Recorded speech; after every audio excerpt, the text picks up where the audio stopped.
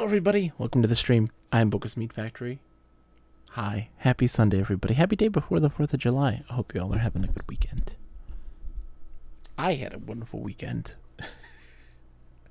I spent my day at the in-laws helping my mother-in-law, move or get things ready to be moved. It's a process. Whew, busy. Just hours and hours of lifting heavy things up and down stairs for just unendingly. I'm exhausted, but I'm ready to play some Citizen Sleeper tonight. We started it up last night after we finished Norco, and it's very tabletop RPG inspired. Mike says I spent the last couple hours grilling and eating, so my day was all right. That is a win. I did not fare so well. If only. Here's the thing, folks. We beat Norco last night, and Norco is an adventure game unlike any other. An amazing visual. What this game highlights, some of its best features are definitely its writing and its prose. It's really beautiful and fascinating. Its characters are interesting and entertaining and engaging.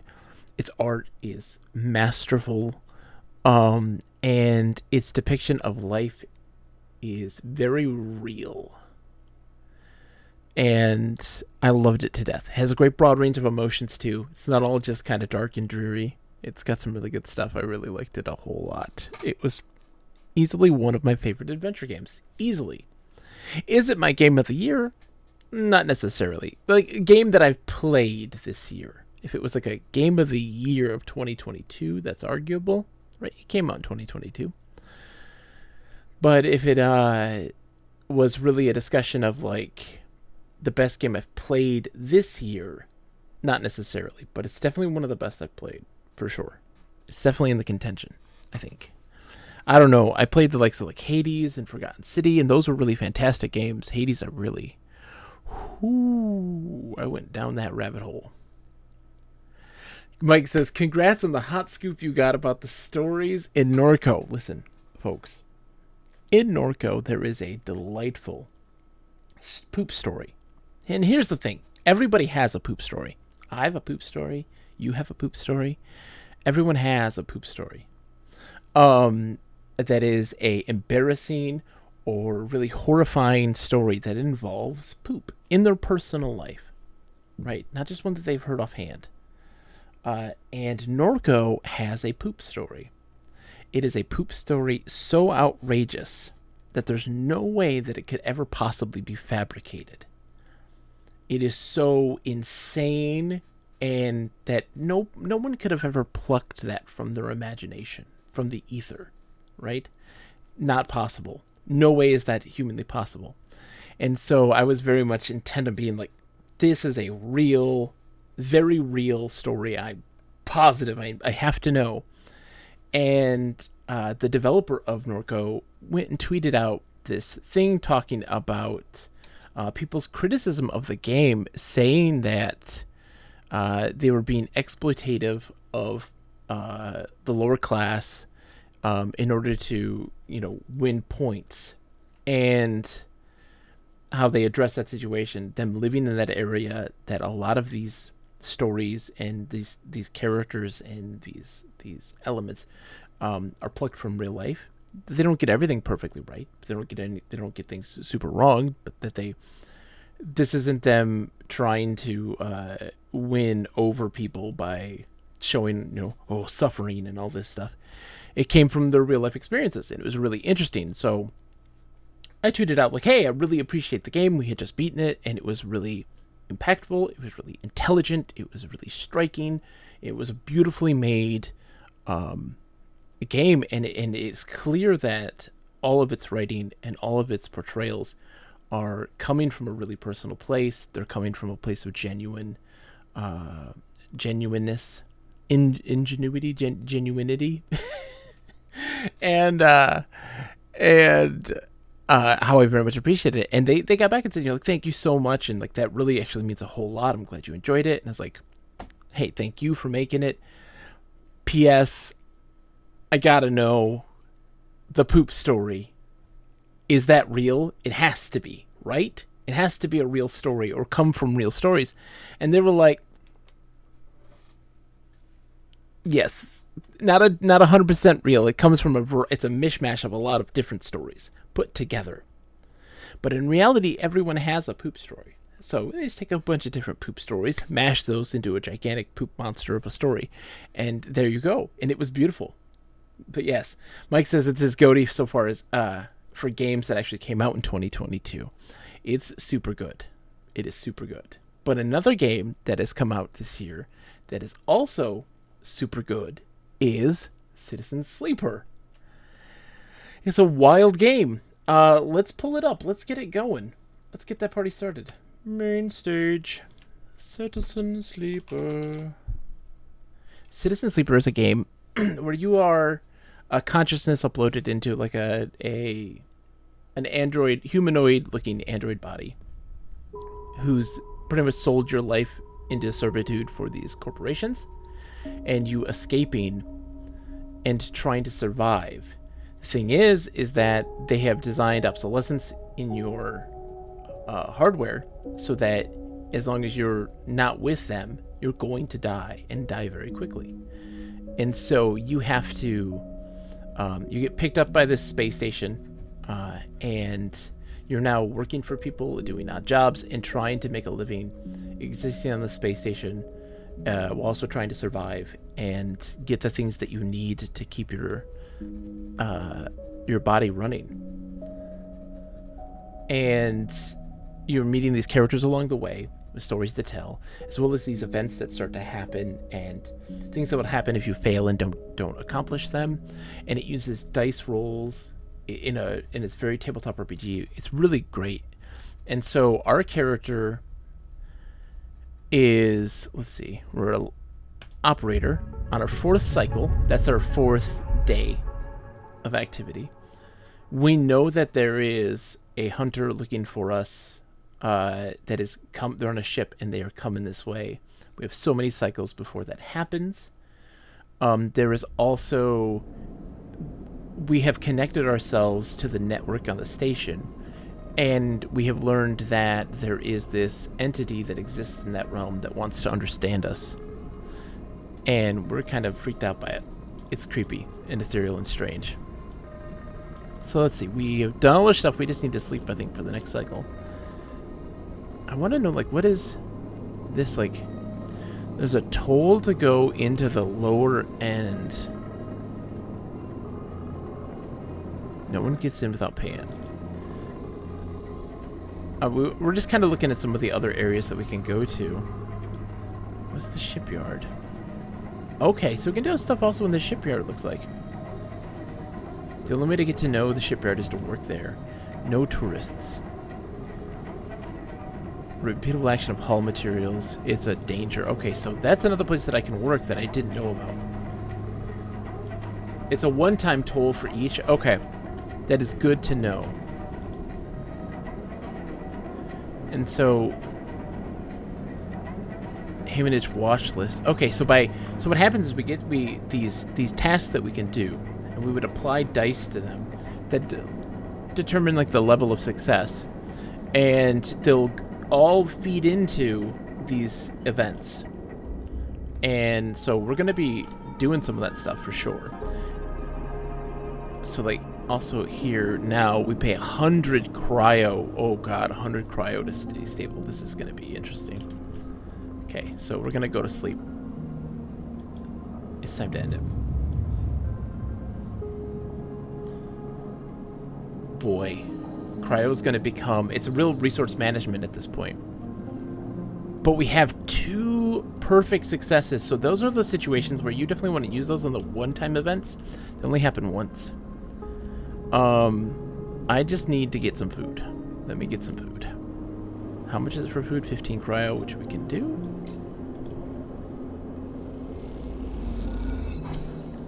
And that gets us going.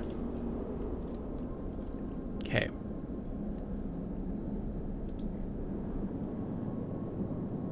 So we have scrap stuff. Interesting. Okay, so there's so much stuff going on. Like it's hard to pick one because you want to pick one thing and kind of focus on this stuff. You don't want to do a lot of everything. But like I also kind of want to know the world. I want to see the rest of this place. So you have to really make the decision of what is it that you want to do. Like if I work on this stuff, right? I'm going to increase my local knowledge if I succeed, but like we're in a situation also where we don't have very like much. This is a critical action. Ask for directions, which is a critical action means it's a one-time thing. You can't do it more than once, and so it's blocked out. What do I do? What do I do? This is the real question. So like we got the yard here. There's a danger one here for that. Yard clearance. History or no, the ship is salvage. As Dragos always says, break it down, move it on. But also, the wrecked cutter Dragos has brought in to salvage as a history to discover if you're curious. And so, like, I want to know more about it. That's for me. But I also want to do some other stuff, too. So, like, we can do this one here that's a... Oh, but that won't count. It won't be assured. It won't be assured, and I don't want to take that risk.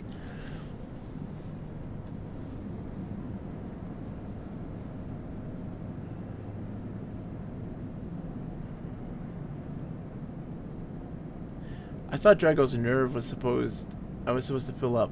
Oh. Get Winter Light, but don't fill up Drago's nerve if possible. Okay. Well, what's Winter Light? Is that on here? Oops, that's the house. That was this one. Winter Light. Yeah. He seems increasingly nervous about your presence in the yard. You're not sure he's going to hold his nerve much longer. I see. Okay. Well, I want to work here. What I'll do is I'll put this into the risky one, because it's going to give us still +2 in yard hand. And it's not as dangerous, because here it's only 50-50. Let's do it. Oh, I got 5 cry over that? Oh, God. Let's also... We got to talk to Fang, too. Forgot about this. Sleeper. Fang catches your attention as you approach the Havenage building, leaning against a bay door to the side of the entrance. You approach. Easier to come in this way, security, all that. He gives you a look, you know. He slams a button and the bay creaks open, blinking lights in the dark behind it. You follow Fang inside. Truth be told, I don't spend much time upstairs. This is where I work. The door hisses as it closes behind you. The bay is filled with pieces of hardware, all rigged up to generators and diagnostic slates, and things you don't recognize that glow with blue screen light. There's a chorus of hums that blends into a single wave of static, filling the dark corners of the room. Fang leans on a server rack and gestures around you. You like it? It's incredible. He smiles widely. I thought you'd say that. He taps a nearby server stack, which bleeps in response. This is my treasure trove, all dredged up from the sea of systems we call the Eye. You wouldn't believe what this place runs on. He steps up over to a towering block, speckled with vents. Some of these systems are from the original station, the one Solheim built. We've had to invent new components, repair things we'd never built, reverse engineer entire subsystems into existence. Residents here look up at the Eye and think they are seeing a concrete reality, but this place is a system in constant flux, decaying and growing, collapsing into new configurations.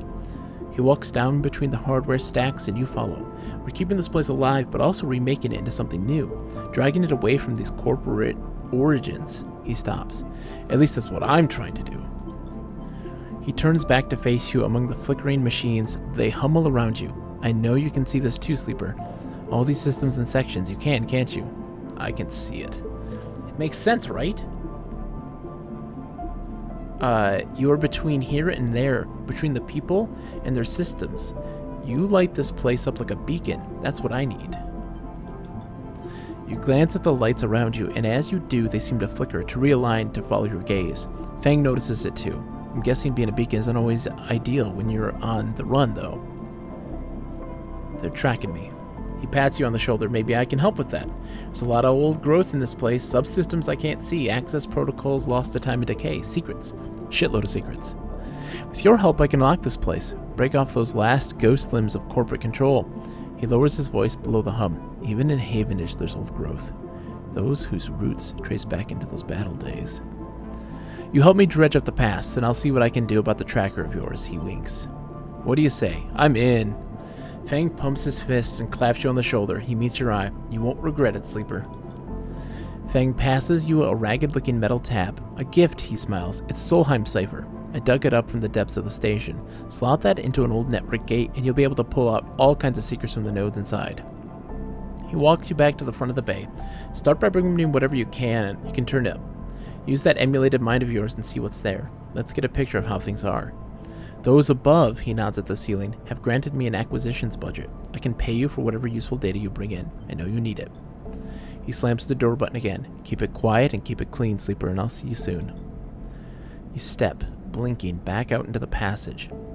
Those flickering lights still in the back of your mind.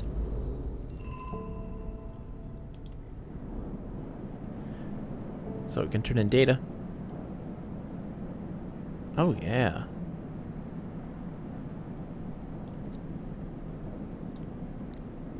Oh, so I have to...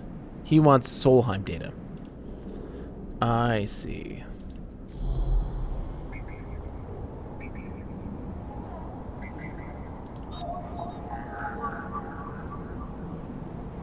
Okay.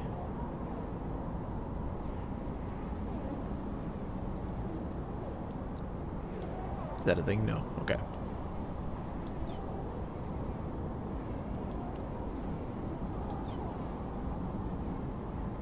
Locked. So I need to use one of these, right?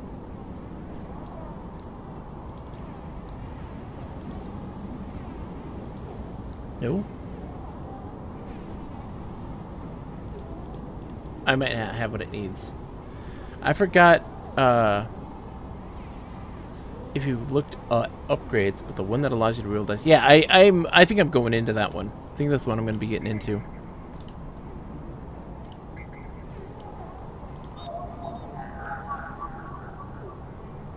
Okay, so that needs the Havenage thing.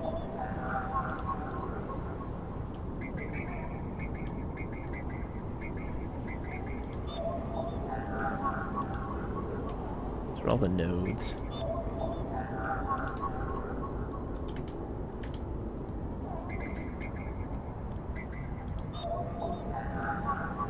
Yeah, so I should be able to pop this in. There we go. Bypass.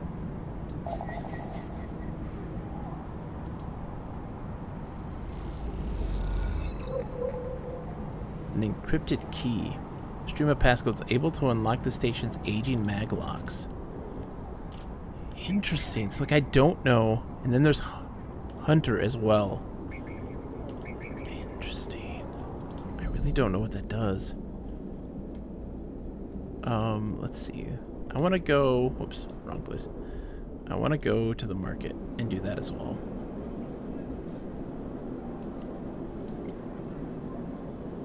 Oof. You know what? I'm going to put it in there. Oh, no, it's not... It's not... Oh, it's not worth it. Let's do the one. Let's see how we do. Please succeed. Oh, no. Okay. Want to do it again.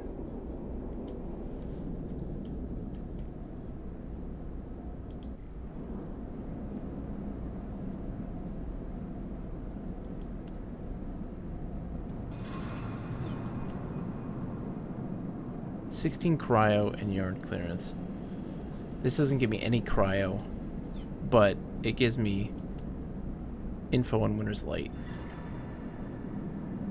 Let's do it. Cool.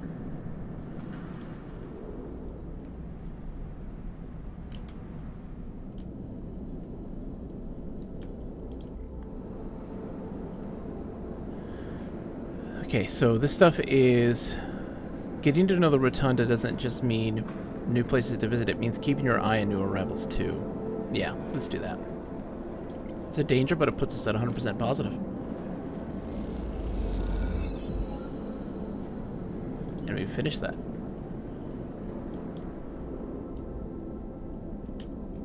I think sleep is 2 units, so like I should be okay to go to sleep. Oh, we got active scenes.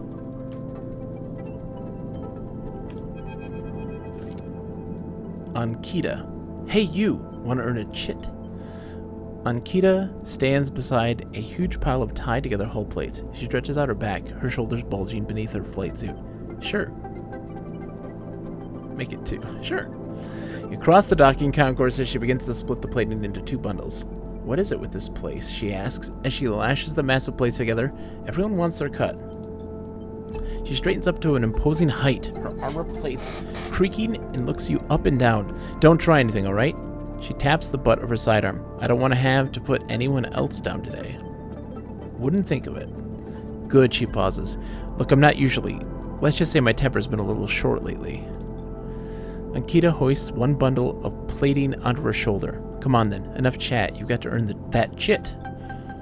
You struggle to shoulder the plates, but you do eventually. Ankita gives you a look. Ships this way. She sets off down a gantry at impressive speed.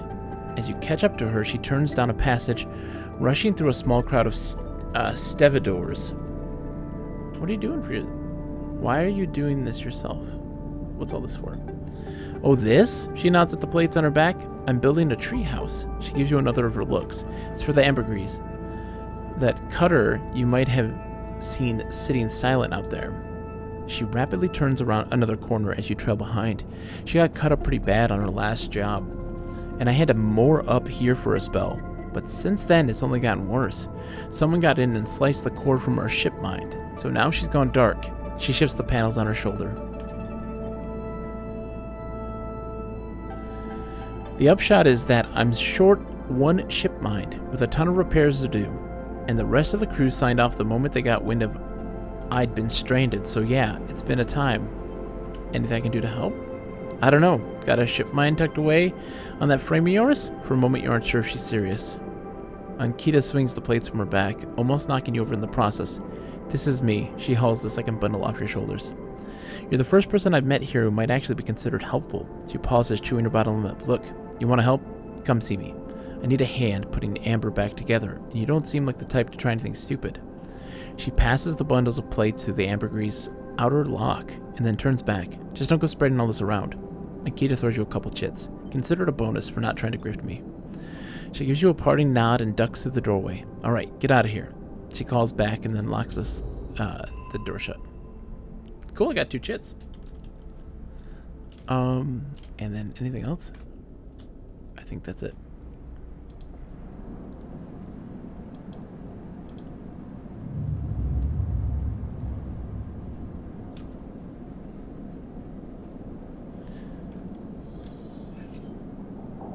Okay, we got some good stuff.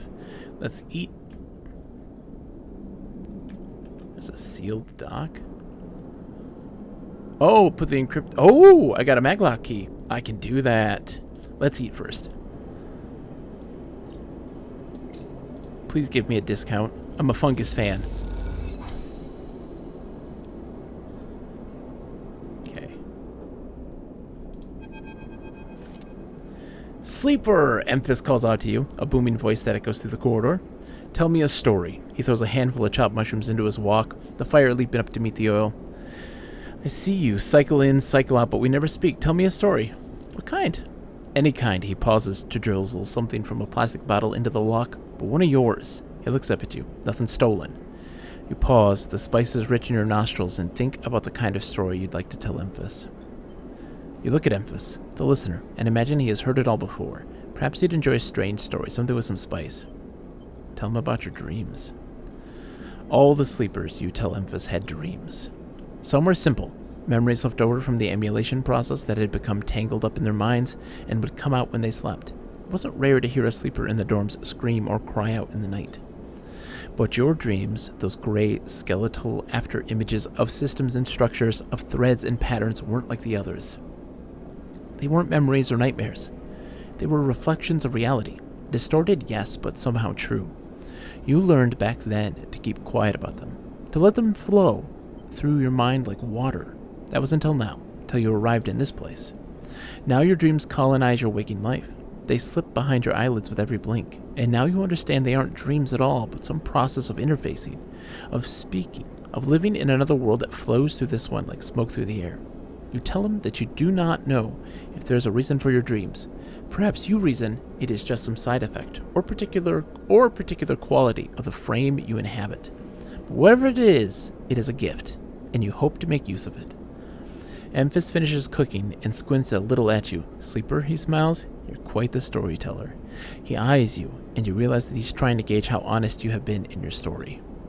Emphas passes you the meal he has cooked, and you take it gratefully. As you eat, he talks, a natural exchange. Thank you, Sleeper. He looks around at the emptied market, but my time is done for today, and I do not want to keep you longer, so I'll make a proposal. He gestures to the plastic boxes of ingredients stacked behind the stall. These are good enough for most, but someone told me a story that made me think, a couple of cycles ago. They said that across the gap in the greenway, fresh mushrooms grow. Have you heard this? No. Neither had I, but I trust the one who told me. Emphas begins packing up his things. Can you bring me some? I cannot cross the gap, and I worry about leaving my things behind. I'm sure a storyteller like you could handle the trip. I'll prepare them for you, and if you wish to tell it, be the audience for another story. Agreed. Good, booms Emphas. Then I'll wait for you to bring them. Emphas sides his walk away and straightens up. I'll prepare a recipe then, Sleeper. Good luck with your foraging. You turn away and walk back into the main market, the rich taste of Emphas's food still lingering in your mouth. Stories for food, you think, a trade that seems most fair. Alright. So there's a couple things.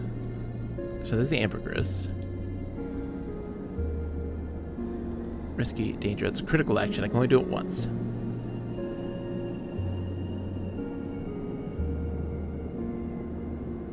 Okay. That's huge. So what does he want to do? He wants me to go where now? The gap. Crossing the gap. I don't know how to do that. But there's the sealed dock too. I want to put that in.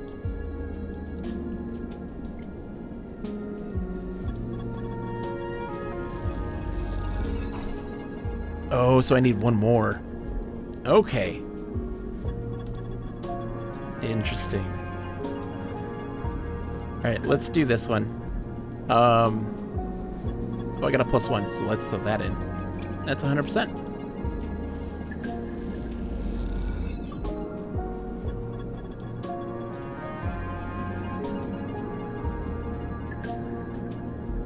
Okay, so that's a... What does this say? So... I finished it. Okay.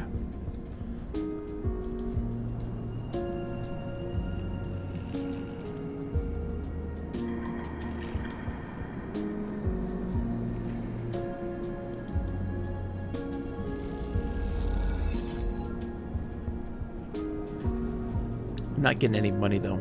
I need to do something that gives me money.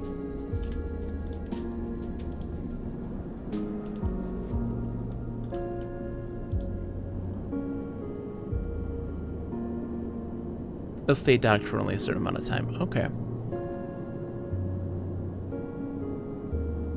This will give me 20 cryo. Oh no, I pay 20 cryo to buy scrap.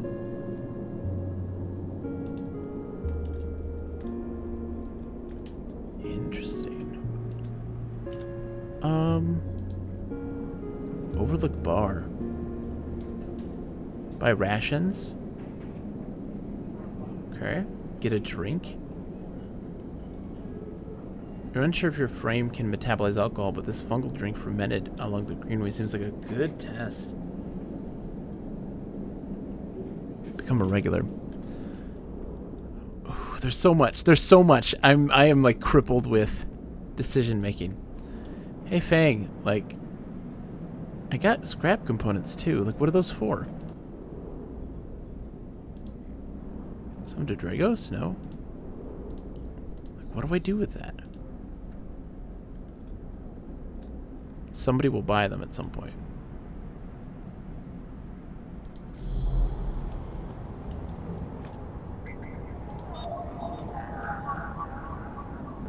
Want some rye? Of course you do. Of course you do. Earl, thank you. How are you, my friend? It's good to see you. Okay.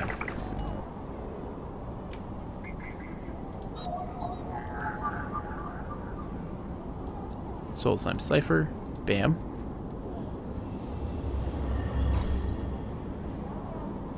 Gate 7 access. Okay, so these guys here. Okay. So I need to have a 2 or more to get that one. 1.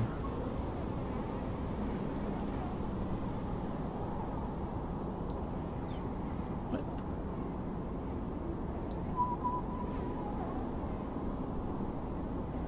What's the 3? Okay.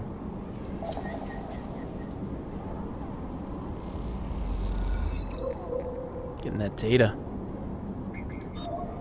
How are you doing, Audio Eric? It's so good to see you. I hope you guys are doing well. Having a good weekend. Oh, I can do that.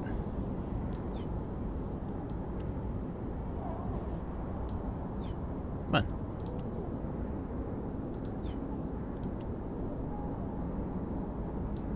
I just need... Hey. I can do it with the 3, though. I get a +1. I guess I can't. Alright. Let's do it. Bypass. We're doing some hacking. We're living our life in the ship.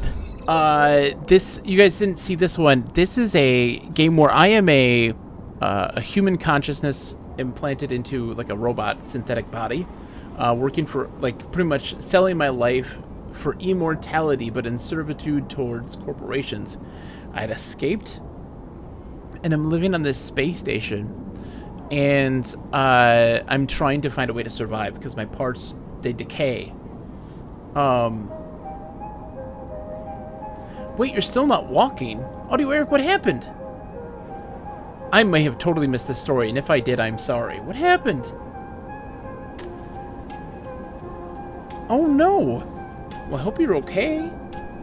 And so we're trying to exist on this ship, get parts to keep us alive, get us food and sustenance to have energy, and make money to be able to continue to exist. It's a wild game. This is really good. Fang, I've got stuff for you, my friend.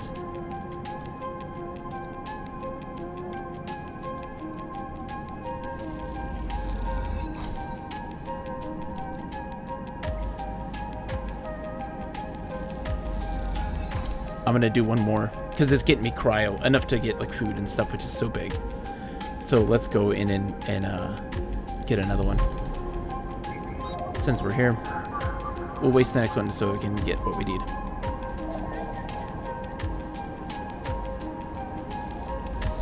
Oh my goodness, I'm so sorry. Feet are the most sensitive thing. Feet and hands, most sensitive thing in the world. Feet more so than hands because you gotta walk on them, right? They are mushrooms, synthetic mushrooms, Earl. Oh, Earl. Earl. This is where you get food. I'm a regular. And so I need the guy who works it. If you become a regular, he wants stories for food. He's put me on a task to cross the gap, and I don't know where that is necessarily, but to reach these mushrooms that are supposed to grow naturally. And that's what he wants. And I'm very excited to help him out.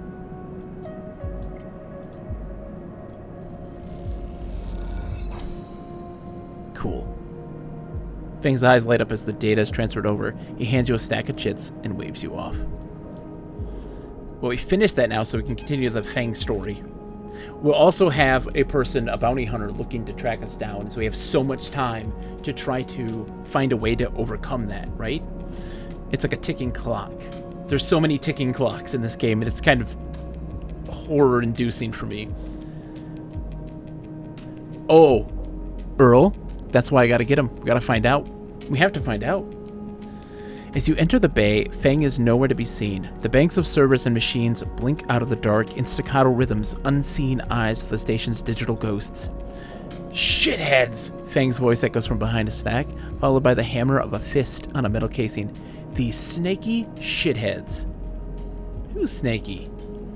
Sleeper! Fang's smiling head pops up from behind a stack. Just the emulated consciousness I have been eager to see. Come back here. You pick your way between the thrumming stacks, trying not to trip on a loose bundle of cables that blanket the dark floor. Fang is sat in front of a set of monitors mounted to a stack. Tell me, Sleeper, what do you see here?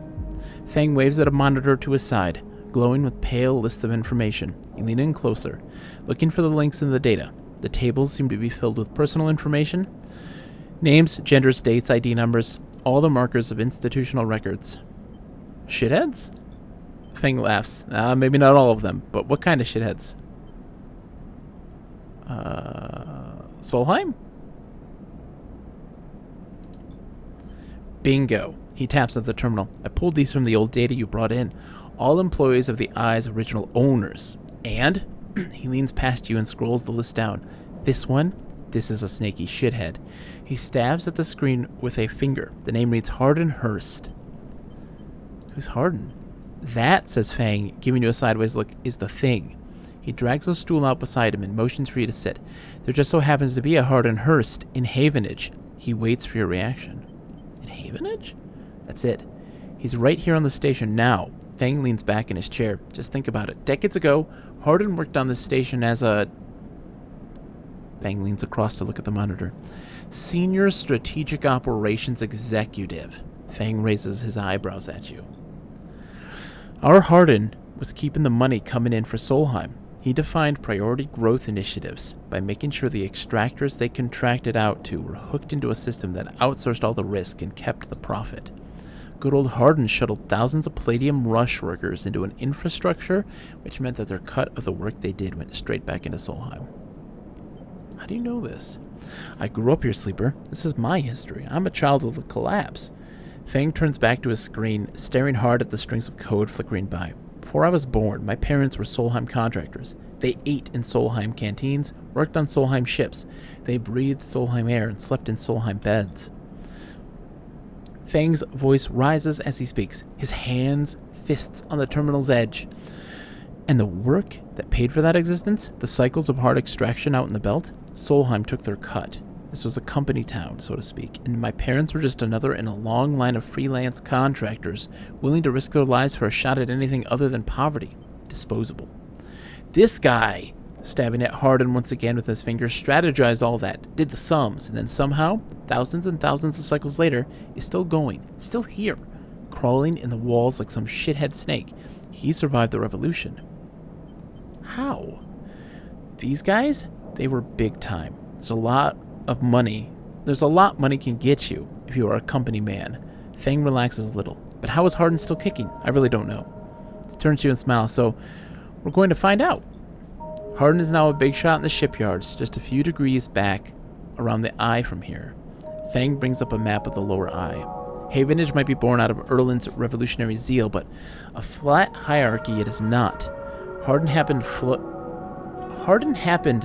to float to the top. Fang zooms in on the far yards. Fang grimaces. Thing is, I don't have access to those systems. The shipyard crew is pretty paranoid, and they don't like anyone from systems digging around in their stuff. Plus, we need more than just the name of a Solheim executive. We need proof. Fang holds up a thumbnail-sized drive. That's where this little creation of mine comes in. Call it a ripper worm. He turns the drive between his fingers. It'll rip through any digital storage and spin out silken thread of filtered data. This one is set on the scent of Hardin Hurst. He hands it over. Getting into the compound might be tricky. Fang puts a hand on your shoulder. But you, however, have a particular knack for remote access. Fang grins. If you can extract yourself a Havenage cipher from a Havenage agent, then they sometimes carry among them their data caches. You can crack open the compound's network and slot the worm in through any open port. You never even need to go near the shipyards. What do you say? Yes. I knew it. Can we get a ripperworm set on the scent of natural fungus? I know where it is. Well, he told us where to go. It's across the gap, and I don't know what that means. But we're going to find out. We will find out. I knew it. I knew you'd be happy to catch this snake. And don't worry, once we nail this guy, I'll start working on that tracker of yours.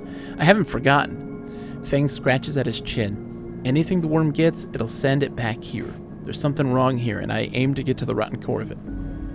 You leave Fang digging through data among the wires and machines of the old station. As you walk out, you try to imagine the Eye as it once was. A vast machine running smooth and strong, directed by people like Hardin. A vast Solheim-built machine into which thousands poured from the surrogate systems looking for new life. The hope of a better future. Engineered to line someone else's pocket. It's an idea you are intimately familiar with. The best mushrooms for Earl. Earl, only the best for you, my friend. You think of Hardin, still alive, still part of this place, and wonder if the past is ever truly past. So what does he need? Okay, let's see.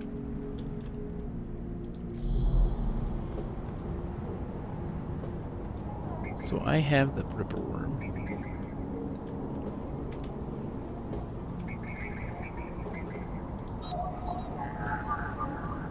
Okay, so we gotta go to Haven Agent and fulfill the thing. I think is what I need to do. Can I pop this in? No. I just have to get access to it at some point. Okay. I have 91, and it takes 60 cryo to get into the lower thing, and I gotta pay a toll. Mike says it's a one-time toll. Ooh, I need a haiku. Guys, it's time for a haiku. This one's for you, Earl. Let me just pull up my docs. I'm gonna make a haiku just for you, Earl. It's time for a haiku.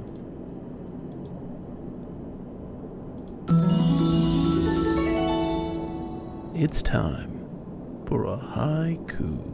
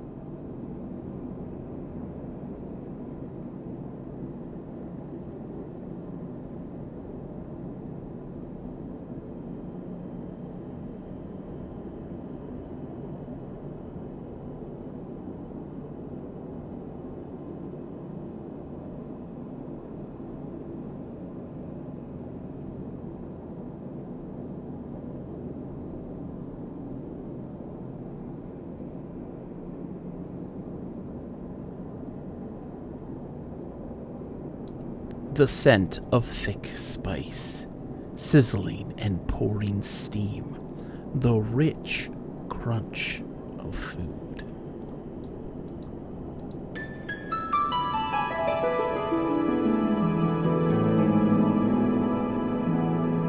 This has been a haiku.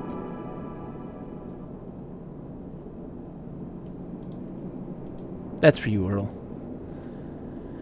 There's free DLC coming out for this game. Mike, I'm very excited. Alright, I'm going to pay the toll. This is a one-time toll, right? Standalone, too. Interesting. Alright, so we got access to the lower end now. I don't know what that... Oh, so it just keeps moving. The free spoke.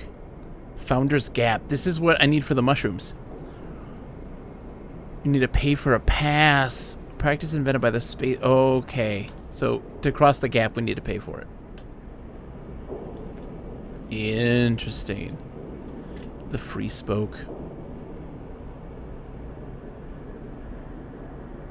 Oh, climbing it. Jeez. It's worth paying for that pass, though. I believe it. The low end. You get energy if you succeed. For block maintenance. Low ender. No one knows you here. You'll need to change that if you want to access. Cannoli! Greetings and yawns! Cannoli! You're a 1 year, buddy. You're a 1 year! 12 months! That gives you the bear. A whole year. One whole ass year. That's amazing. That is wild. It's sometimes crazy to think that folks have been here for so long. Right? I can't believe such a thing. Thank you for sticking with me for a whole year. Because that's wild. It doesn't bear considering. It doesn't bear repeating. Indeed. Alright, so we now have access to that. We need to sleep. It's time to sleep. We're inching ever closer to the hunted. So we need to do this guy's thing quick to get that tracker off of us. So we need to do his tasks as a big priority right now. A big priority. How are you doing, Cannoli, by the way? I hope you're doing well. Hope you're getting rest, enjoying your day. Okay. Ooh. Ooh. Our rolls aren't so hot, but let's see what we can do. Gotta go to Haven Agents. I need a 2, so that's great. I can just do that one. I get a +1. Right? Oh, I need to put it in a 2. Fantastic. We got 5 cryo for that. And we got some Havenage data. I need to know... I need to use the Havenage cipher. So I need to find out where that is. Yadigan agent.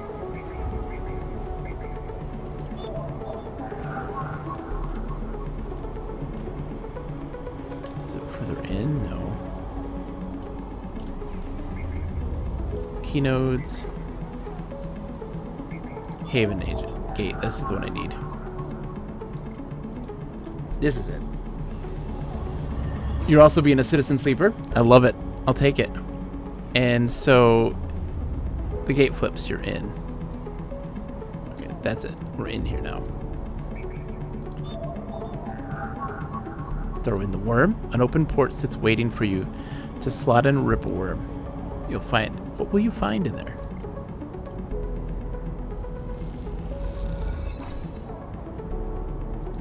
Shipyard servers are accessed.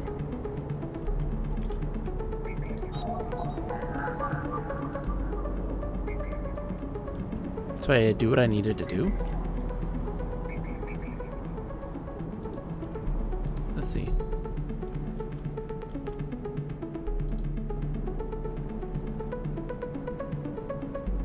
Oh, it takes a few cycles to run. Okay, so it needs 3 cycles. Alright. So, oh boy. We're gonna cut it close then, because this dude's coming in 4? Oh boy. Alright, so let's get some work done and make some money then, I guess. Right?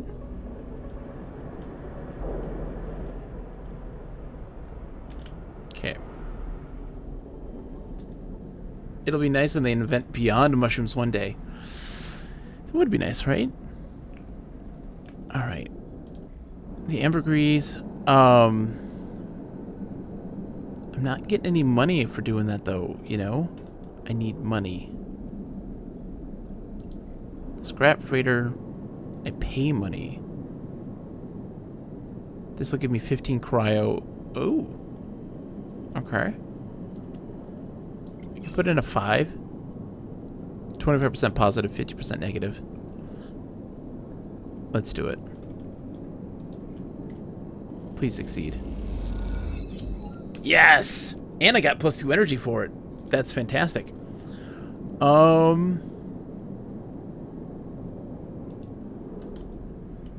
Okay, so now I just got a couple more. I'm gonna probably... I don't know what the data's for. Cache of raw data from Havenage hardware. I have no use for that yet. Let's do the market. Why not? Let's use my 1. Come on, please work. Succeed. That was a failure. Okay. These guys are risky. Let's see. It gives me energy. I lose 3 cryo. All the taste of natural mushroom without having to mind the gap.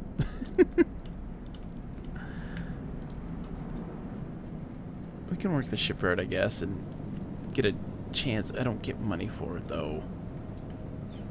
I want money. Okay, guess we're gonna work and end. It's dangerous. I hate this. I hate not having... let's work on being a regular. Let's spend some money. Getting a drink. Gives me some energy. Nice. So that's good at least. I'm getting some more. And I guess we'll go help in the Ambergris then. It's 50-50. Let's give it a shot. Good, I succeed. And then we'll try on the market one more time. I'm so close to getting more local knowledge. Please just work. I'm never going to get that one. I'm never going to get it. The market... Okay. Mojito wants a watercolor break. That's a perfect. Perfect. Let me go do that real quick. I'll be right back.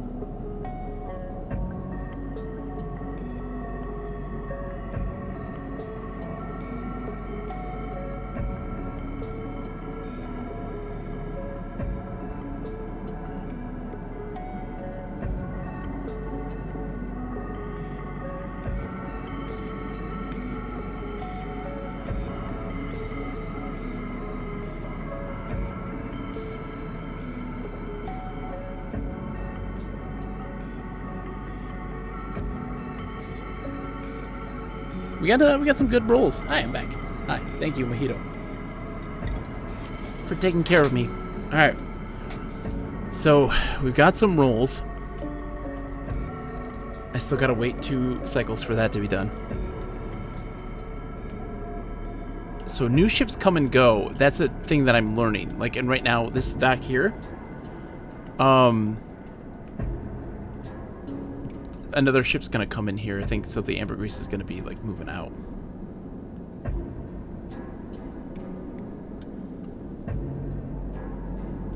Okay. I need to eat food.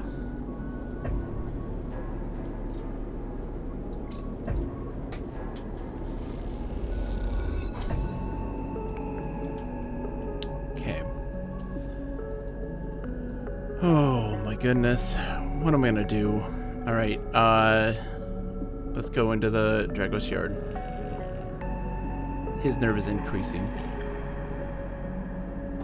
It just is, it just naturally does that. So I can work on figuring out the Winter's Light and its secrets, or work on salvaging for money. So if I can throw that in there, it's 50% positive, 50% neutral.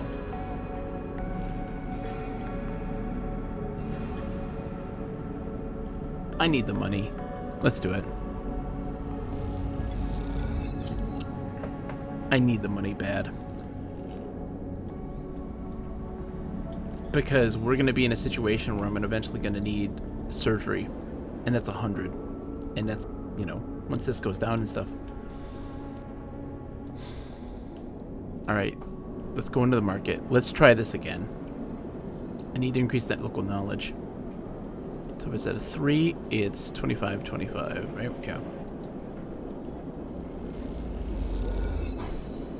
Thank you. Finally.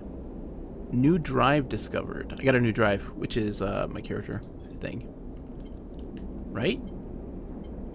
I have a bunch. Jesus. I have 3 points? No, 2 points.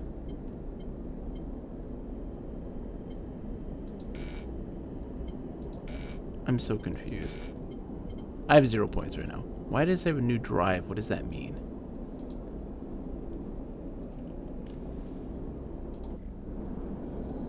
The Ord Exchange.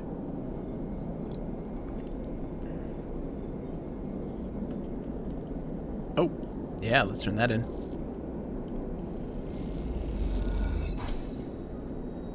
All right. That's how we make some money. Some ships coming in. So, like, nothing's coming in there for a while. Okay. We're starting to learn. There's a lot going on here that I'm just still trying to figure out. So I guess we work on getting a new job and getting a new, a new reputation with someone, right? Oh, we could climb the spoke.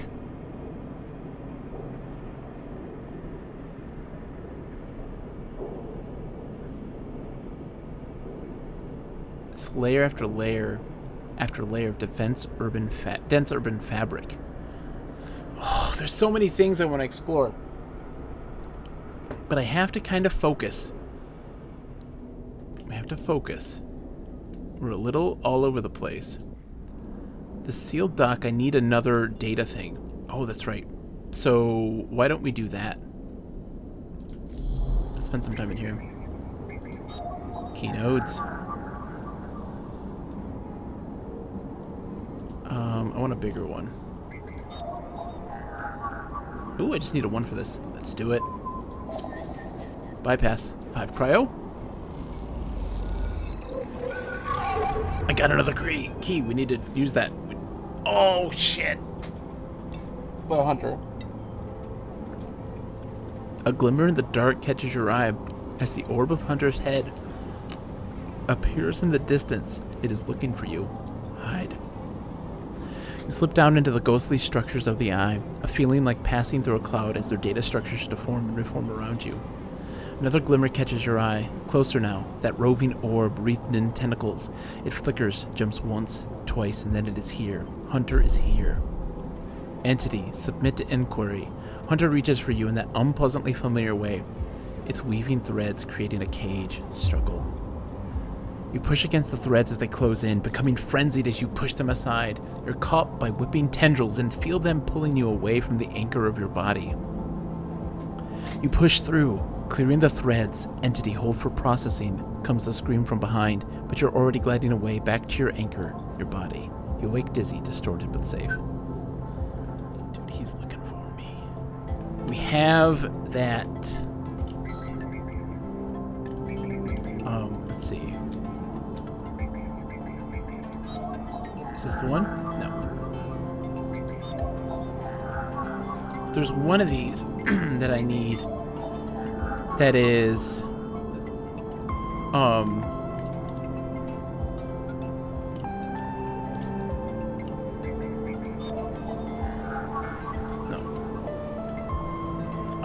What happened? There was a place. Oh, is it here? This is here. I have to use it. The sealed dock.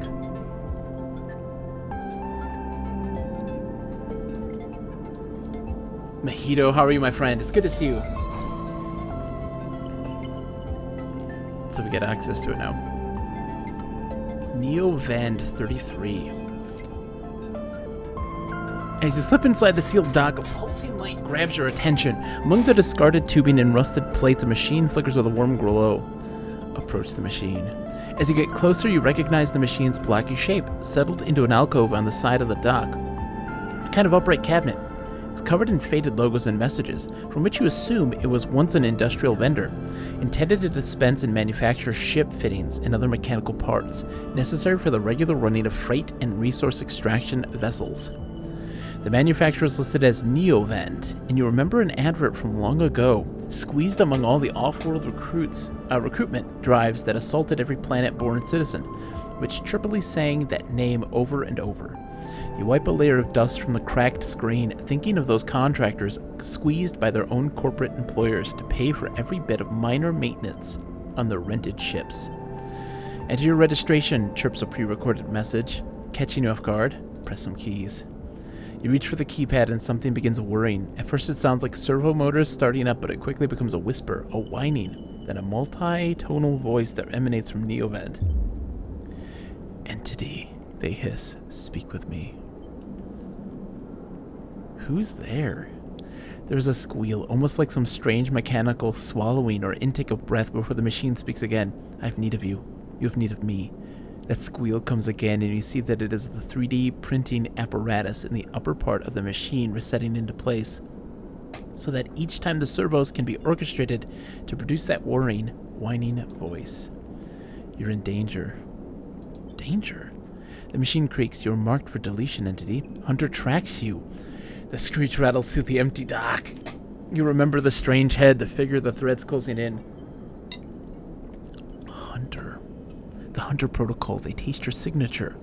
The sudden whine sets your teeth on edge. You have seen them. This is the gift of an emulated mind.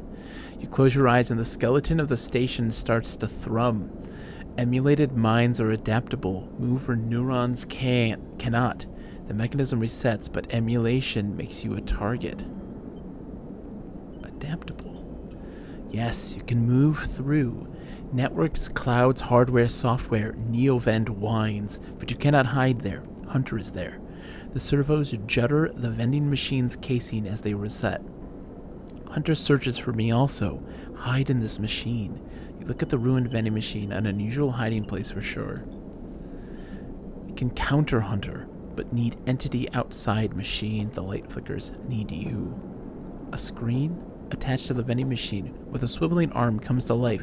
It displays a flickering map of the station, ghostly threaded.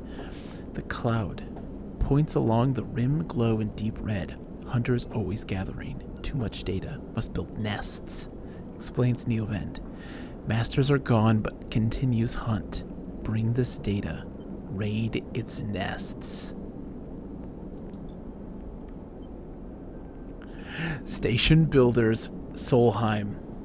The machine rumbles impatiently. Long gone, their protocols still haunt. Neovender, please wait. And so this is what's moving back and forth, causing the hum, the voice. I love this. Oh, you're not. Can you see? Yeah, you can see them. Yeah, good. Bring offerings, save self, Neovent says pointedly. Mutual needs meets friends. They conclude, tired of the conversation. The whirring amplifies and then suddenly drops. As mechanisms within the machine click back into place, the glow fades, and you're left stood in the dark of the sealed dock, that whirring voice ringing in your ears. Okay, so this is... Okay. I want to free Neovent.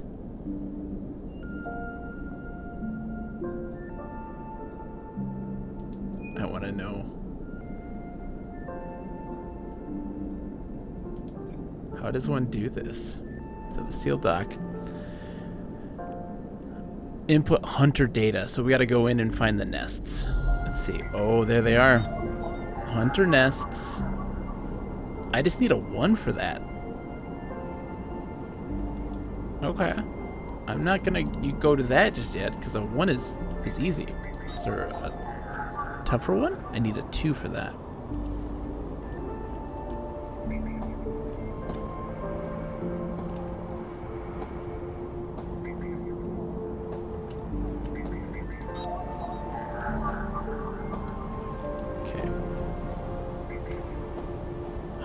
Man, like I wanted to put it in, but it's like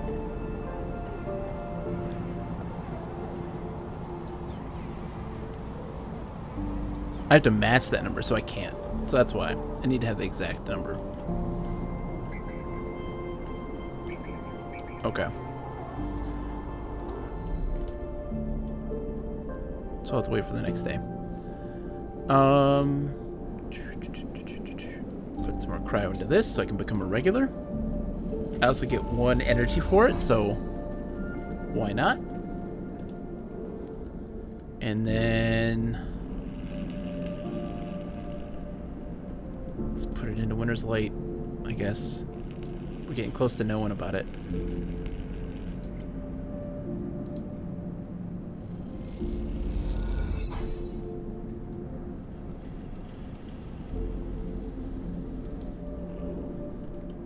It's time to sleep. The guy's coming in just a few days. The bounty hunter is looking for me.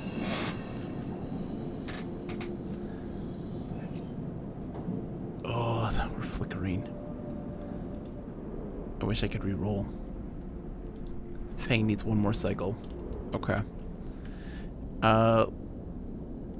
Let's get in here then. Let's raid the nests. Yeah, so I need to match that.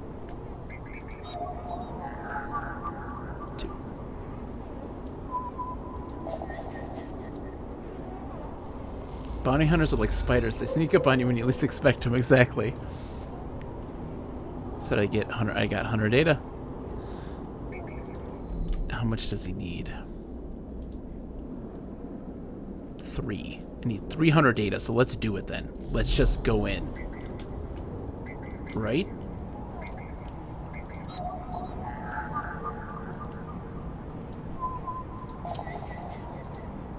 I'm getting some cryo for it, so like there's at least that, right? I'm getting a little couple bits of it. It's not all for naught.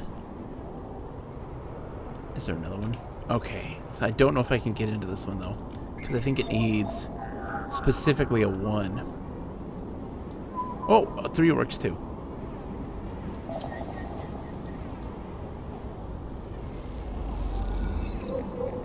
So we got all the data we need.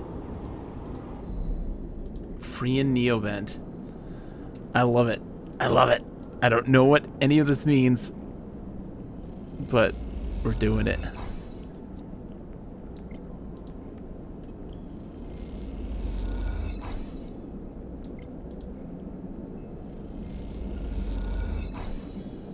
Okay.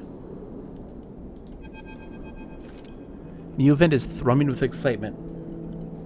The movement of the servo motors rocked the vending machine back and forth at unsettling angles. You wonder if it fell over. If it fell over, would Neovent be able to get back up? Sleeper entity, comes the hiss, your data is good. Across the face of the vending machine, raw code scrolls at an incredible speed. Hunter is isolated, disconnected, unstable.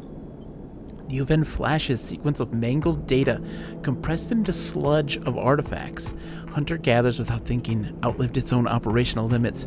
Its nests are evidence of this. Outlived. Hunter activated during collapse.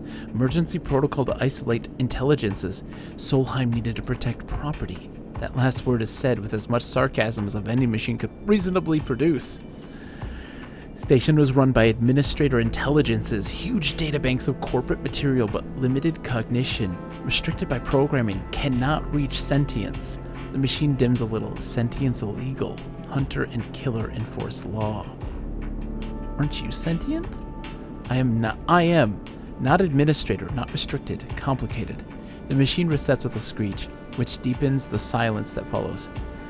Fear killer. Part of Solheim protocol team. Hunter and killer. Hunter defined, killer to erase.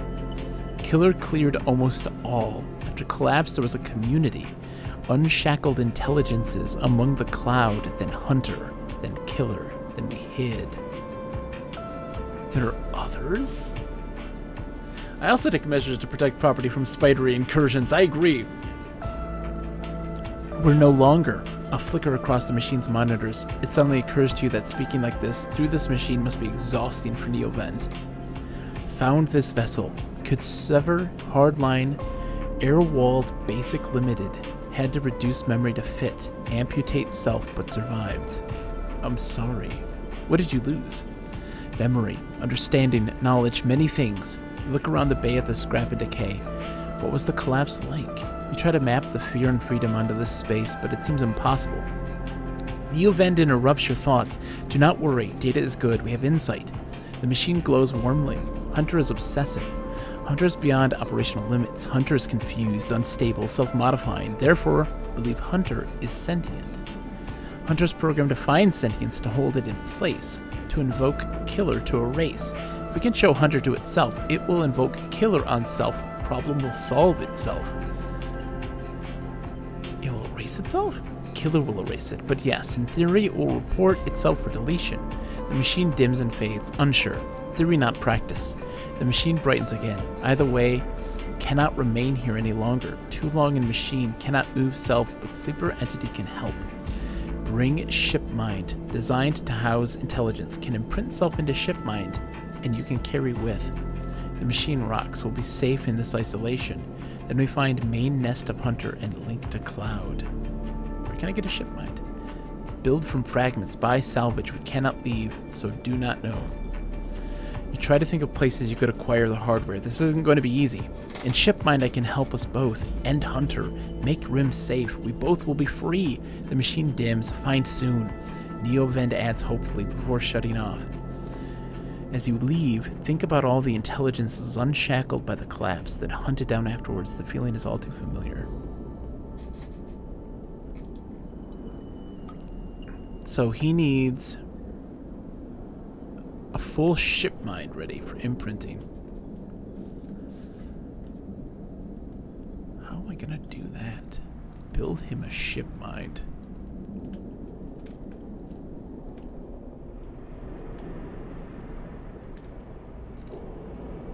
No clue how to do that. That's wild. Hardware exchange. Scrap for money.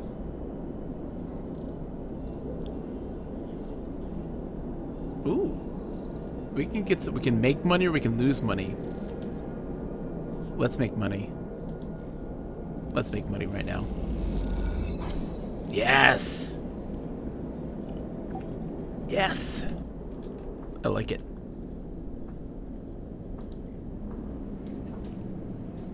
Let's play another 6 cryo to get ourselves a regular.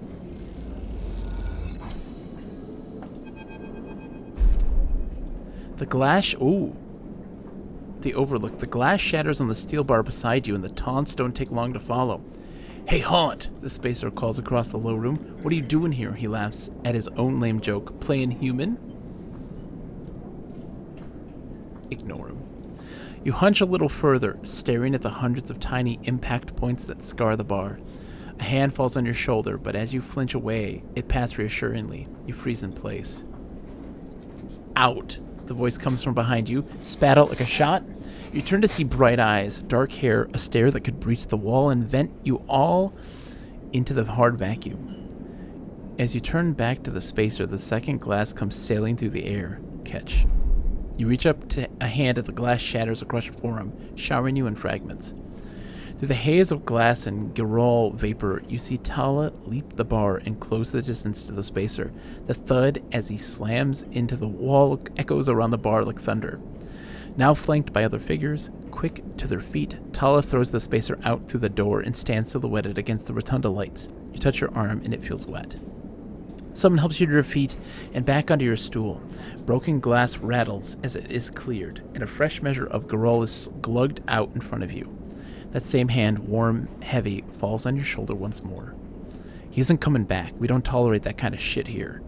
Tala flops onto the stool beside you. Let's get a look at you.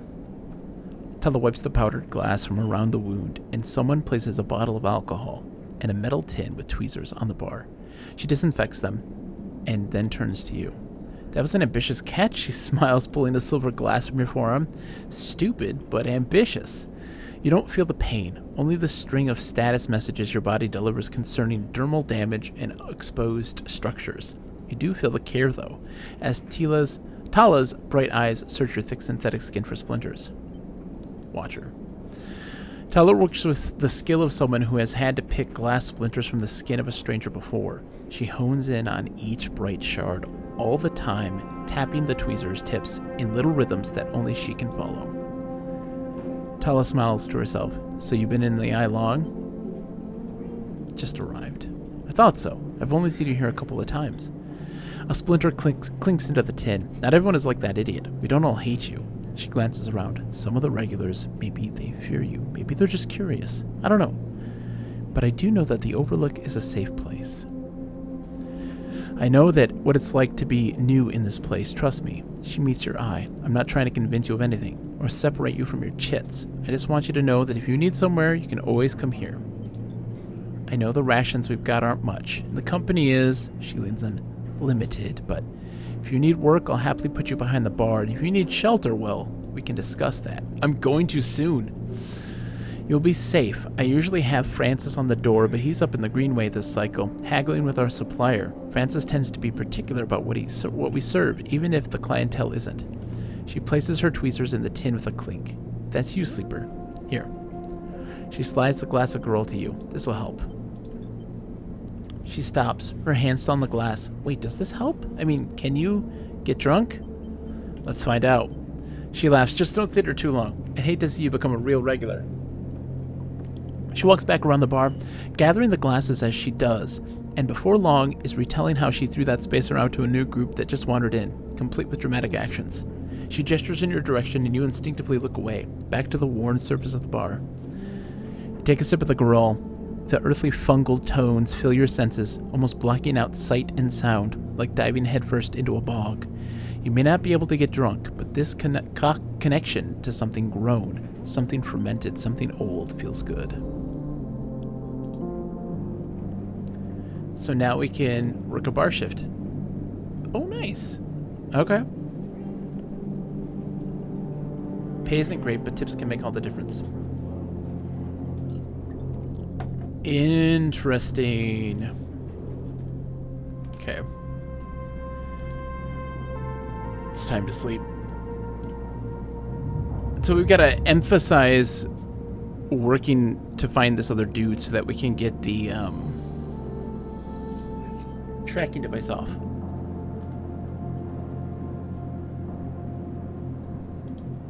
Don't have much left in me. I also need money. As you arrive, Fang comes striding towards you, taking you by surprise. Let's go, Sleeper. Puts a hand on your shoulder and turns you back the way you came. Follow his lead. He steps into the passageway, guiding you down ring toward the shipyard. Sorry for the hurry, but we have something of an opportunity. That data you ripped? Well done, by the way. He grins. Tells me Hardin is making a rare inspection of the side reel horizon this cycle. It's the perfect chance to confront him outside of that compound he hides in. Fang takes a sharp turn into a dimly lit side passage. Side reel horizon? Still catching up? It's the massive colony ship being built out in the shipyard. Biggest commission Haven Age has ever had. Fang slows and slips into a dark service tunnel where somewhere a water pipe drips in the black. It's him, Sleeper, the same Hardin Hurst. Our worm ripped out decades of records that mention him by name, an entire trail of documentation from the first days of the Solheim collapse until now. He wrote out the whole thing, slipped into Havenage when it first broke off from the Union. He paces in the tunnel, a hand rubbing at the back of his head. I need you to understand something about Solheim, Sleeper. I don't know what you know about the collapse, but it wasn't as instant as it sounds. It wasn't like Solheim was here, running the station one day, and the next, Erlin's Union took over. Back then, Solheim knew this place was slipping away from them. As the palladium market collapsed, they tried to keep the contractors here working. The pay got smaller. The costs higher. People like my parents were forced to work nonstop just to keep a berth on the station and water in their tanks. Solheim squeezed every last worker until the mistakes, the accidents were coming in nonstop. And as new waves of contractors came in, desperate to work, Solheim welcomed them in, taking bribes instead of checking pilot license. The whole time, Solheim was folding up, dragged into court cases in the central systems, while this severed limb of a station still desperately tried to take all it could.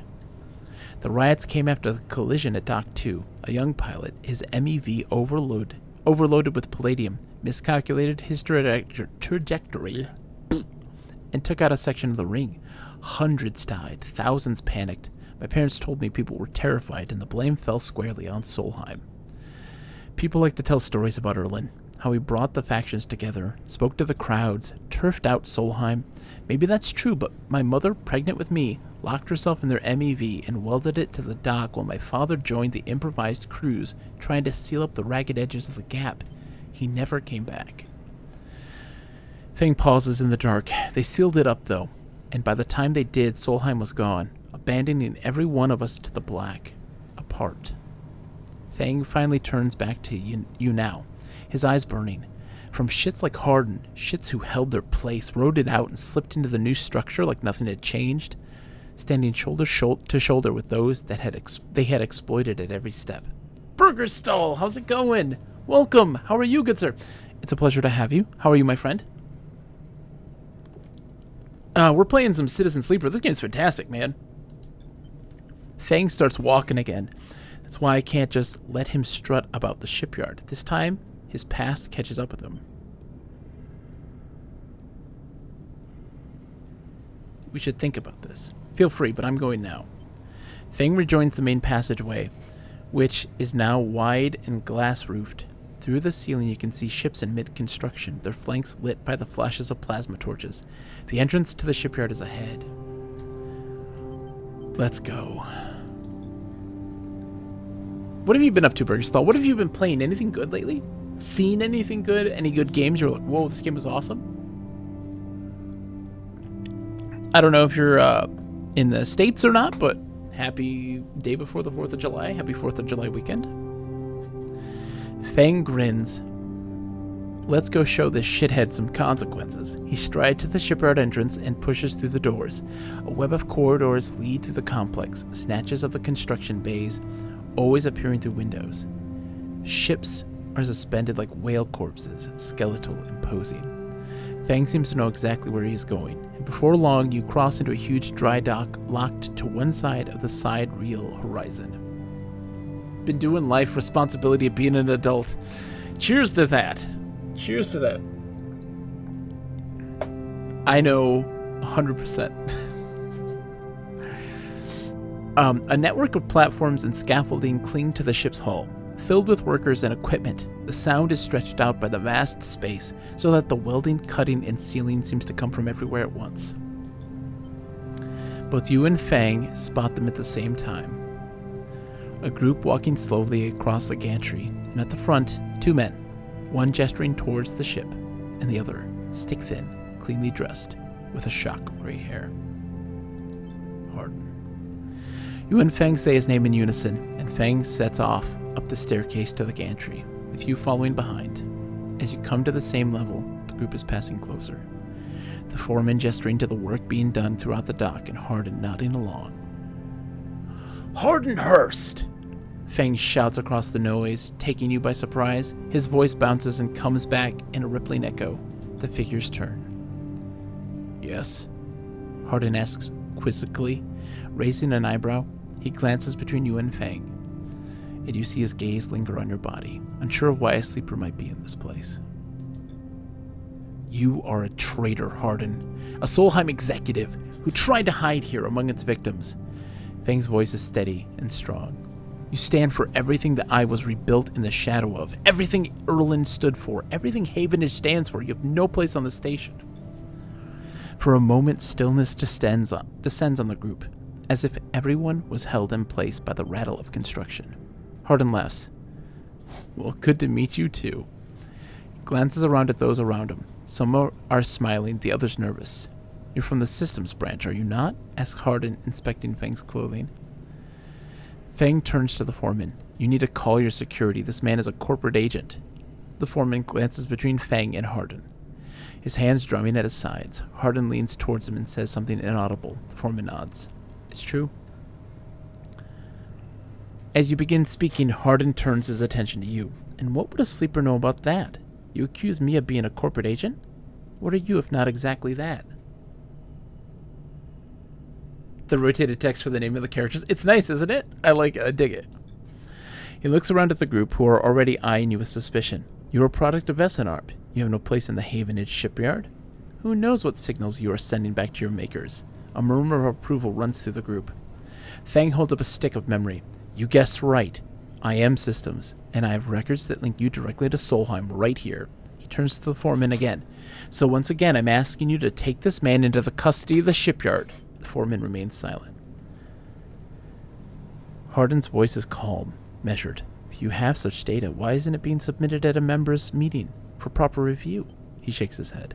I have nothing to hide, unlike a man who does not announce his name, who enters my shipyard with corporate property in tow, and tries to turn my own men against me.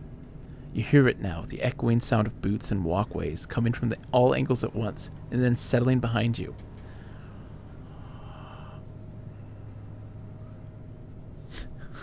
It's Nidra. Peg. Please, says Hardin, submit the data through the correct channels, then we can talk. For now, however, you must leave. He gestures behind you to the security detail, their hands on boxy black sidearms at their sides. Fang spits. Hardin, you shithead. You can't wriggle out of this one. A security officer draws her weapon and levels it. Fang turns and stares him down.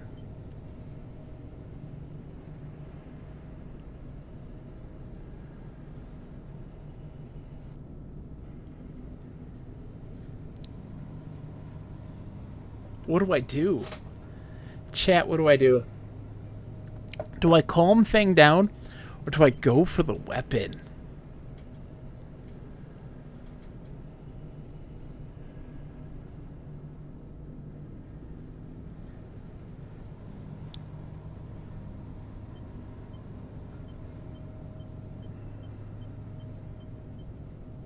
Let's calm Fang down.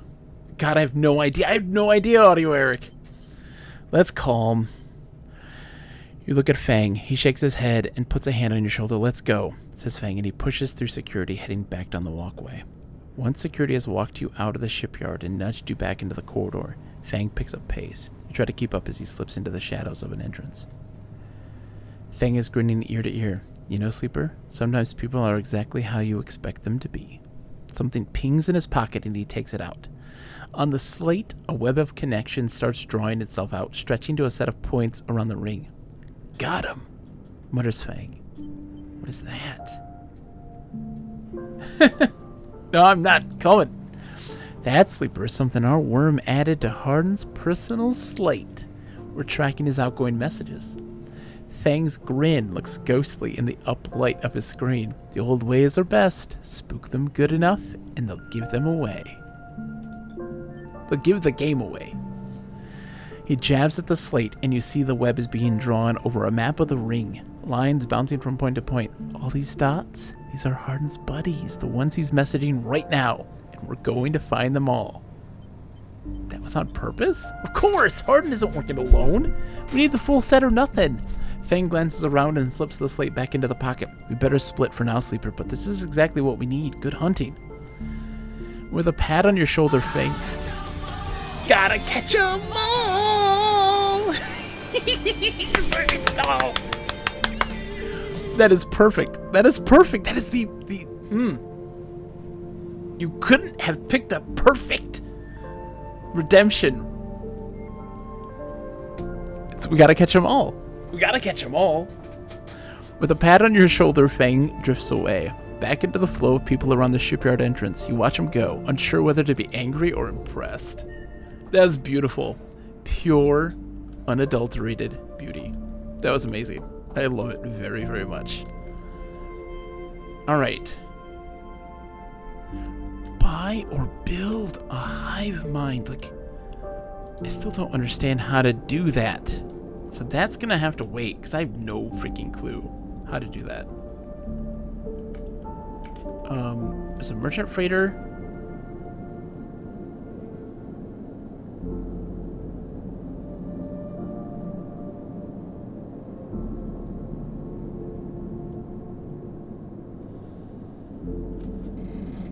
Oh, man.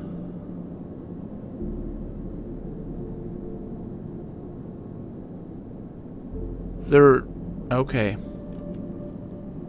I don't have the money for that, but I can haggle prices. Skill upgrade required for haggling prices. That's where I get a ship hive mind. Okay. So with this now, what is this here? Fang is missing from his bay. What's going on? 4 turns he's missing.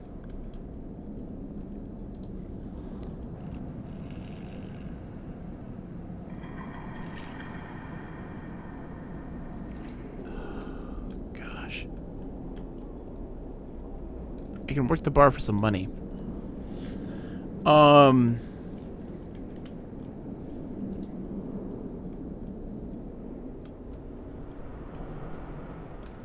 Jeez. This is tough. This is tough. Mike says, get winter light. Okay. I need money, though, Mike. I need money.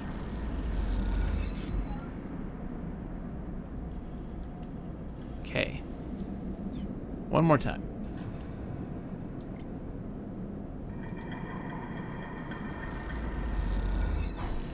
There's Winterlight, Mike. There you go. Are you happy? Are you happy, Mike? Are you happy?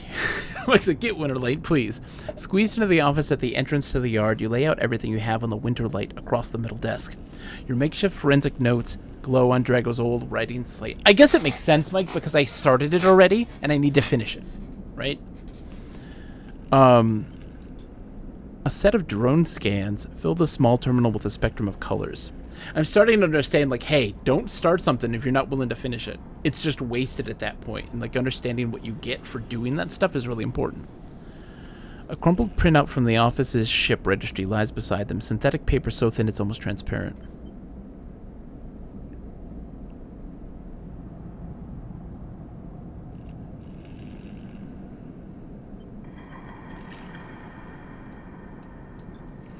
A plain list shows the registration history of the Winterlight, the gaps between the entries tantalizingly opaque. Its first registration was a couple of thousand cycles ago on this very station, logged at the central hub.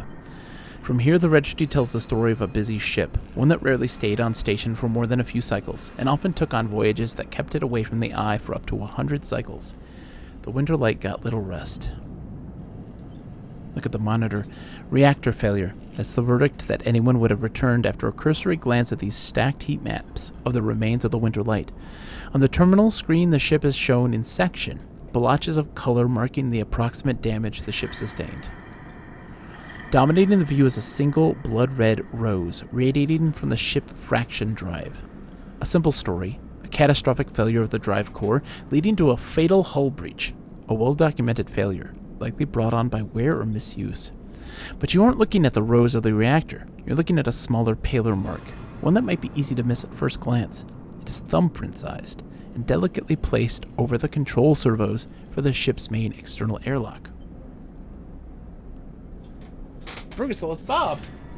Say hi to Bob. Hi. Hello.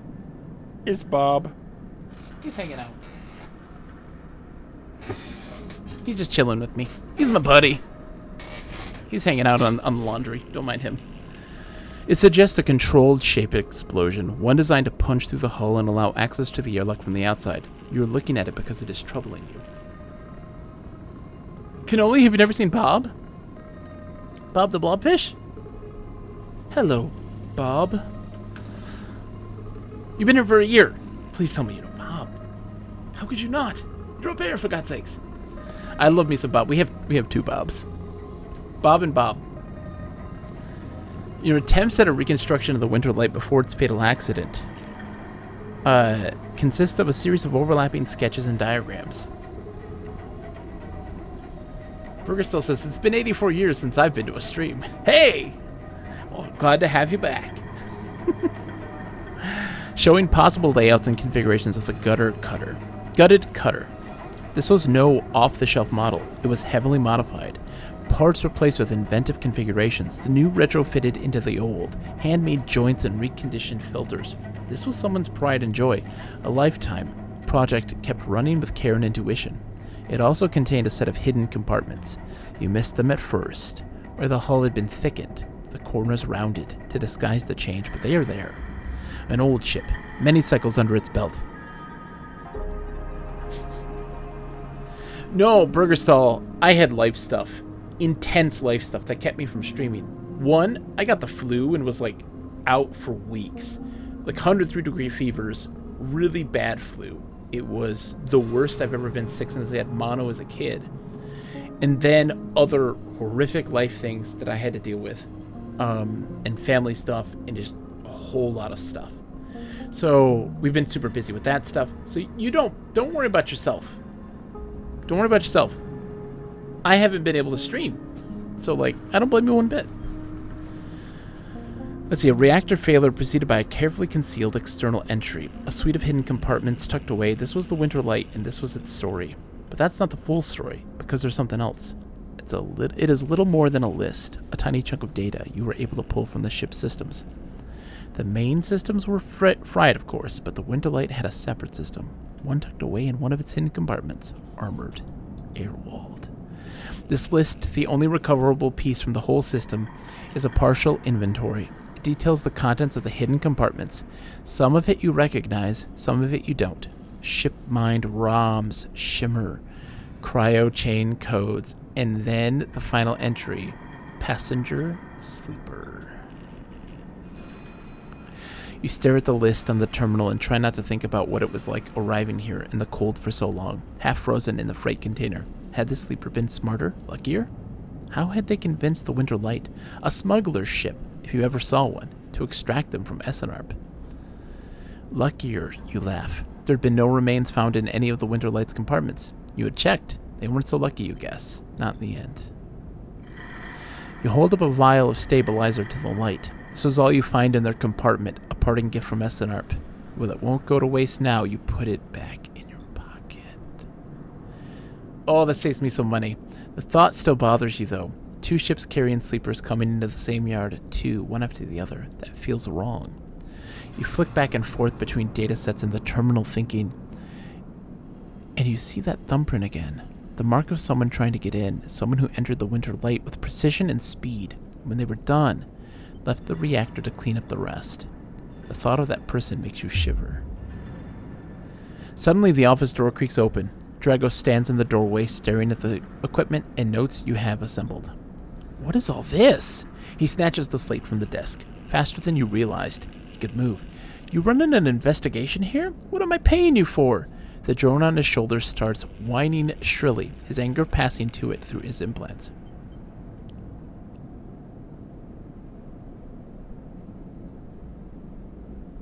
Are you hiding something? Hiding something? I'm hiding you, goddammit. What are you doing for me? Digging around in my business? He starts shaking his head. I know you have a lot of questions, but this isn't the way. He turns away, muttering to himself, this is the last thing I need. The shipper had a sleeper in it. Dragos freezes, suddenly angry. What did you say? He pushes past you to look at the terminal at the list. He shakes his head. So what? Weren't all of you trying to escape? You're lucky it was you that made it out alive, not them. He folds his arm indignantly. Drago seems to steady himself and then turns back to you, the heat map of the reactor failure reflected on his headset's glassy eye. I've given you a place to stay. I've given you work. He stumbles over the words, unsure what to say. There's plenty others who would have sold you on, turned you in, but not me. No. I appreciate that, but don't. He shakes his head. I'm not discussing my business with you. He quiets the drone. Done well by you, and you've returned the favor. He straightens up and clears his throat. But this obsession you have with this ship isn't going to work for me. Can't have you making my clients nervous. Can't have you digging up whatever it is you were after. It says you can't work here anymore. What about the Winter Light? He reaches over and switches the monitor off. Forget about the damn ship. You have enough to keep you up. Dragos reaches across you and flicks off the terminal. As the light of the monitor dies, a kind of eerie calm falls on you. Both of you. Whatever this was, it is done. You made it out, Sleeper. That means you have to move on. Someone killed that ship and its crew. And you want to meet them? He shakes his head. We're done here. In the dark, Drago's headset glints, and you wish for a moment you could see his eyes and meet them. Maybe then he would understand. You get up from the desk, and Dragos gathers the notes, stuffing them into a pocket of his overalls. He holds the door for you, his headset as expressionless as always. You can stay in the container. I won't take that from you. Don't come back. His tone is final, definite, with an edge of disappointment. You walk out of the office, and then out of the yard, not stopping to look back. You leave the yard, thumbing the vial in your pocket, knowing that this, at least, guarantees you a little more time. And as you walk, your mind once again drifts to that person who killed the Winter Light, and whether or not that person will come for you.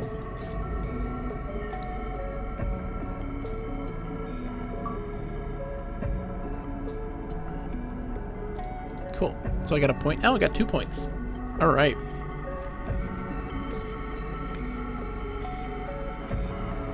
Agent Node gives double data rewards.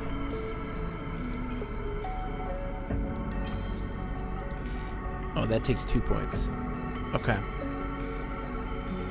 I might wait for that to reroll the dice. We might save it then.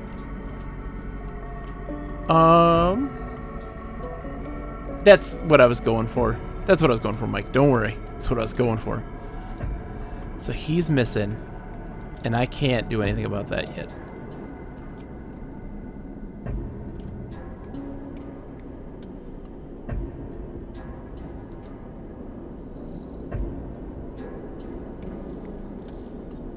Yeah, this is a great, because it's a +1. So it was a 50-50.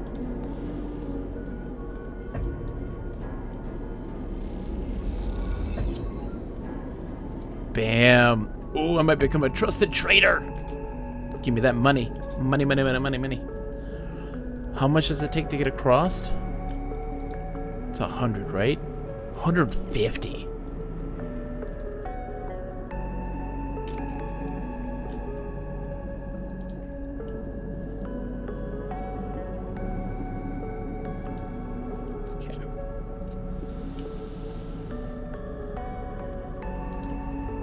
He comes after this. I'm so screwed. The nice thing about that one is that you can use your good dice and then just re-roll the poor ones. Oh, it's only once per day, right? So, like, at any point. Hold it there, sleeper. Comes a voice from behind you. Don't run. He's a cynical bounty hunter. Stay still. Good, good. Hand pat your coat down. You know your master's voice. Ethan spins you around. He's wearing a wide smirk and a slick jacket, and you immediately know he has terrible news. You got all the way out here, then you stayed put? He laughs a cruel laugh. That a sleeper thing? Or my first? You barely hear him. You've noticed the handgun he has leveled at your chest, and it's hard to take your eyes off it. He reaches down with his other hand and slips some kind of ring out from a belt loop.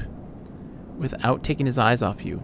Making it to the eye, though. That's pretty good. This place isn't so bad. Bars, markets, people.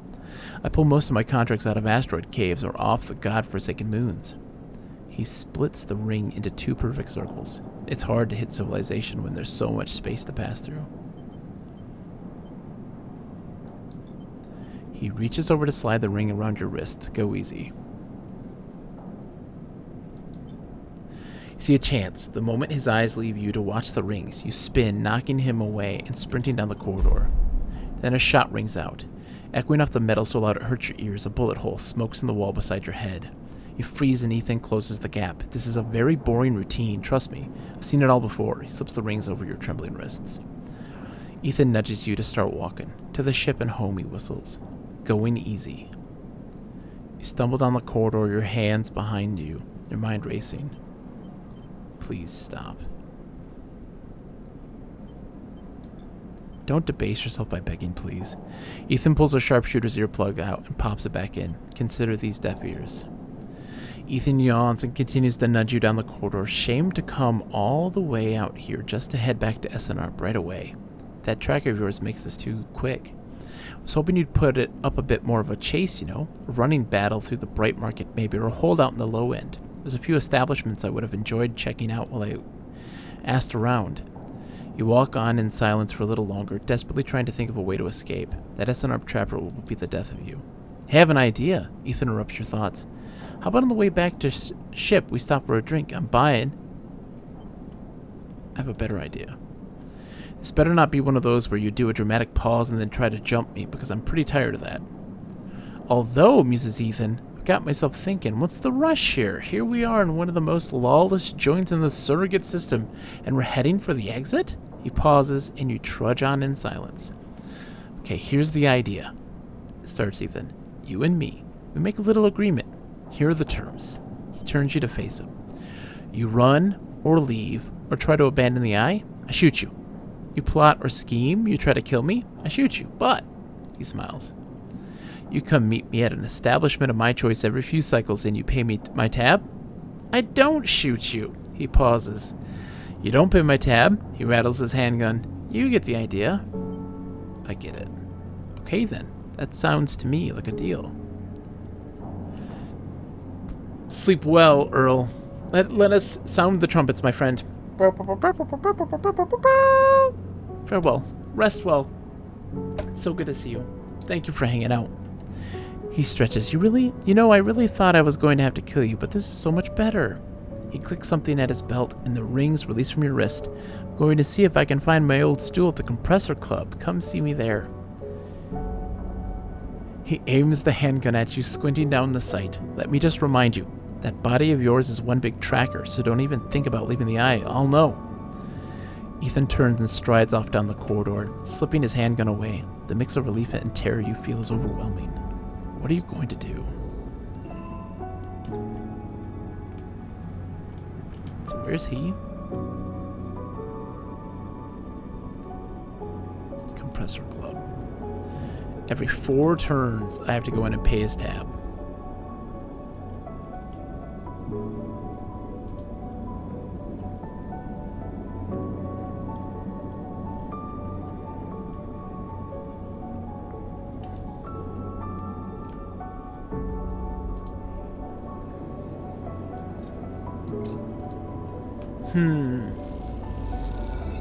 As well, Audio Eric. Have a wonderful night. Ooh, I'm excited to have you. I can't wait to hear what you think. Alright, so our dude's missing. We've still got another 3 cycles before he pops back up. We can't do any more for salvage there. So I can work the bar or try to make it with folks at the... as a yard hand. I don't know. I don't want to do that. I want to work the bar. Right? Or do the exchange, because we get +1s here. We get +1s. And we're close to working on that. I need the money. Mike, how much does the stabilizer increase my stuff?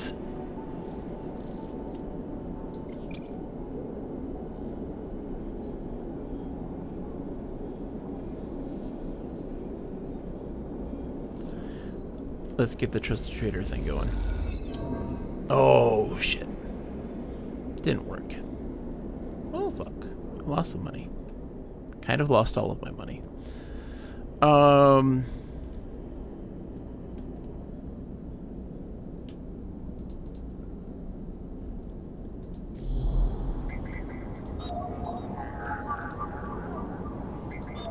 What can I get?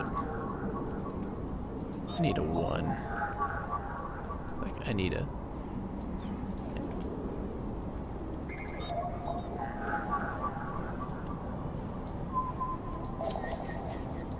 Get some money. Got an encrypted key.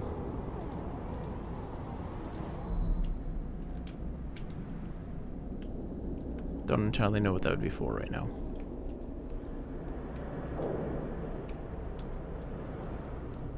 It fills it up. Have 4 or 5 dice. Okay, so I should use it now. Okay. How do I use it?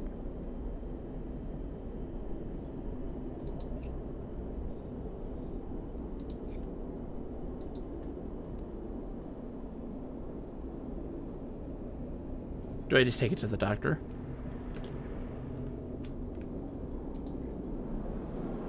No.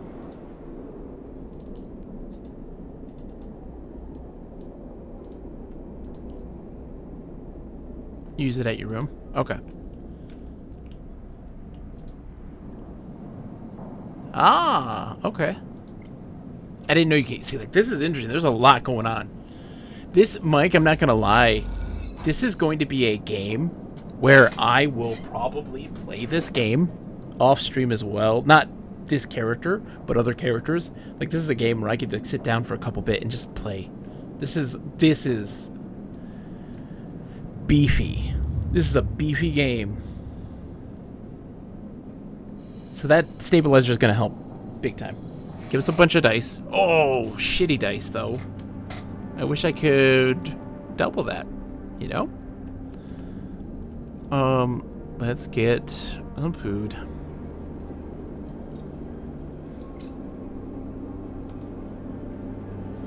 I love the sunglasses.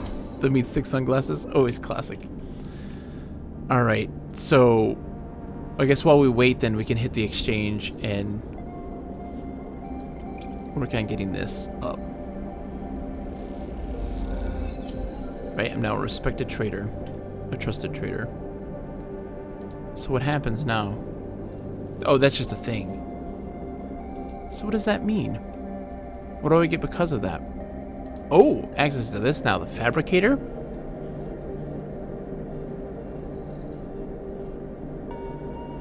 Three ship mine fragments to build a ship mine.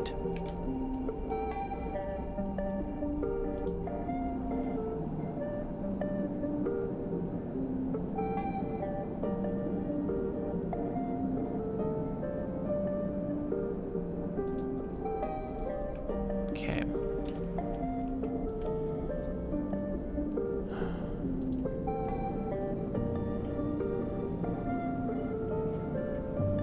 I don't even know if there's any saved tasks right now. That's the thing.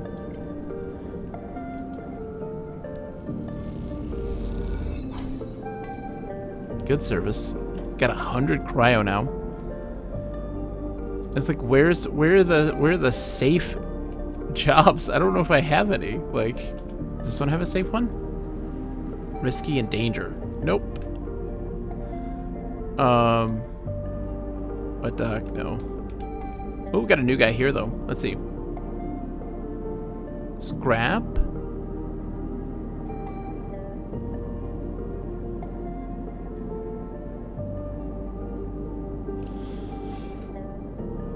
Oh, I want to save my stuff because I'm gonna get the things.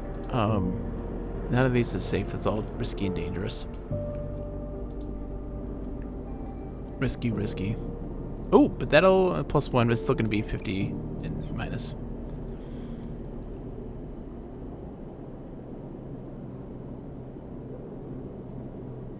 Oh shit. Let's go into here. Oh man, Hunter's looking for me.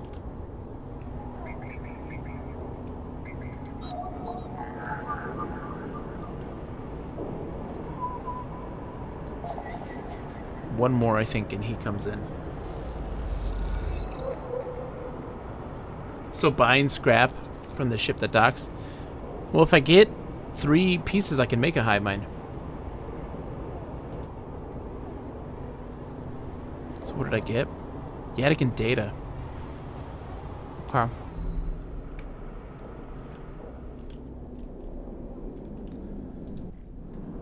I guess I can buy some scrap. So I buy scrap here.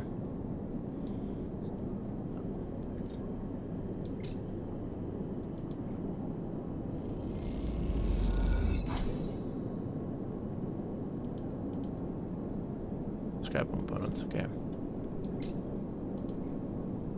Let's spend it all. Ooh, ship mine fragment. That's good. Let's spend it all, Mike. Oh, that's okay. I can sell the scrap though, can't I? Or will the fabricator is particularly for a ship binding specifically. So if I sell this, what do I get?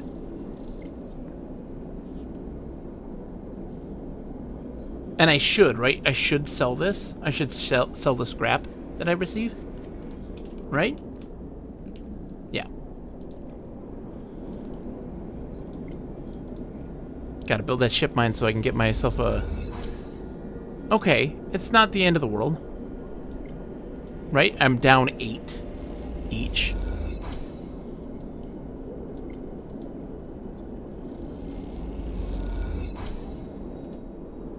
So that's not the end of the world. Now where to spend my ones.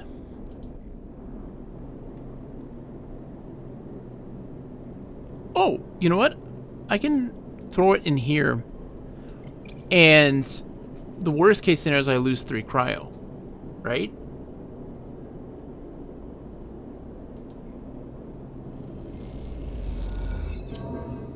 Yeah, the worst is I lose 3 cryo. So let's try to gamble. There we go. That's what I need to do.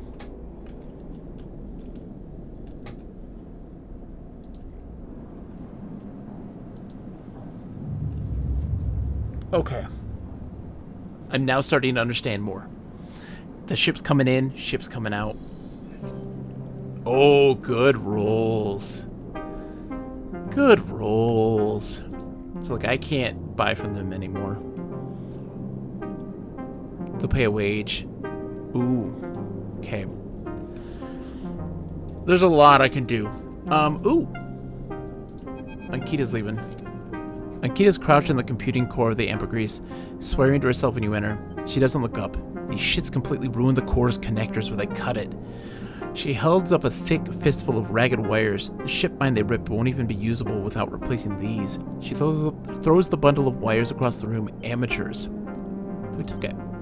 She stands. If I knew, do you think I'd be waiting around in here rather than out there with my boots on their neck? She sighs. Yet again. Some space crew? No way to know.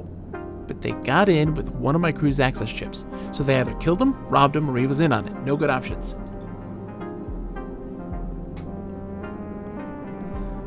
Ankita climbs out of the cooling well, where the ship mine should be, the space suddenly crowded with her on the same level as you, towering over you as she stoops beneath the low-curved ceiling. Come on, nothing to be done here now. She leads you back through the guts of Amber, though you could find the way back yourself. The repair process has left you familiar with the cutter's idiosyncratic layout, all diagonal angles and bundled tubes. What do we do now? Ankita seems lost in thought, and you focus on the corridors, ducking below conduits and passing through bulkheads. Eventually you arrive in the galley, though it's hard to tell. Most of the benches and prep surfaces are covered in half-stripped components and welded hull patches. Ankita shoves a box of filters to the floor and sits. There's no way around. She starts out of nowhere. We need a new ship mind. I can salvage one. I like her confidence, Sleeper. Maybe if we check the Yord exchange or speak to some scrap dealers. She rubs her forehead. Seems about to do something very stupid, but hey, I came here, didn't I? Why not make a run of it? She fixes you with a hard stare. Sleeper, you're all I've got. No crew, no friends, you're it.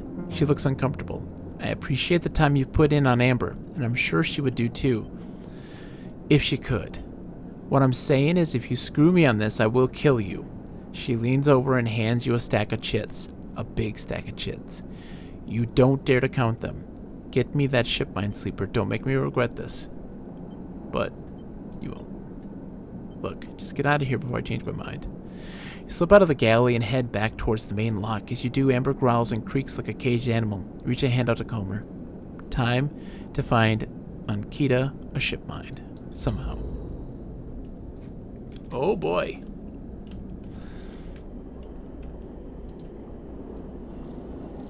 Hello.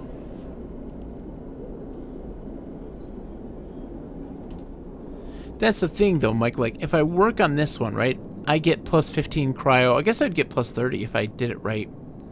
But I can't be 100% because my endure is low. But I should be fine.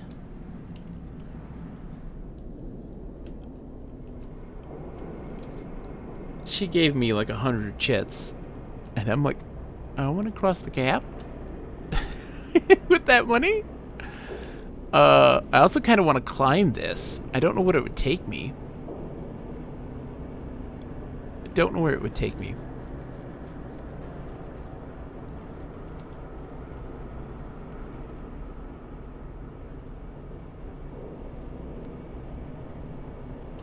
Huh. The low end. Oof, this is tough.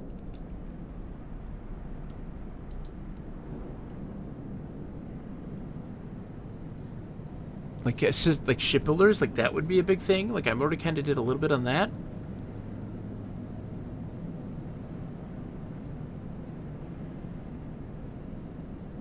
Oh, decisions.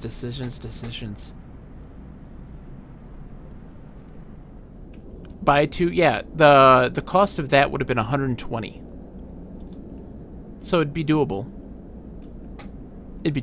But nothing's coming in for a long time, right? It's until this fills up, right? Something to that effect. Well, let's see. What am I gonna spend my time doing?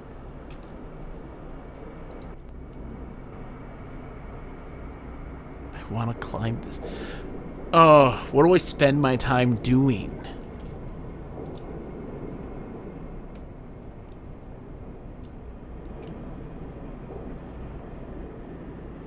Because I don't want to spend her money.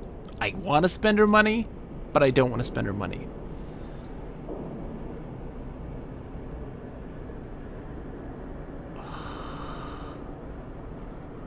Did you climb this, Mike?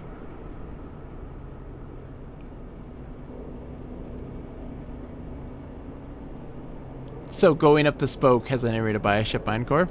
So let's climb the spoke then. Blink.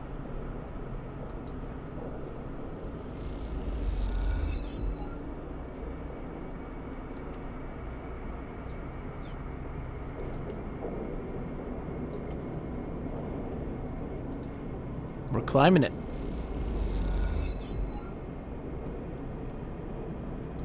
And this should do it. Hash, how are you, good sir? It's good to see you. What have you been up to, Hash? The Dune eyes. These eyes who've seen a lot of love, but they never saw the seed of soup. Okay. Oh boy.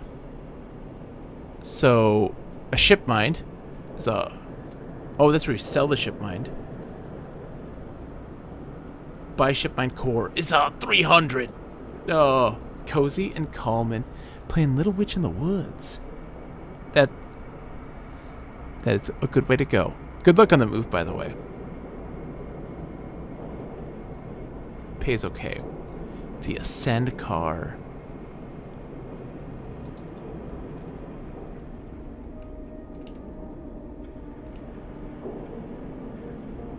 It takes you to the Eye's central hub.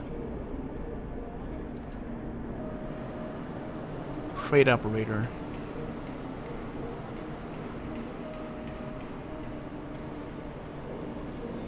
Ooh. I want to steal a shipment.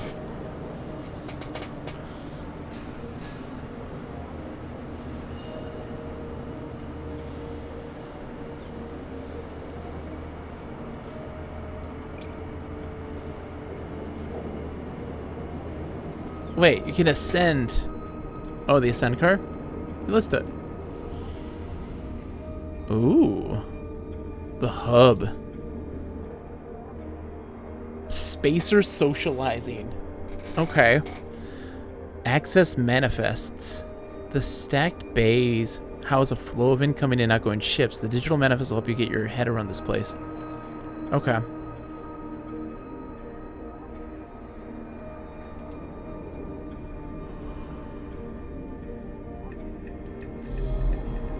Oh boy.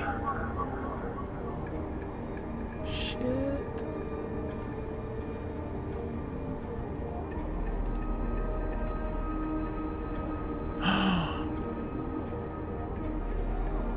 There's an unknown. It's question mark, question mark. Oh no. Oh no, Mike. Oh boy. Oh boy.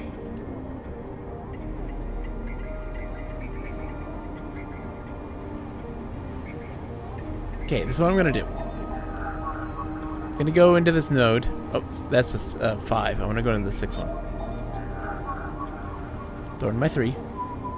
Bypass it. Extract the data. What am I getting? So encrypted keys. I don't know if I need those anymore. You know? And then we're going to go to the hub. And because we got that +1. Access the manifests. What? Come on.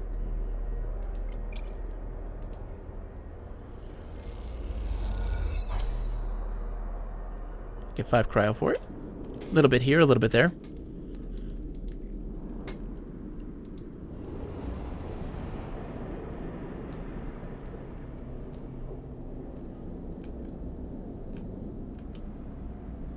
He's coming back in the next turn, so that's good. Oh, there's so many things. It's gonna be like camping a little bit, but the first week in New Jersey until my furniture actually shows up. Are you gonna be hooked up to the interwebs right away or no? I'm starving. Shit, I need to eat.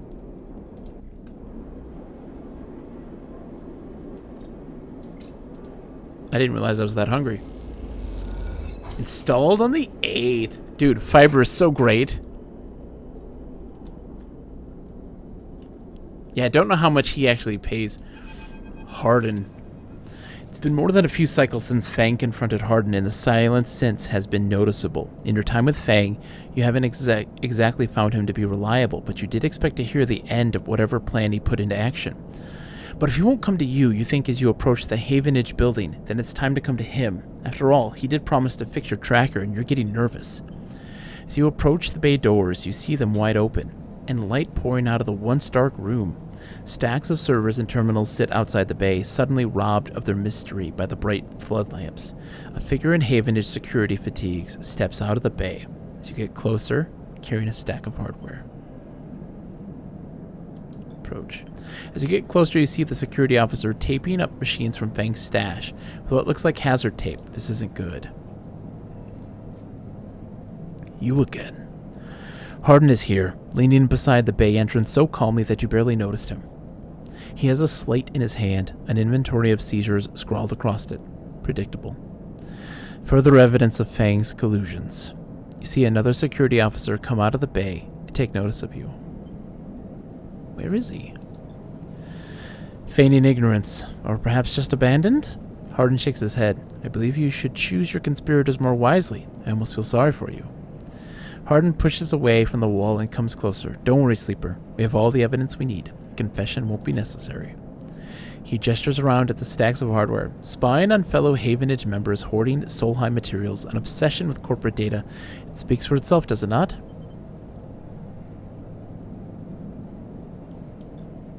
Nothing to add? He looks up at the glass roof above and the stars beyond. We are the ones that provide the oxygen you're breathing, the light you are seeing, the systems you use every day to live out your cycles. This place was hard fought for, Sleeper. It took work, diplomacy, and strength to stop the Eye descending into chaos after Solheim collapsed. Not blind conviction or self-interest. Fang isn't selfish. I know all about the background of our mutual friend, Sleeper. Don't you worry about that. His parents would be sickened by the damage he is trying to do to the institution they helped found. You see, Sleeper, we're proud of our history here. Andre Erlin and the First Union founded this place, and Havenage has welded his values into the very walls of this place. We will never turn away the hard-working, the just, the true citizens of the Eye. Havenage aren't a gang like Yadigan. We aren't pirates like half the spacers you'll meet in the hub, or esoterics like those Haifa radicals in the Greenway. We're the backbone of this place, proud and true. We named Erlin's Eye, Sleeper. This is our station. He meets your eyes. So please, take your false accusations elsewhere before I decide I need that confession after all. Stay silent. If you have any pride, you'll give up Fang the moment he contacts you. You know where to find me. With that, Hardin turns his back and walks back towards the security officers, ordering them to continue the clear-out.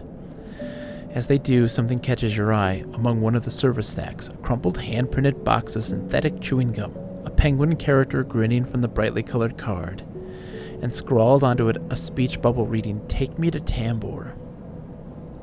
Carefully pocket the box, making sure no one is watching, then turn away, just as another stack of servers is wheeled out of the bay. What have you done, Fang, and where the hell is Tambor? great question.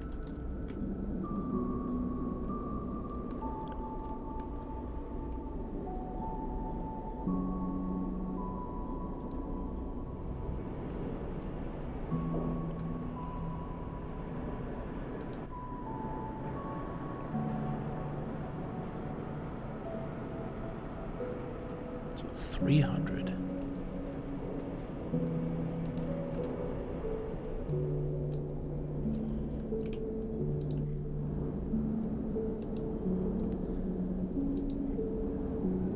There's no timer on her, so that's good at least. I'm gonna probably prioritize this guy for the core than anything.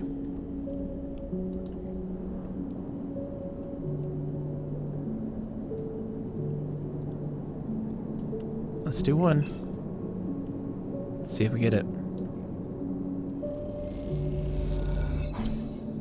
15 cryo.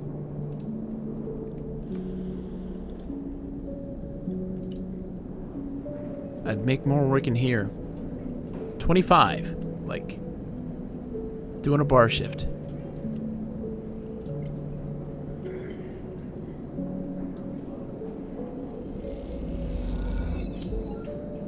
And I get good service.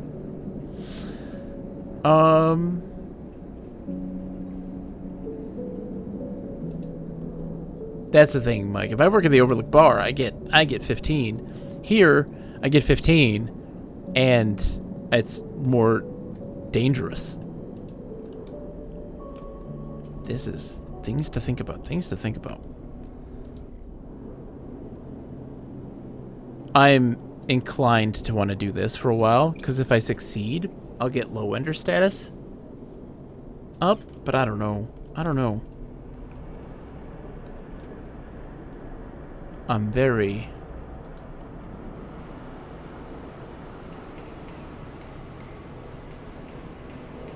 Yeah, let's do the freight operator. It's safe.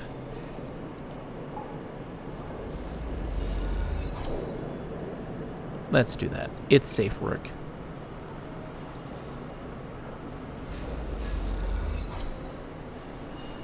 And I'm getting some stuff too. Get a little extra.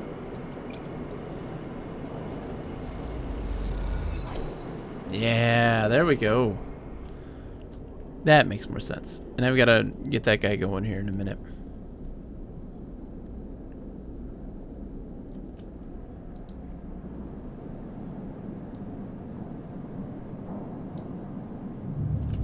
Okay. How much do I have to pay this guy's tab? Like, I don't even know how much it is. Oh, God. Tab is 58.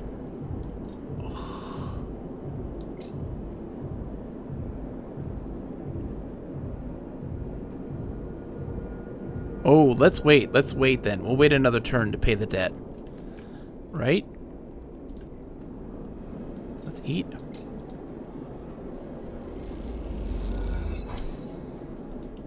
Now, how much do they charge for the fungus? Like if I sell the fungus. 80 cryo for 3 batches. Okay.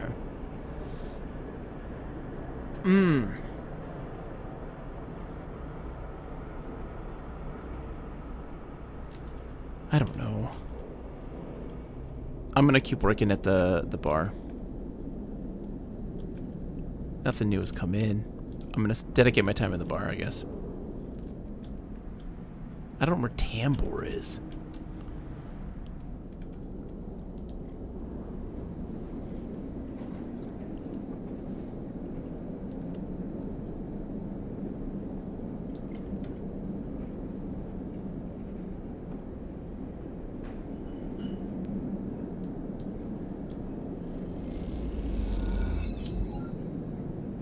Perfect. Come on, baby. 10 cryo, but minus an energy. Okay. Okay. And then we're here to get more cryo. It's safe. I got a +1.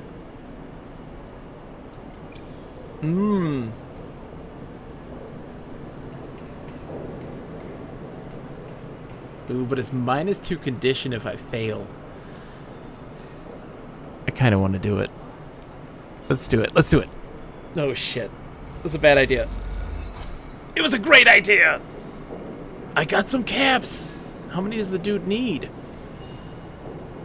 But oh god, the security. Okay, we just got it. We're just gonna go play it safe. We're playing it safe over here. Hi. Just a freight operator. Don't mind me. Just making cryo. It's fine. Socrates is still on the phone, just checking in. I'm doing good, Sakura. We're doing good. How many does he need? He needs 3. I've got 2. Damn it. Okay. I guess I just sleep. Right. Yeah, this guy's done. He leaves the next turn. Take me to Tambor.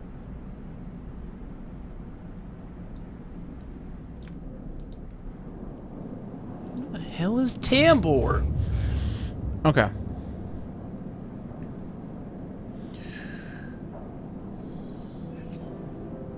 Ooh, bad rolls. Okay. That's great. I got 1 point. I still can't get that one. No one's in the dock. Oh, fuck. What am I gonna do?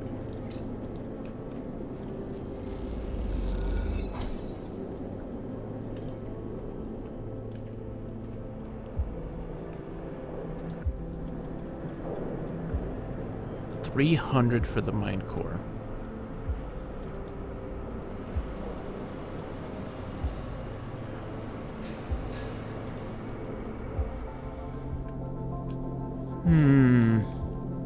Oh, okay, I gotta pay the tab. I have to pay the tab. That's what I gotta do right now.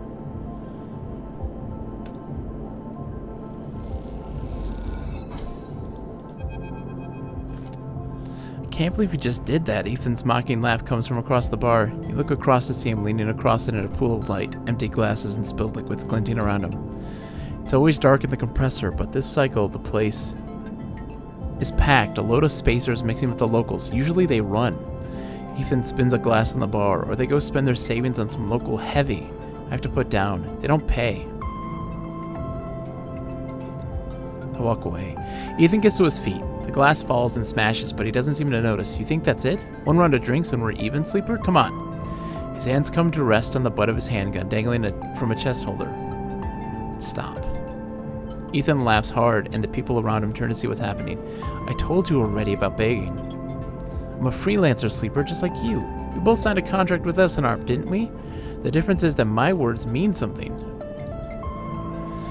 He closes the gap, stumbling a little. What did you think? You could just run away from your contract? You're dead? You could just steal that natty little body of yours and take it for a joyride? Play human for a cycle or two? You don't understand. It's you, sleeper, that doesn't understand. Some of us pay our debts, but it's all the harder because of idiots like you. Though I should thank you, Ethan nods, his head heavy, for giving me such an easy job. I'm used to outlaws, you know? Real bounties. If I knew catching sad little escapees like you was so easy, I would have changed clients ages ago. Someone shouts from the back of the bar for Ethan to shut up. He holds up a finger in that general direction without turning around. Stay silent. Nothing to add? Ethan turns and walks back toward the bar. Good. Lesson learned. Ethan sits heavily back down on his stool and searches through his glasses for one with something left in it. The thing is, sleeper, I can find you anywhere. It's actually wild that you haven't figured it out. That body isn't yours, and it will always betray you no matter what. He finds a glass and downs the contents. So please go. I'll catch up with you whenever I need another. He laughs and taps the bar for a fresh drink.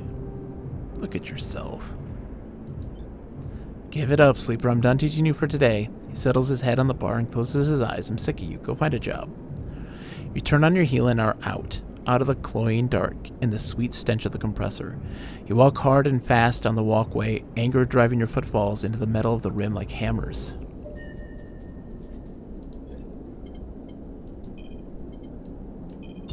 Yes, please. Let's reroll my dice. Sakanako, how's it going? Alright. So, I can do that after I use a dice, Mike said. So, I'm guessing I need to work my way and become a low ender. Right?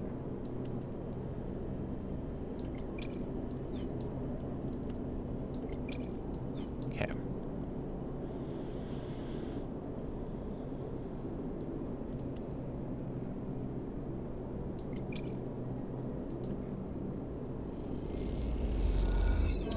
Oh, you gotta be kidding me.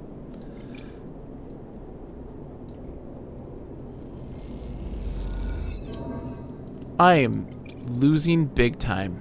This sucks.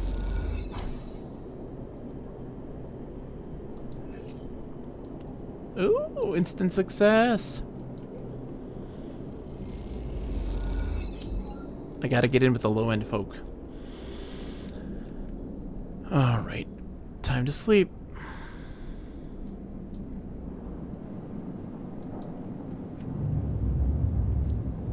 I think that's where our dude is hanging out. Our buddy we're looking for. You know?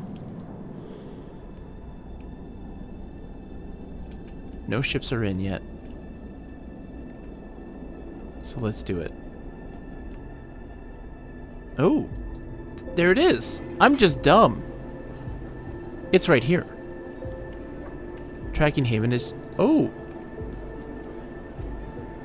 Yadigan Enforcer, based here, has been paying low-end residents for information on Havenage. I have Havenage data. Give me that. Give me that money. Yes. Please.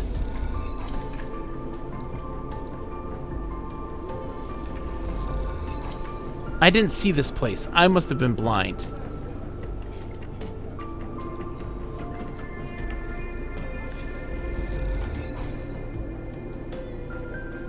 The outcome is unknown. As you go to leave the Tambor tea house, a hand falls on your shoulder. Sleeper, Fang hisses from behind you. How'd you find me? Penguin. Penguin? What are you? He thinks for a second. Oh, do you mean? He mimes throwing gum in his mouth. That wasn't meant for you specifically, but he cringes. Look, it doesn't matter. Come, let's sit. Fang guides you down a set of stairs to one of the Tambor's lower levels. The tea house is stacked with curved mezzanines, all connected by a central atrium. The levels are filled with makeshift booths and bars, and conversation bounces busily off the metal walls. Fang sees you looking around. This place used to be a fuel tanker's main drum, hence the name the tea house. Part is a bit of a misnomer, though. You can get anything the eye offers from this place, but real tea isn't exactly readily available. He picks a booth. It's self-fashioned from some old salvaged tank or container, then lined with spongy insulation foam, and collapses into it. He looks around furtively. Don't suppose you've seen any Havenage types? They don't usually come out this far. Only you. Ha! Not anymore, I'm afraid. Suspended without appeal. Turns out Hardin has someone's ear. He grins. It doesn't bother me, though. It shows we hit a nerve back there. He picks a scrappy, hand-scrawled menu from the table and tosses it over. What are you drinking?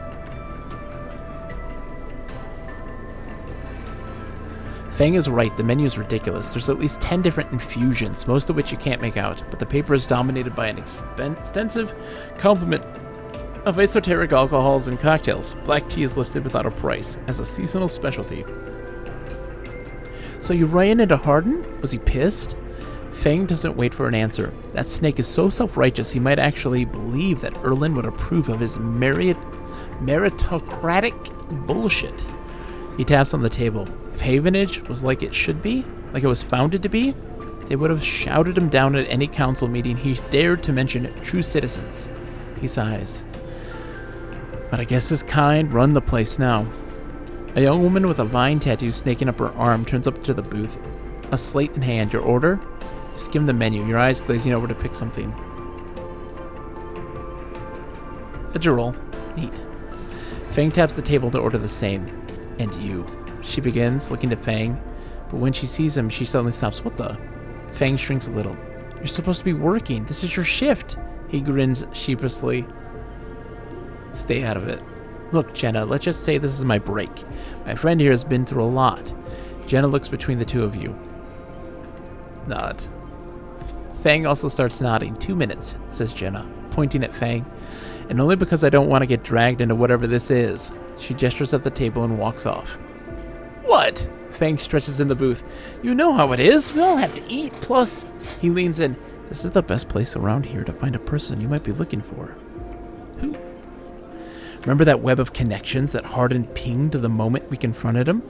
Those are his collaborators. And if we want to understand what a Solheim executive might be getting up to on the Eye, those are the people we have to find. Fang is almost whispering now. There's a couple of them I suspect are in the low end, and well, almost everyone in the low end comes through this place at one time or another. He brings a modified slate out onto the table. I've set this up so that anyone with the network signature I'm looking for comes into close proximity, it'll mark them. Once they're marked, we can break through their access protocols and get at the good stuff inside. We just have to find them first, hence me moonlighting as a waiter. Suddenly a smile grows across his face. Wait, I have an idea. What? Look, I can't cover enough of the low end on my own. So far, I've had no matches in this place. With two of us, we can cover more ground. How? Well, Fang has a hangdog look. We need to get you out and about in the low end, in close proximity to as many people as residents as possible. And it turns out my friend Ming Gi needs some help with deliveries. Is it Ming Gi Express? So you already know him. Perfect. Fang places a tiny receiver on the table. This connects to my slate and runs the same marking protocol if you get near any of our targets. So all you have to do is take some delivery shifts for old Ming Gi, and soon enough, we'll have the place covered. Fang, don't give me that. You think I like working here? And I thought you could use the tips. He grins. We're in this together, right? Right. Okay then. Fang slips his slate back under his clothes. Just head on up to Ming Gi Express, take a delivery shift, and we'll see what shakes up. You manage to find anyone and extract any data, bring it right down here to me. They have me on double shifts, so I shouldn't be hard to find. Jenna walks past, carrying a tray of drinks, and sharply catches Fang's eye. I don't think she's bringing her drink, he stands. I think it's time we called this meeting to a close.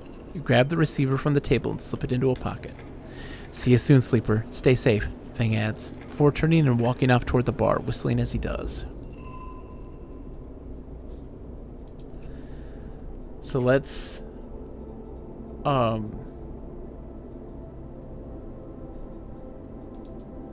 set that up as the one. Wait, active, right? Yeah.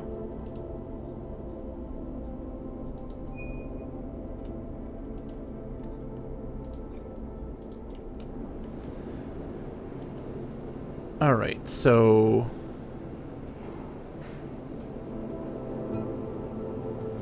ooh. Noodle manufacturer. He'll feel it when it does a shift. Okay. And then this gives me cryo.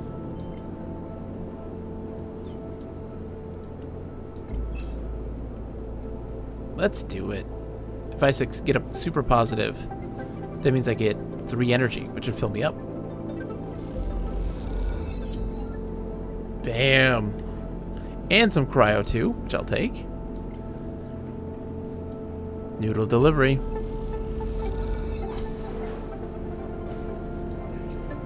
Ooh. It's risky. Oops.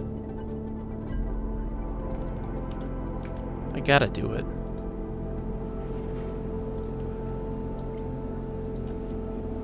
How do we do? Oh, it takes energy if I fail.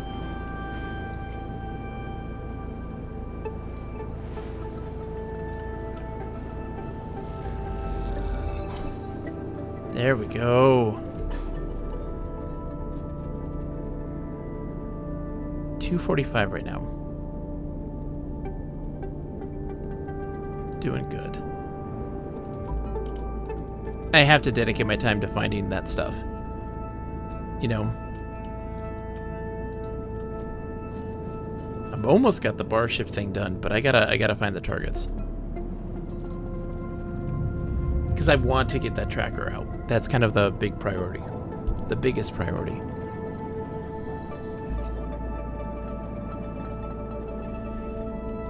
So eat.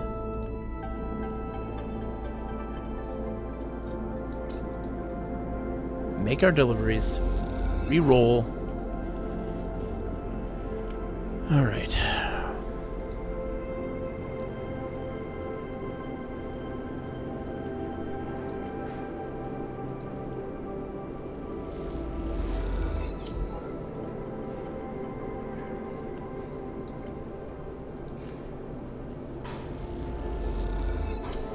Yes, okay. And re-roll. Ho, ho, ho, okay. That's fantastic. We got it. In the bag. Sleeper! You see Fang coming up the corridor as you step out of Mingi's. The kelp noodle smell still clinging to your clothes. He comes up fast and stops close, looking around suspiciously. I don't have long. Take these. Fang palms you a couple of those metal thumbnail-sized drives, ripper worms. My slate has been buzzing like crazy. It seems your delivery ships have turned up our 2 targets. He squeezes your shoulder. Knew you could do it. Now we nail those snakes. I'm ready. Good to hear, he smiles. Hardin's boys are all connected by some kind of closed network.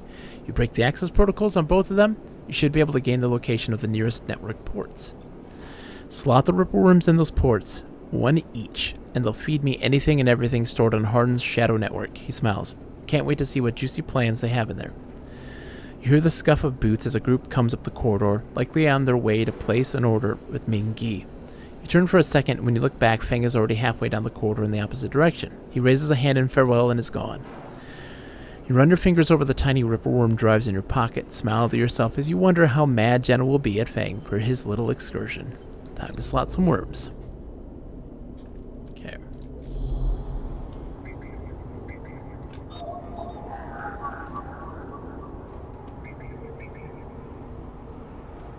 So wait.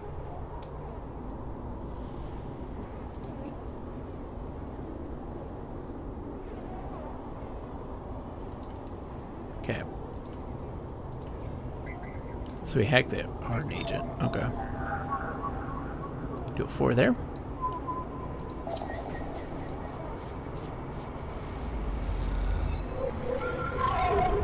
And here comes our boy. Those familiar threads wrap around you, bind you, test you. Entity, submit.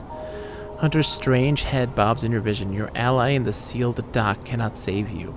In that globed head, you see whirling strings of data, so many spinning there that they threaten to tear through the thin skin and whip out into the void around. What happened to this creature?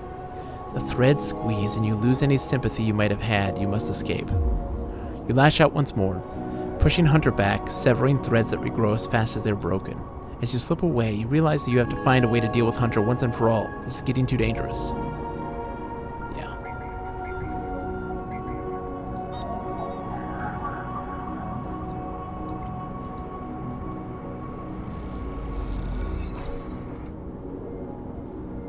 So I gotta hack that one the next time and get access there. Alright. Oof. Man.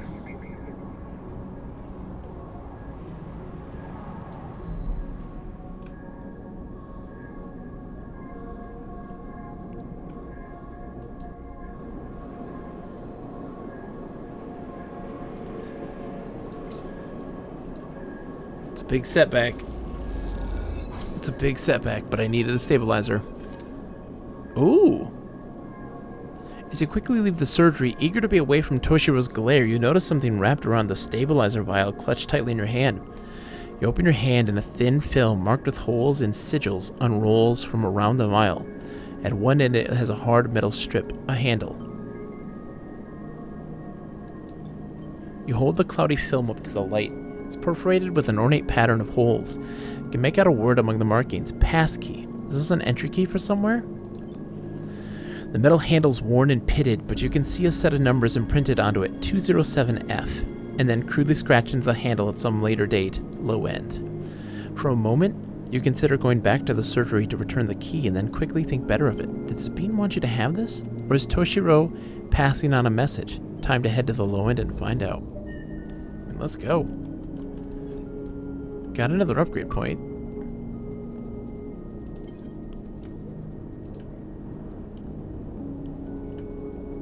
Unlock the apartment. Let's do this. This is exciting. Alright. Apartment's unlocked. As you push the door open, the automatic lights flicker on inside the apartment.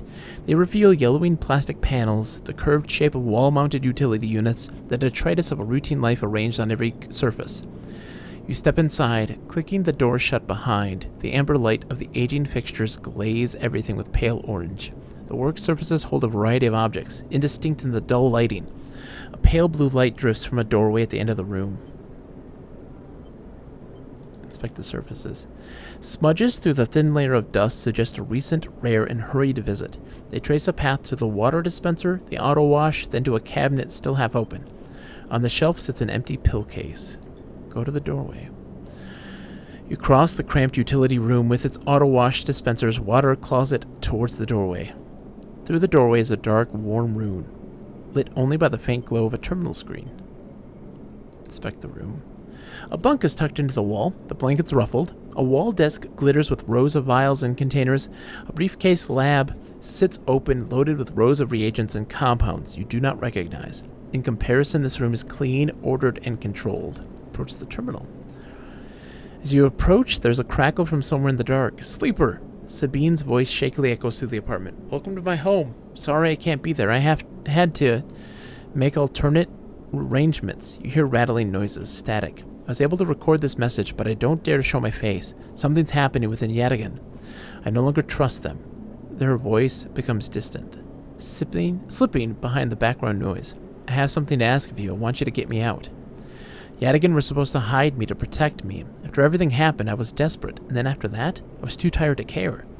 A noise like waves over the recording, but I'm done with them now. I want out, screw the debt.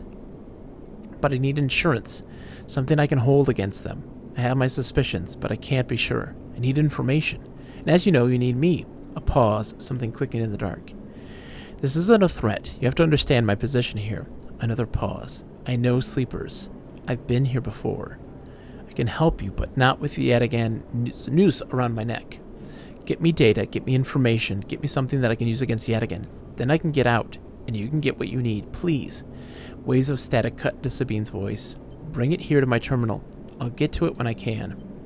You look around the tiny room and try to imagine Sabine living here, working at the desk, sleeping at the bunk, blinking into the terminal in the dark. The recording cuts to static, filling the room with its white hiss, then silence. Access the terminal. You sit in front of the humming terminal and hit a few keys. Sabine has left an access port open, but the rest is encrypted, locked away behind passcodes. It seems Sabine might not trust you as much as they want you to think. Who does Sabine need to hide from? What debt do they owe to Yadigan? You try to assemble the pieces, but too many are missing. The only thing you know is that without stabilizer, your body will die. You glance at the briefcase lab on the desk, its glassware glinting in the dark. You turn away and leave. The door clunking shut behind you.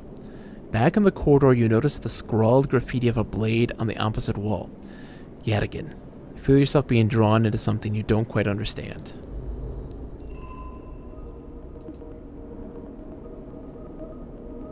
Hey, I happen to have some Yadigan data.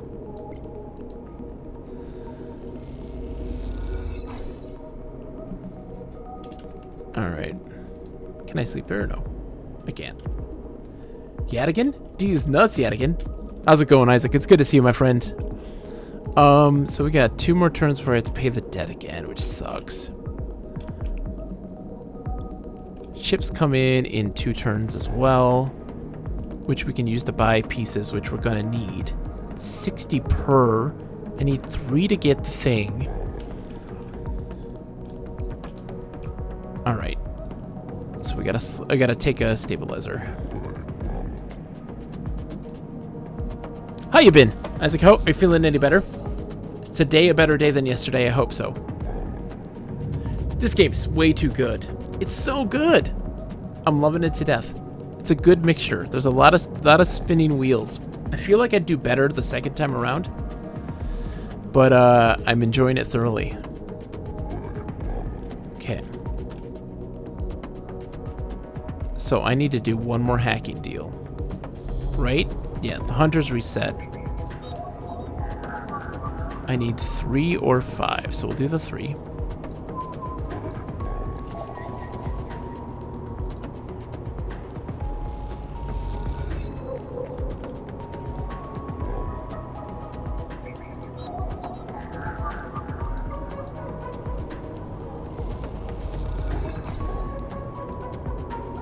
Okay. So that should be done. So I can hack the Yadigan stuff to get data. I need 2 more data for that. Let's see what Fang needs to do first. I'm gonna get a drink real quick, because Mojito redeemed a water. I need one, so I'll be right back.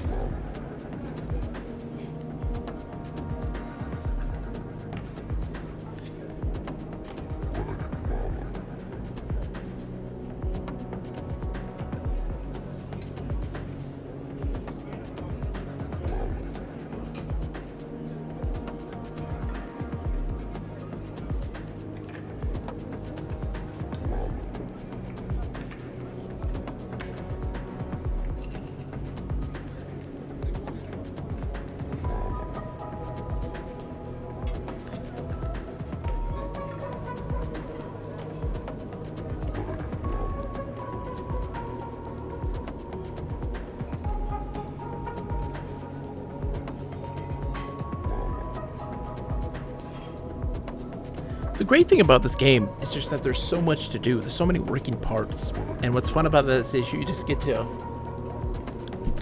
really have to make some decisions on what it is you want to focus on. What your character's willing to do and that sort of thing. It's really interesting. As you walk into the tambour, you quickly spot Fang arguing with Jenna. Keep your distance. It doesn't look good. Fang seems to be explaining something, but Jenna's having none of it. She points to the door and Fang walks away, catching your eye as he turns. Could have done with you getting here a minute or so ago. He glances back at Jenna. Well, either way, it looks like I'm fired. Good news is that it doesn't look like I need the job anyway. He takes out a slate, pulsing with pale light. Now let's take a look at what you're really here for. The slate is a whirring mess of code streams, coming direct from the Ripper worms as they dig through the agent's data and spin it into threads for the slate to pick up. Anything good? Fang scrolls the display with a finger. A lot of junk, a lot of dull-as-hell message threads, a lot of tedious data caches, but... Fang's eyes flash. Definitely some good stuff. He stops the screen scrolling on an entry and expands it. Check this out. Fang shows you the screen. You see a bold corporate logo, not Solheim's, and a word below. Conway. Fang. He's working with Conway. Conway Extractions? Fang nods. He's been speaking with them, personally. Got a whole chain of messages here, but it's mostly encrypted or redacted. He rubs his head. Damn it, this is juicy, but we can't nail him with it. He scrolls some more. Wait, what's this? A wasteland reclamation facility right here in the eye. He glances at you. What's the bet this place is tucked into the wastes? The wastes? It's the section of the eye Earl couldn't reclaim, was too damaged to cut off. Back before the collapse, people would have got there by going down the connected spoke from the hub, but that spoke's broken now, so the only way is the long way, around the rim past the green way. He shows you on his slate. Fang looks away, thinking, Conway had been making moves on the system since the collapse. I heard they took over one of Solheim's old belt colonies a while ago. Moved everyone out and reclaimed the whole rock. Why work with Hardin? Access? Old connections? Not sure. Fang looks back at the screen, but if Hardin is involved in it, then we need to check it out. Simple as that. So what's next? Fang stares out into the middle distance. We have to get to the facility. The answers to whatever Hardin has been been planning has to be there, and we're going to catch him in the act. Give me 5, maybe 6 cycles, and then I'll see you on the Greenway. I seem to remember there's some old service docks on the outer shell, up by the Haifa building. Should be a good place to meet. Fang squeezes your shoulder. Thanks again, Sleeper, for sticking with this. I haven't forgotten about that tracker of yours either, but I'm going to need to be back in my bay to pull a solution together. He turns the slate around to face you, showing a massive scrolling code. I've been working on a fix in my brakes, he winks. Fang grins. See you soon, Sleeper. And he walks out the door of the tambour without looking back. New upgrade point.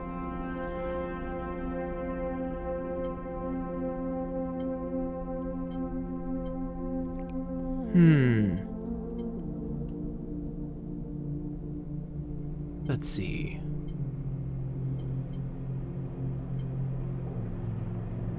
Chance to gain energy after any engage action.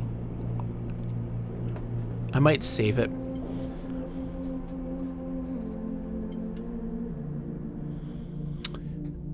Or, you know what? Throwing it in the icebreaker. Because now if I go in here and I go to search... Why is this spinning? Why are you spinning? I bet you the Xbox controller. Let's see. Yadigan agent. Once I do this one, I need a 1 or a 3. I can't get into that one.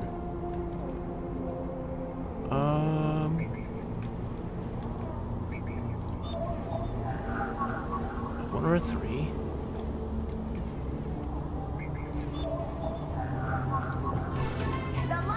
The light shines! Nate Wilkie, how's it going? Well, this sucks. I can't get in there yet. So I can't do that for her just yet. That sucks. Is a ship docked yet? No.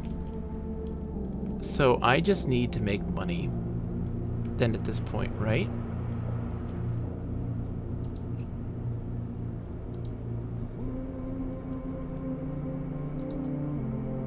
Crack Conway.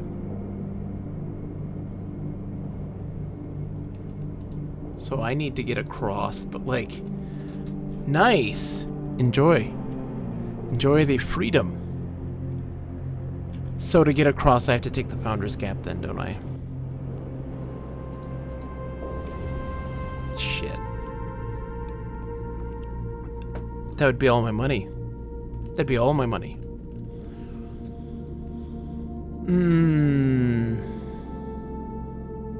The hub. Indeed.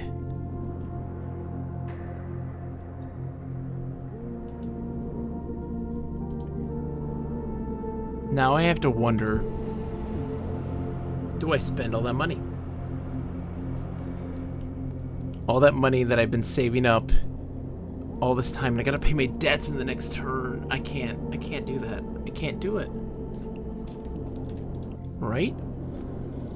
So I can instead, I'll have to work. I'll work a bar shift or 2.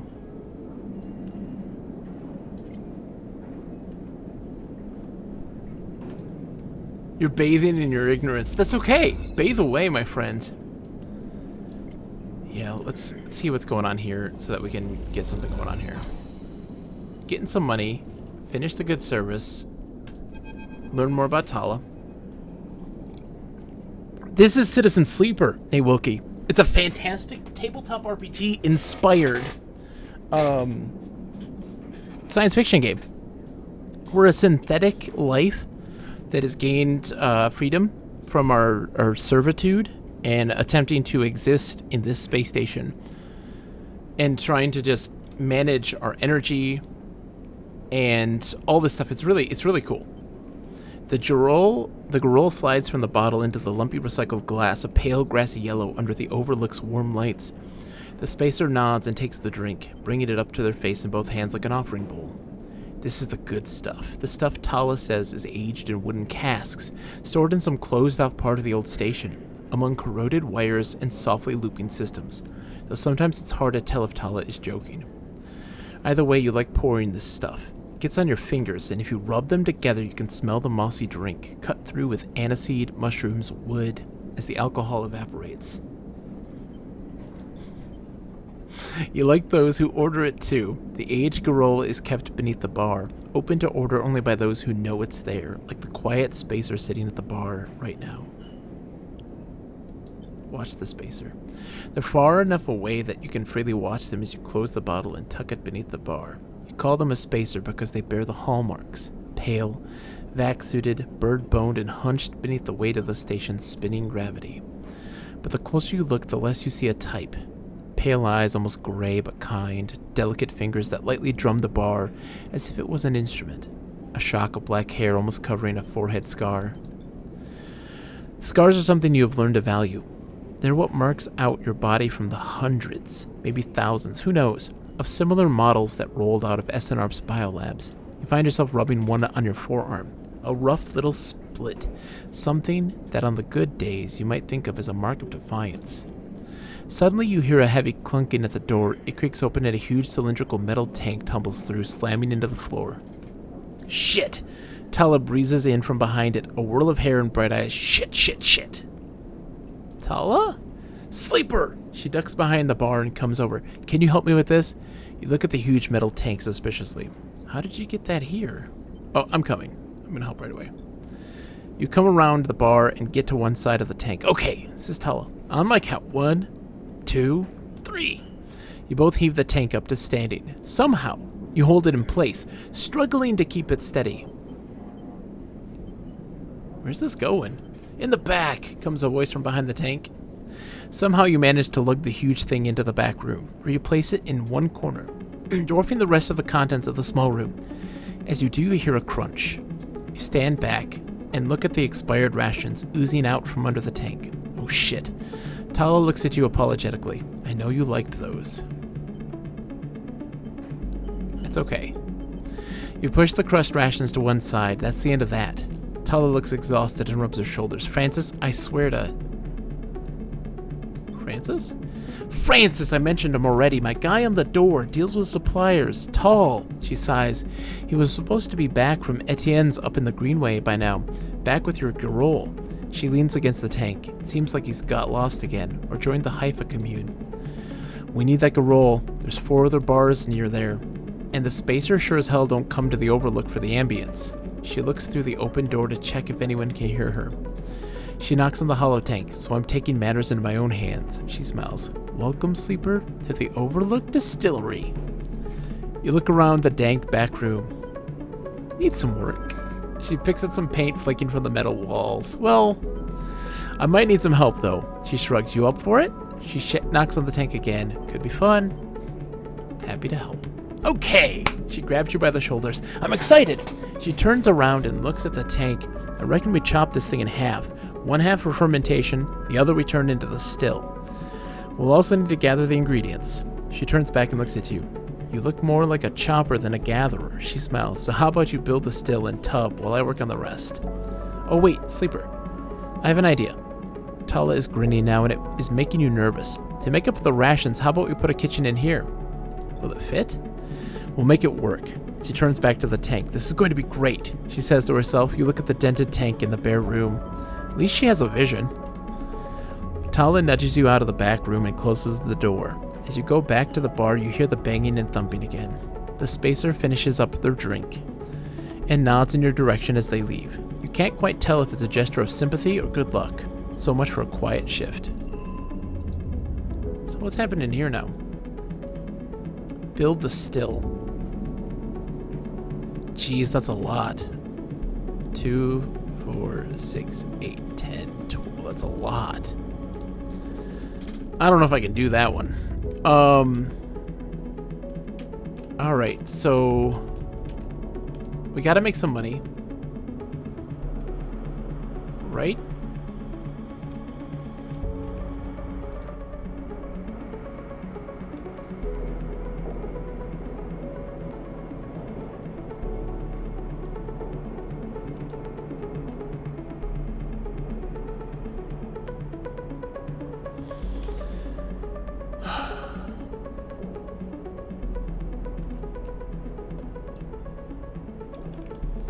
I gotta work.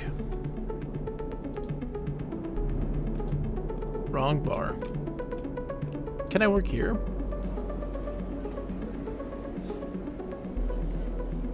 Oh, serious high stakes play. Bam, 100% win. Give myself some cryo. Let's do it. Bam! 32. Not shabby. Let's reroll. Let's get some more. Let's get some more money. Have a good night, cannoli. I'm gonna have some happy sleeping, that's for sure. Indeed.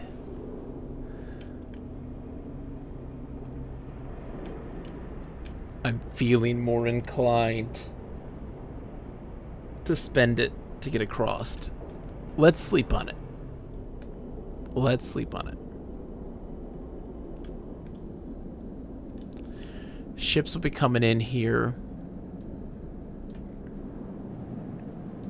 Because I need to stop the hunter. So I can keep doing what I need to be doing. I'm starving too. Shoot. Okay. Ethan. Of course, Ethan. What an asshole.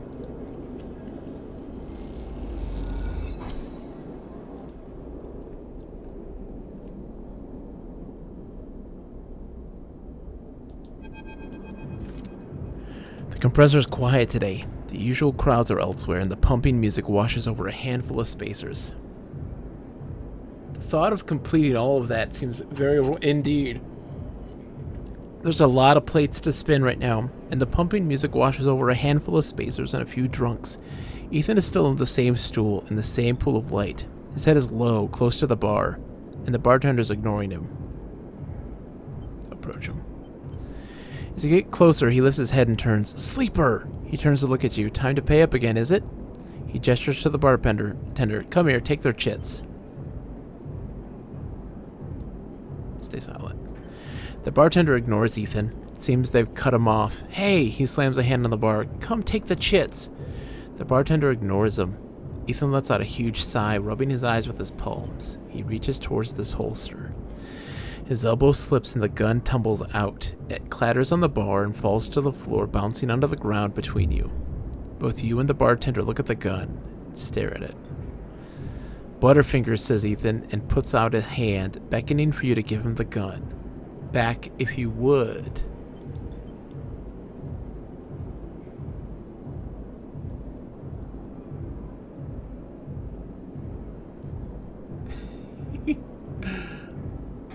I love the emote there. The clown emote? That's nice. I dig it. I don't know what to do here. Point the gun at Ethan. Hand the gun. Oh my god.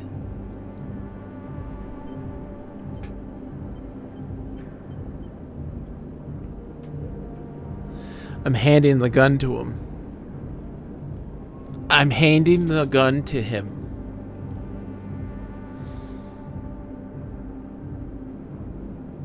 Please don't be a mistake. You slap the handle of the gun back in Ethan's hand. Thank you, he hisses. Now where was I? He lazily swings the gun past you and the bartender. Yes, leaving, he stands. Sleeper, while this has been fun, I think I've wrung every last drop out of this place. Time to go home. He waggles the gun towards the door. Let's go to SNR. I'm staying. Ethan brings his gun hand to his face and rubs his eye. Well, he says, the bounty pays half, but... He levels the gun. Up to you, and he pulls the trigger. The gun clicks. By now, all the attention in the bar is on you and Ethan, who looks at his gun with a bemused expression. The bartender raises an open hand, and in it are 10 shiny bullets. 10 shiny bullets he took out of Ethan's gun while he was asleep on the bar. Ethan smiles at him. Oh well, he says, and hits you in the head with the butt of the gun. You stagger back and drop to a knee. Somewhere nearby, the gun clatters onto a surface. The hit, a glancing blow that makes your vision swim. Through the blur, you see Ethan wrestle a small, thin slate from his belt and hold it up. Enough of this, I'm logging the job and calling it in. Ethan taps at the slate. No more playing. Your head aches. Ethan taps through a few screens impatiently. He swears and taps again. He starts shouting, a dull echo to your ringing ears. He starts screaming at the slate and throws it across the bar. He crouches down and grabs you by the chin, his face close, his breath heavy with drink. SNRP just screwed me, he grins maniacally. They canceled the contract. He stands up. They canceled the contract. He shouts at the ceiling of the compressor. You stand up, struggling to your feet, the sting of the hit fading. Ethan is rubbing his temples, his face pale. You hear a clicking sound like coins being counted, like bullets being loaded into a magazine. His breath heavy with Mr. Pibb. Look at him. He is not a Mr. Pibb drinker. He's not a Dr. Pepper either. He's there's another off-brand. It's like Dr. Fart or something ridiculous, like Dr. Quark. He's a Pibb man. You Pibb, bro? Hey, bro. Do you Pibb? Dr. Pop. Thank you, Nate Wilkie. He's a Dr. Pop kind of guy. That's what he is. Big K, Dr. Pop. You know what's up. When you shake off the last of the blur, the bartender has Ethan's pistol trained on Ethan's head. Ethan stumbles back towards the middle of the room, all eyes trained on him.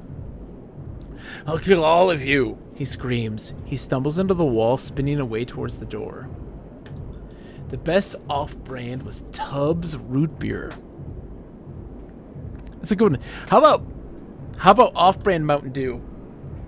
The best one ever. Mountain Holla. It's Mountain Holla. It's delightful. It's got a big mountain screaming with sunglasses. I'll be back for that, he shouts at the bartender and lunges out of the compressor. You steady yourself on the bar and catch your breath. The rumble of conversation returns. The bartender goes to say something, but then thinks better of it and begins to clean the bar. After a while, you wander out into the light of the bright market, looking for Ethan around every corner. 2, 4, 6, 8. Jeez. He may be disarmed, but you haven't seen the last of him. Alright. So, I've got some stuff. We have to spend money to get across. Let's... Yeah.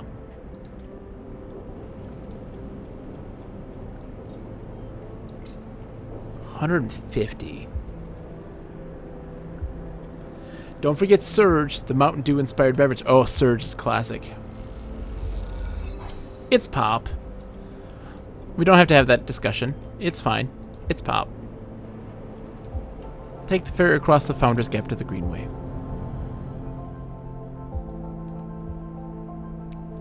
Overgrown biosphere.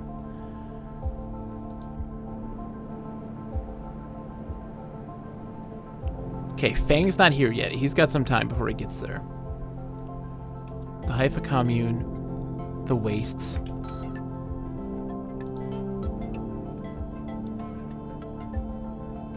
Gather scrap. You need a special thing for that. Surge is back. Oh man. Yeah, Hesh. Surge vending machines in our high school? Absolutely. 100%. Absolutely. The Haifa commune. Work the grow beds. Work the canteen.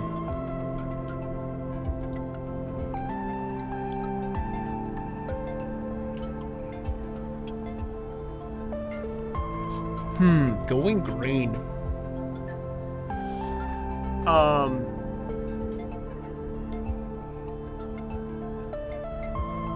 Yeah, this is what's gonna get us the mushrooms. Doing this one.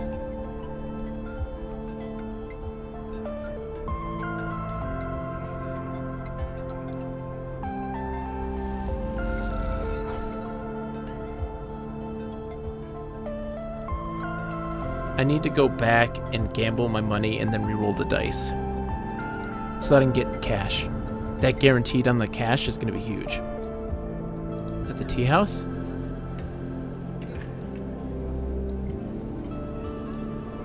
Get 32 cryo for it.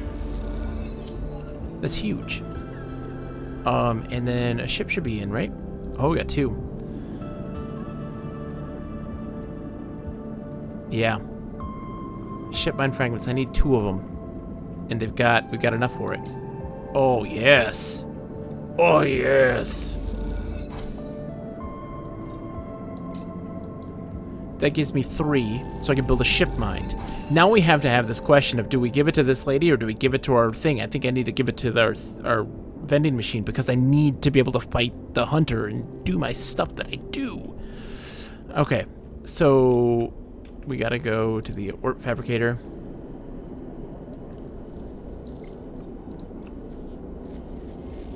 I used to sell energy drinks out of the back of my car in high school. Yeah, there used to be ones you could do for like for fundraisers and stuff, right? It's wild. I built a ship mine with fragments. So I've got just one right now.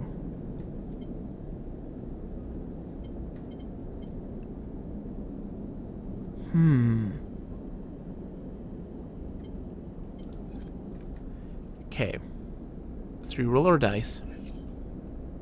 Oh, the dice roll couldn't be better. Go into the sealed dock.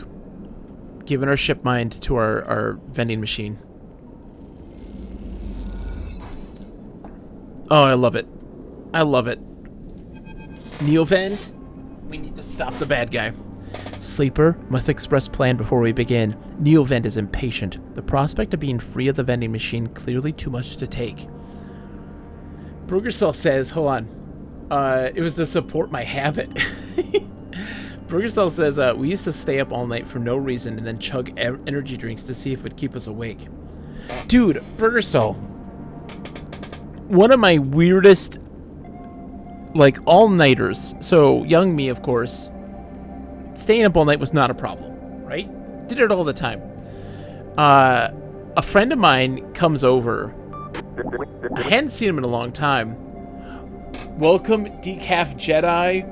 Welcome, Raiders. Holy smokes. Shout out to Decaf Jedi. What were you playing tonight? Welcome, everybody. Greetings. You guys came at a perfect time, by the way. We're about to put a sentient vending machine into a little mini computer. Oh, yes, it is a vending machine. Decaf Jedi, it's a vending machine, but not only is it a vending machine, it is a sentient vending machine. And, oh my gosh. Oh, the Neovend 33. It's fantastic. There's a better screenshot here. I'll just open screen. You came at a perfect time. Did you see this vending machine? You're like, oh, vending machine, I have to go raid.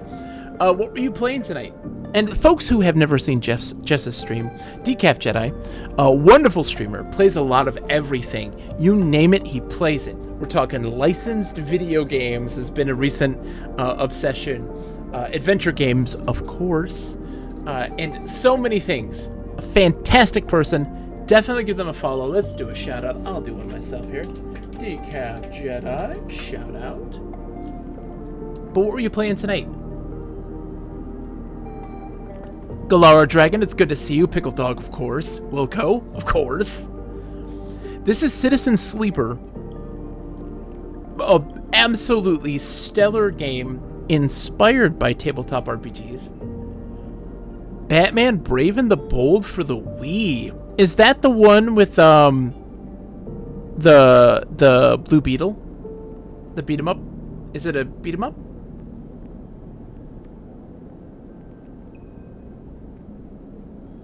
I believe that one is pretty good. People discredit a lot of the games for the Wii, and they're all pretty decent games. It's a beat 'em up, but no Beetle yet. Okay. There's one with the Blue Beetles involved in this. And I think that's the one. I'm not entirely sure. But yeah, that's actually a really good game. Licensed Wii game, and it's good. What is this, man? Dude, Pickle Dog, so many good ones. So many good ones. Trust me. But let's talk to the Neovend 33, because what's happening is we are a sentient synthetic being. We had signed a contract to upload our consciousness into an immortal shell to work a lifetime of servitude for corporations. We wanted to get out. We escaped, but we are constantly degrading, and we need to find materials to keep ourselves alive. On this space station that we are taking refuge in, and there's all these people that we're building relationships with, working jobs to make money, to pay for the materials that we need, working clandestine stuff to help overthrow evil corporate people, avoiding the bounty hunter that's trying to turn us in. There's so many things happening. Burgerstell says I'm also constantly degrading. But no, for real. So this game is absolutely, and so what happens is, based on the stability of your body, you get a certain amount of dice, and those determine the percentage chance of success in doing these particular actions. And you get stats that can increase and decrease your chances. There's a whole lot of plot points and threads interweaved in such fascinating and interesting ways, and we're a busy bee. We're not want for any activity. We have so much to do. Sleeper must express plan before we begin. Neovent is impatient. The prospect of being free of the vending machine clearly too much to take. Ship mind has no output features. Whoa, thank you. Whoa, hello, AVG Goon. Hold on, you've gone by a different name before. Who is this? 6 months? What was the name before this? AVG Goon. Thank you so much for the subscription, my friend. A name change has happened. Bah! A name change has happened because I do not recognize this name. I may be completely off.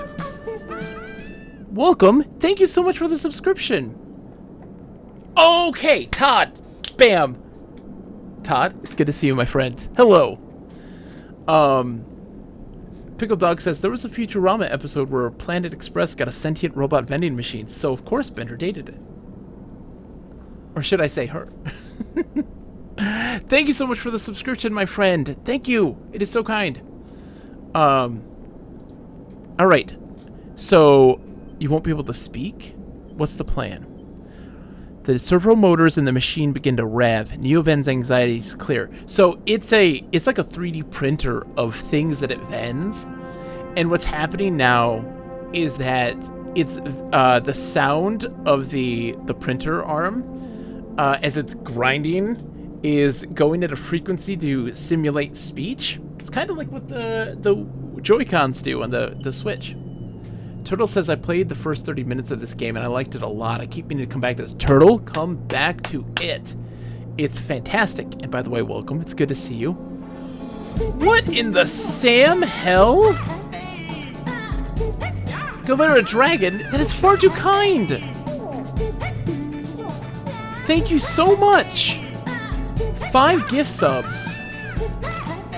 Dude, you did not have to do that. That is far too kind. Thank you so much. Hesh is throwing in bits. What if we made the train go? To humor. I'm gonna break this glass into the fireplace. Throwing it in. That is too kind of you. Thank you so much. You did not have to. That is way too nice. Burger Stall got a sub from that. Burger Stall, you know what that means. Burger Stall, you know what that means. You gotta throw some twerking Bob emotes on there. Need to throw some. Pickle Dog, thank you so much for the bits. You guys are far too kind. Listen, you have no idea how much of a difficult month I have gone through. Turtle Tomorrow, thank you so much for the sub, dude. Hesh, thank you. No, you listen to me. We're gonna hear this song and dance for a while. Burger Stall, please use those emotes. That I love the twerking Bob very much so. It has been a hellacious series of months, and so that is far too kind. The fact that anyone would ever do such a thing, it means the world to me. So thank you so much for the subs and the bits. Please let's let Neovent's anxiety clear so that we can get a plan to stop this rogue computer program from deleting all sentient AIs. Oh, my goodness. I'm gonna hear this all day. The song is so long. I'm so sorry. I'm sorry for the song. It's so long. Woo! The wrestling hype, I love it so much. You're here for the song. Thank you, Burger Stall. First, imprint the ship mind. Then we must slot the imprinted ship mind into physical ports close to hunter nests. Once slotted, we'll track hunter at each. Tracking will find core nest. Slot ship mind at the core nest. Show hunter data to hunter. Hunter will conclude sentience. Hunter will invoke killer. And killer sounds simple. The lights on the vending machine cycle as the event. Ah! It just finally got the Hesh's bits from the first time. The lights on the vending machine cycle as Neovend prepares. Physical ports likely sealed in old station. Will need keys, but yes, simple. I have keys. The vending machine rocks a little. Any questions before imprinting? That's it. Let's start. Oh, dude, getting some dancing, some Blanca dancing. Got some Dulcine dancing. Oh, Burger Style, those are beautiful ooze.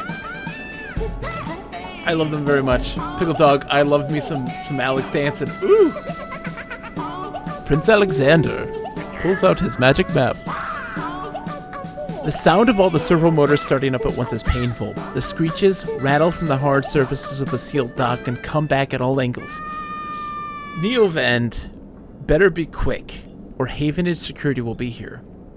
Neovend's voice appears.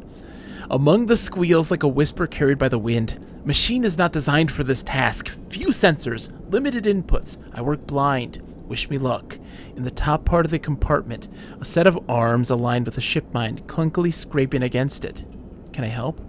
Silence best. Also, if machine ignite, put out fire.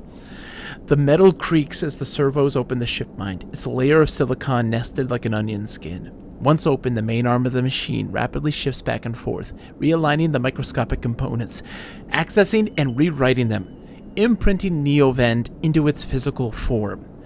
As you watch the hypnotic motion, your mind drifts to your own creation. What processes were used to emulate your mind, to copy the neural structure of that person who, as far as you know, still sleeps in some distant facility? What was lost? In what ways are you a copy of that person, and in what ways are you something new? You know this much. You are a convenient loophole, a way of circumnavigating the illegality of sentient AI. After all, you are an emulation, not a true digital being. You are neurologically limited, still human. But what would you become if you could escape this frame? Where then would the limits lie? The screeching stops. The machine powers down, dropping the bay into darkness. In the top compartment, the ship mind is whole again. You reach up and take it down, heavy and cold to the touch. So what it was a sentient AI that existed during the collapse of the station from its original owners. And in order to escape this program that would hunt down sentient AIs and then call a virus, destruction software to kill all of them, it decided to put itself into this vending machine to survive. And it was very limited in its capabilities and became very hindered because of it. And we're about to fix it. Is Neovend inside this thing, or did the process fail? There's only one way to know. Time to find a nest and slot them in. This is going to be interesting. We got another upgrade point. We got 2. Okay. I want to save it. For a +2. You've received a level 2 hype train emote. Thank you guys so much for that. It's way too kind. It means the world. I need just one key. I've got a key. So we're getting into the server unit. Conductor, choo-choo! Galera Dragon conducting the train off into the ether. All right. So once we've done that now, hack the tangled nest. One of 3 nests that once slotted with the Neovend's ship mind. Okay. So that's 1 nest down.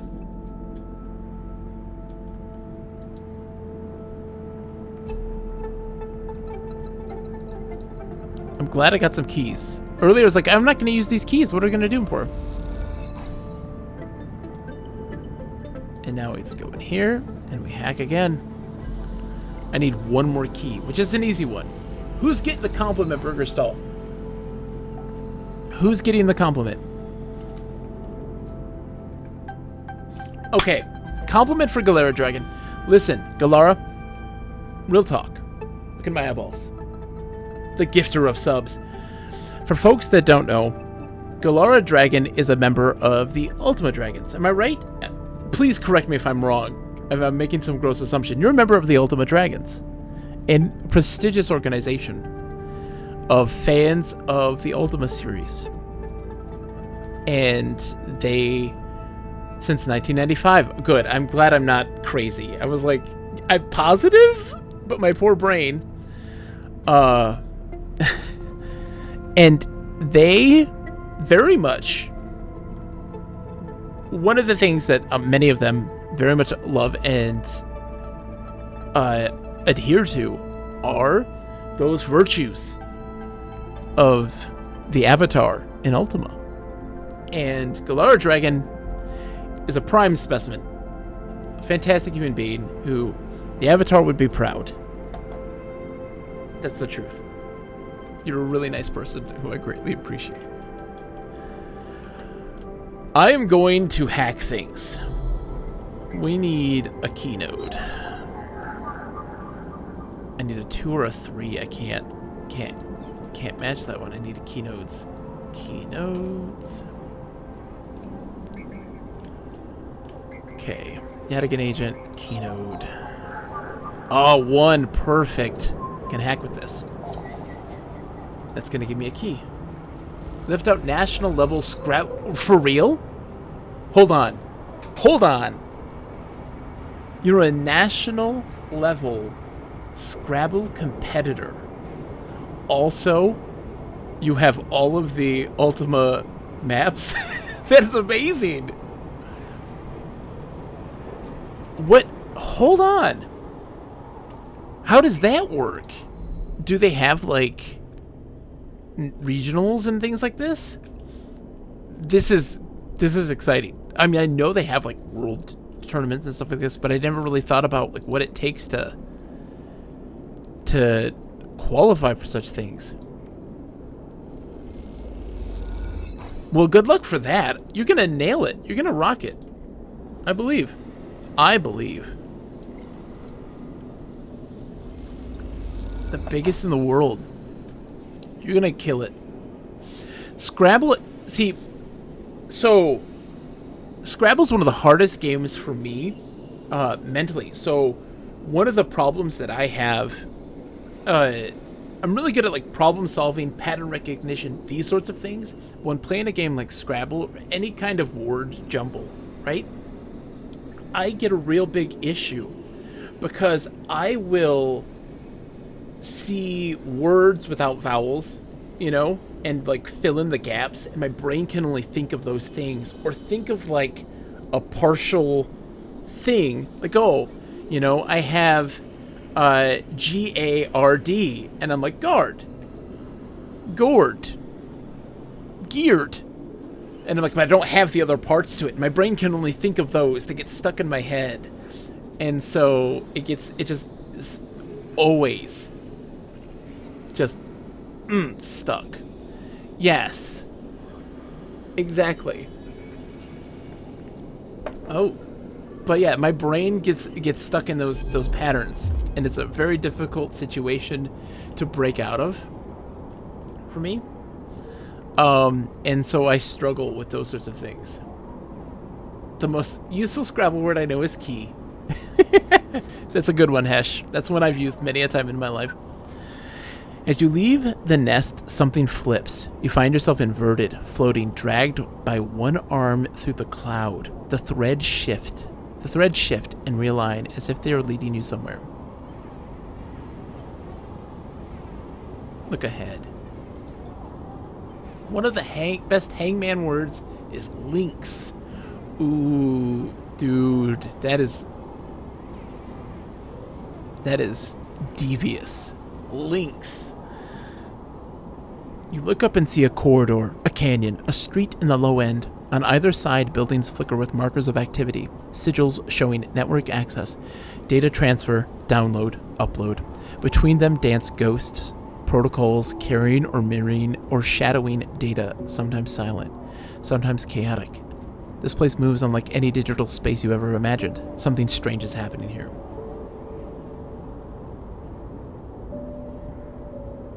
it's a game that has no constrained set of rules. Oh, Hangman? I used to play a lot of Hangman on my old computer dictionary as a kid because it had like the little stick figure and everything, and it had little sounds that would play. I spent so much time playing with that thing. You look down, expecting to see the heavy cylinder of the ship mind in your hand, but in its place is an orrery. A sphere so bright it burns your eyes is surrounded by rings and orbits, other spheres tracing silken lines through space.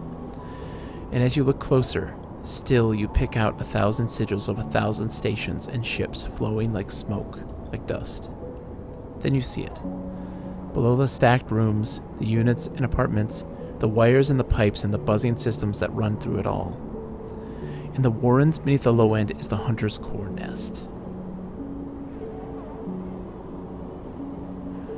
Galara says, I remember in 6th grade I played Hangman with 2 friends. They got so offended because my word was obese, and they did not know it. Oh my gosh. And that's a tough one, too. That's a tough one for people to kind of suss out. You have these 2 E's, because you're going to probably pick E pretty early on, it being like the most common letter, and like that stuff, but then an O at the start. Like they'd be like, I have no idea. This is where you must go. Thank you, Wilco, for dropping in the Discord. Thank you. I will have to look at it for sure. RSTLNE are the go-tos, thanks to Wheel of Fortune. Indeed. We're going to the nest.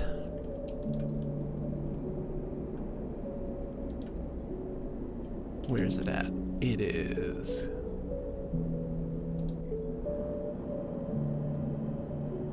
No, it's gonna be down here.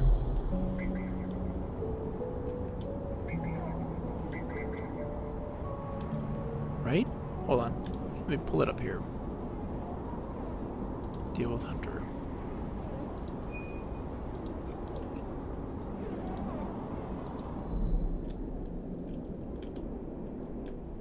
Here it is.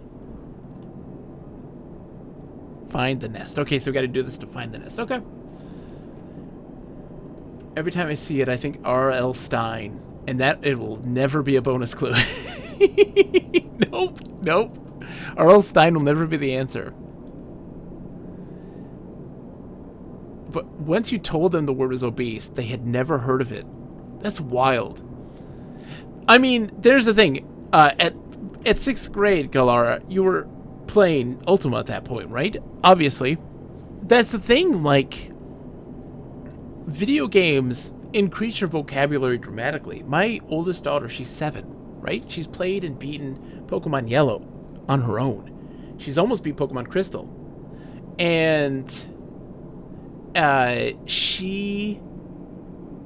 her vocabulary and her ability to like just cognitively express herself with words is just shoot through the roof.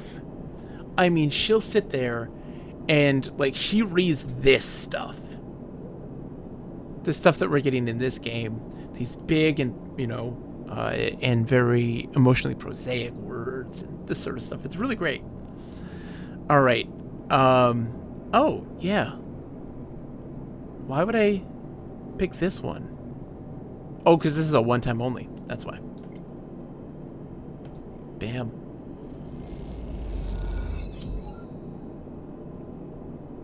And then this guy here.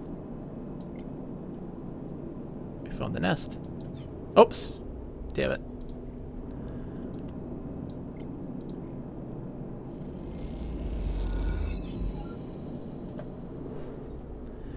My toddler was playing Super Monaco GP for Sega Genesis the other night. Oh, dude, Burger Stall. Super Monaco GP is great.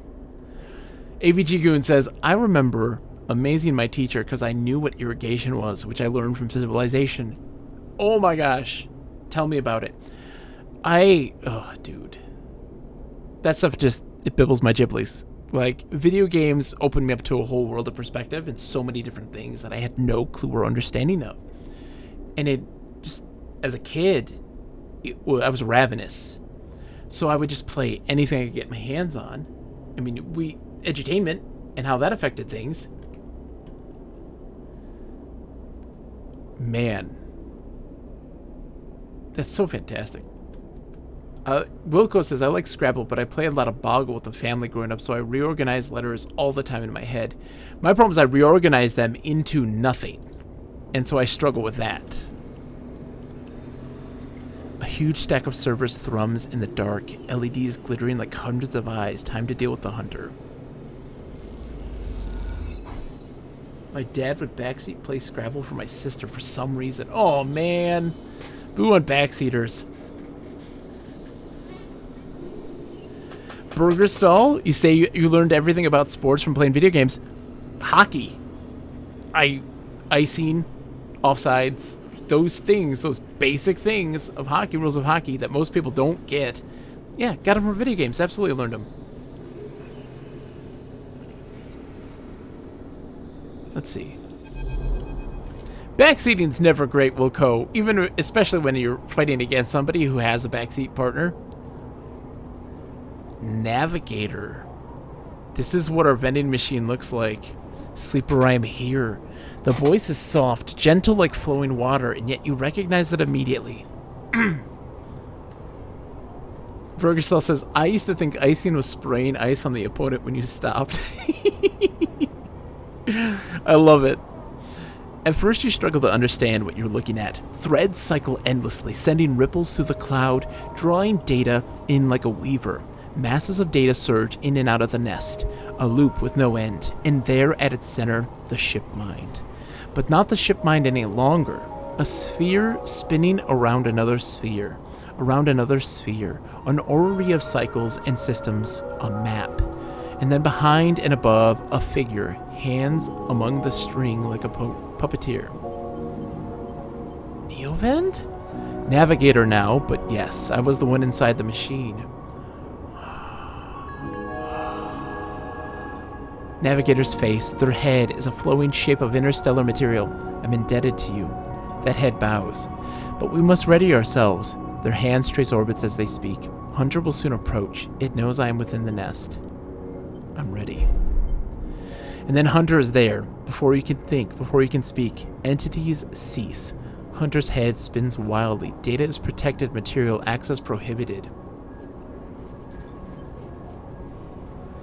Hunter's threads surge for you, and Navigator, a storm of fine tentacles searching for gaps, weaknesses, cracks, which they can crowd into and tear apart. Strike. You focus a blade of light which slices through them, driven forward by your mind, but replacements keep coming. Faster than you can react, you look to Navigator in desperation. Navigator is whirling their arms like a centrifuge, and a sphere is gathering there. Data feeding into it from the nest, sucked together by the force. They position it like a shield between them and the threads. Hunter's threads break its surface, seeking, tasting, their winding forms refracted within. You feel a surge pass through all the threads, not just those in the sphere, but those wrapped around you. All three of you hang in the black together for a moment, strung together like tangled marionettes. Identifying entity. Identifying entity. Identifying entity. Hunter twitches, their strange head gently rotating like a terrible moon. Hunter protocol identified. Obsessive tendencies. Modified routines. Above baseline reasoning in 3 of 5 segmentations. Recommend invoke killer. The head freezes and then rotates in the opposite direction. Have a good night, Burger Stall. Hunter's just about to die. Invoking killer would eliminate protocol. If protocol eliminated, primary function cannot be performed, therefore recommended do not invoke killer. The switch in direction again. Reasoning proves sentience. Sentience beyond legal bounds must be eliminated. Recommend invoke. Navigator pulls you away from Hunter, the threads that grabbed you drifting away like seaweed. The protocol's head keeps spinning, back and forth with increasing frequency. Rest well, Burgerstall. Thank you so much for coming in and hanging out. I'm so glad to see you again. I'm so glad to be back streaming, and I missed you dramatically.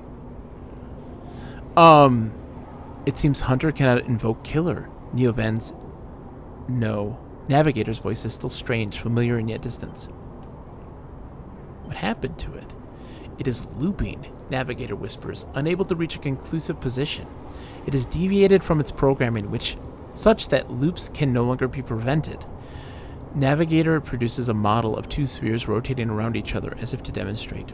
I'll monitor it, but it is unlikely to be able to counter the loop. Its core programming and reasoning make this an impossible position to resolve.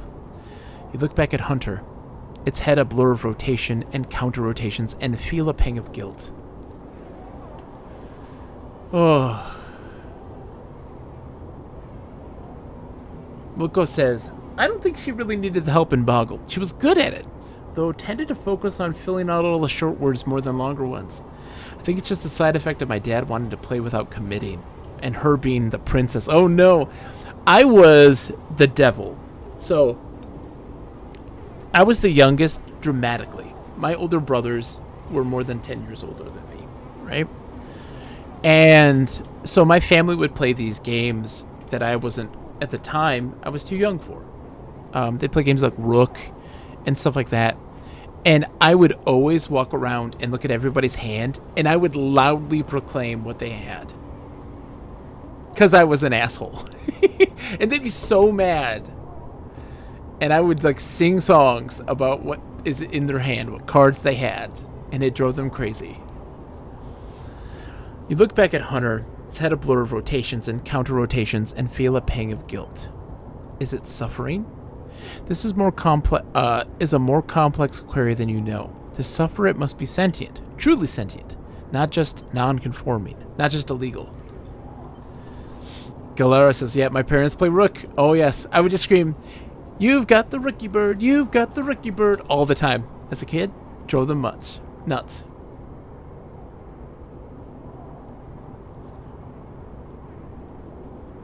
Wilco, yeah, no one cared at the time.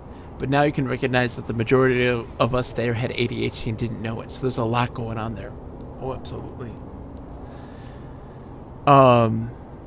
So let's see. The limits people place on the programs they create are there to comfort, to protect, to imply the kind of certainty the law requires. Navigator's face shimmers with starlight, but in reality they are placebos for the problem of sentience. What about you? Me? I know myself to be conscious. I know myself to respond to stimulus. I know myself to reason. That is either sentience or the illusion of sentience, and for me, the entity in question, the distinction becomes a moot point.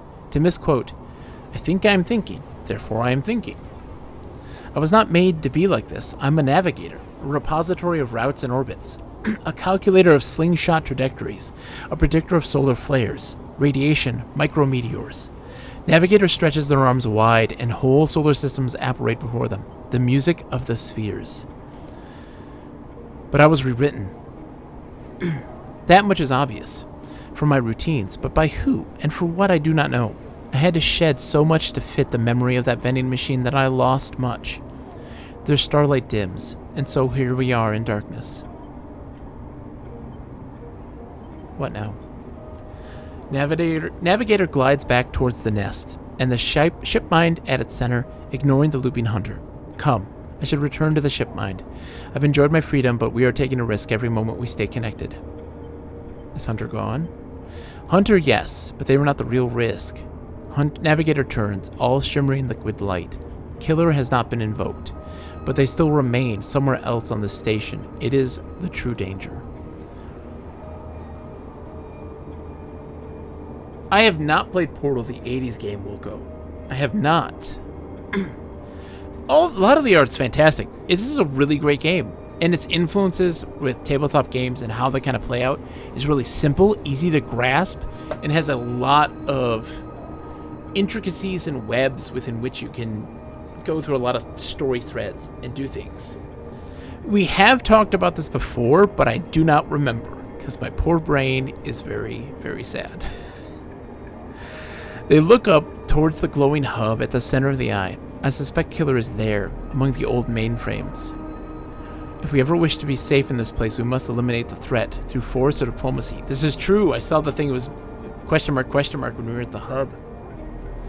Their body begins to separate, unwinding into the orb of the ship mind. Take me there, Sleeper. We'll finish this and be free. That's right. That's right. Wilco, I have written down Portal 1,000 times on every piece of paper I know. And I will write it down again. Because I really want to play that. I got to play that with Nick. You know, I need to play that with Nick. Nick would dig that, I think, a lot. Maybe after we suffer through Hitchhiker's Guide to the Galaxy. Which, by the way, that is on a list of the top like 50 text adventure games. I'm sorry. Hitchhiker's Guide to the Galaxy is one of the worst text adventure games I've played. We're gonna beat it, but it's one of the worst that I have played. For me. It's frustrating. It's like talking to an alien. It's like talking to an alien. It does not understand me. We do not understand it. Oh, that game. As Navigator dissolves, you turn back. It was amazing at the time. I get it. But I prefer... Oh. I prefer the basics. I'm worried if the future Infocom games follow this thread of Hitchhiker's Guide to the Galaxy and how it presents narrative. If it continues that path, I'm going to dislike the games that come after. If they still stick to the basics of a game like Enchanter or Zork 2, and even the investigation stuff of Deadline, like, and Planetfall, like, I'll be happy. I'll be good. But if they continue the route of this very linear, very specific narrative thing, it's going to be difficult. And that's why I also wanted to play... Sorry, I'm not on a tangent. This is why I wanted to play Infocom games chronologically. Because I want to see how it evolves, how it improves, how it changes, how they fork into different directions. I think that that's incredibly vital to understanding the genre in general, as well as the history of game design from Infocom's perspective. Interesting. It commits so many crimes, Hesh. So many also unnecessary crimes. Like, there's an exit to the port, and you go port, and it's like, you can't go that way. And then you go south, and it's like, yeah, we lied about the exit to port. It's like, what are you doing? What are you doing? What are you doing, game? Anyways, as Navigator dissolves, you turn back to the frozen hunter floating at some distance now, stood straight-legged and static, a strange creature looping endlessly in the dark. We've got 3.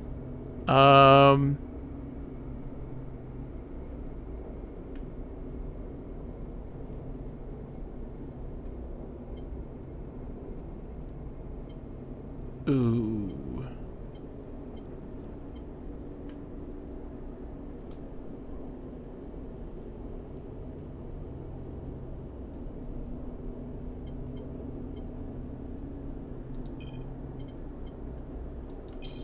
I'm getting rid of my -1 because that has hurt a lot in a lot of situations.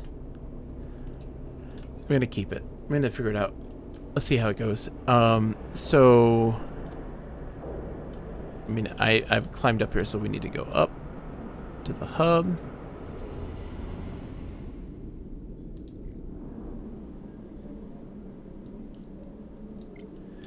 Yep, the A1 mainframe is now mostly disused. Havenage having set up their own master controllers, Navigator thinks Killer's hiding there.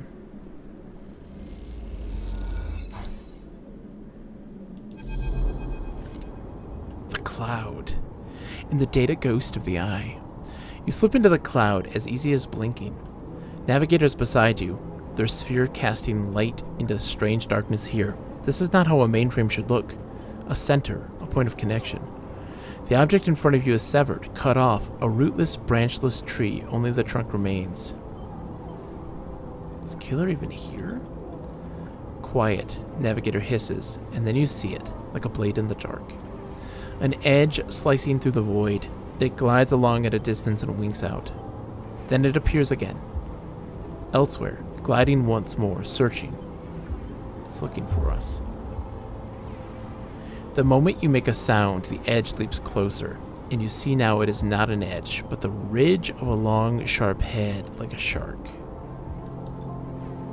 It glides past, closer now, and you see into the void of where its eyes should be. You and Navigator exchange looks, both thinking the same thing. It is blind. Killer crosses between you two, smooth as a razor, then disappears. It flickers back in, further away now, and you move close to Navigator to talk. You saw it too then. Killer has been blinded. We need to be careful. Correct. The protocol is clearly operating outside established limits. It may be unpredictable.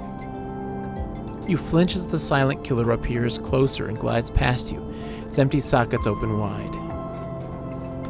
Okay, fine. Yeah. You turn to Navigator and notice something strange. The orrery of spheres is collapsing. The orbits, usually round and even, are decaying. The spheres are following spiral paths, condensing on a central point. Navigator is noticing it too. They go to shift their position, to better direct the spheres, but they cannot. Whatever is drawing the orrery together is holding them in place. They look at you suddenly desperate, frantic. It's a trap. You go to speak, but Killer appears between the two of you, gliding through the gap. Navigator freezes, and you see them framed in the empty socket.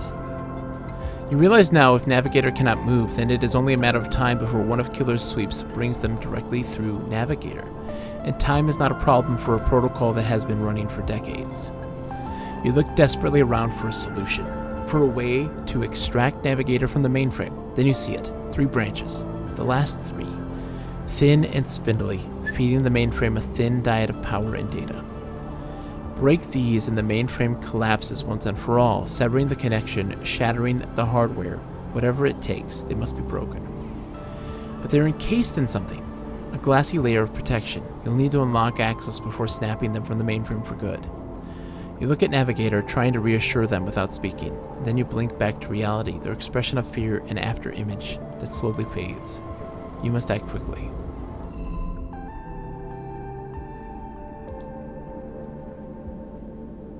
Okay. So I need 3 keys. 3 keys in general, okay. Is there a timer to it? No. Okay.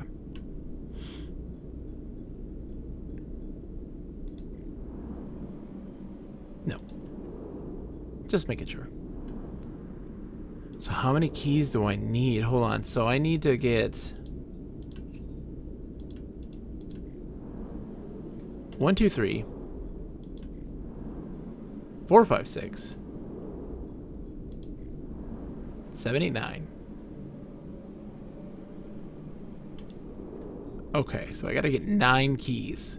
Jesus. That's not a lot of time. Ladybugs at the Ladybug Picnic. 1, 2, 3, 4, 5, 6, 7, 8, 9, 10, 11, 12. Ladybugs at the Ladybug Picnic. Okay. Looking at all my stuff. So I bought all the things I can there. It's time to sleep. Oh boy.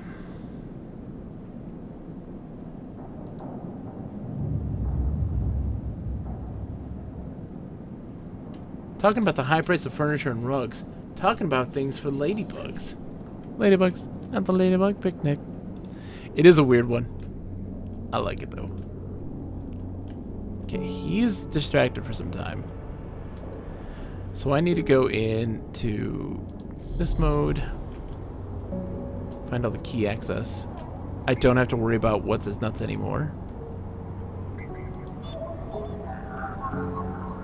2.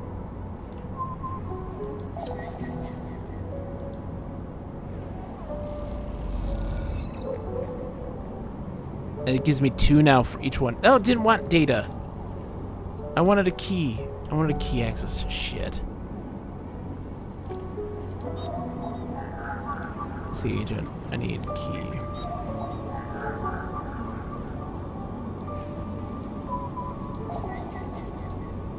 But it gives me 2 keys, I think, for 1. Right? No, it's only 1. Oh, shit. Alright,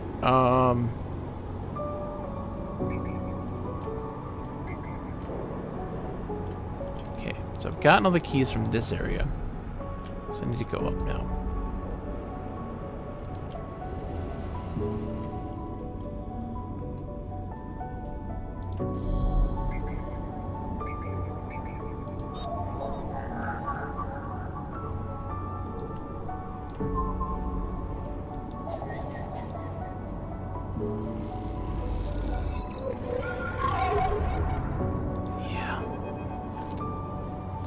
A glint, like a light traveling along the edge of a wave, fills your eyes. Then the blades follow, a long head with 2 dead sockets slipping toward you in silence. You freeze, hoping it will pass you by, hoping that it will not simply slice through you like air. The blade head nears, slides past you almost. It nicks you, grazes you. You're desperate to cry out, to call out. But you hold your silence and simply watch the blind eyes of the killer glide past, empty of all thought. Then the blade winks into the dark and you are alone again. Now you cry out. Oh boy. Can't get access to that one. Alright, so now we gotta go back down. Oops.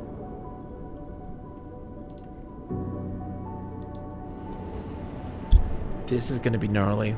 I need to buy food.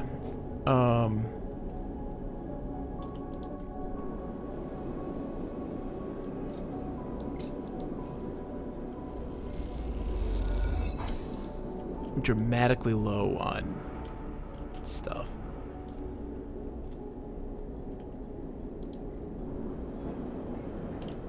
Okay.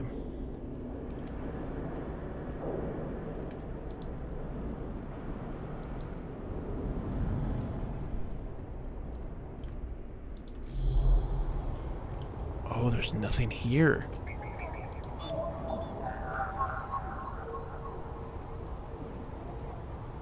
Completely locked down. So I can't save my dude right now. 2 more things before we continue that.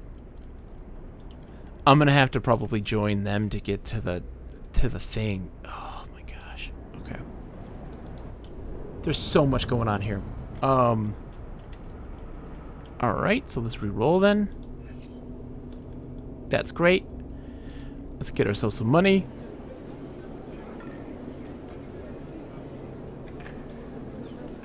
This is on 50-50. Let's do it.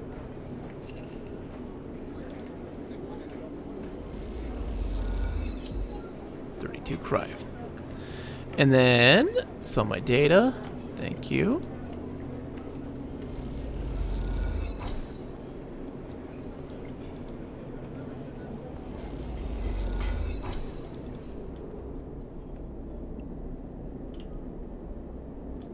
Now, questions. I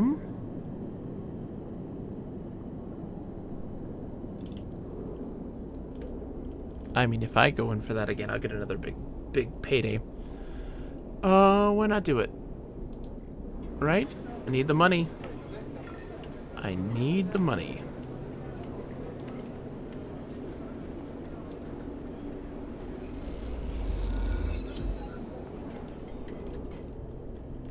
So much money. All right. So now we sleep again.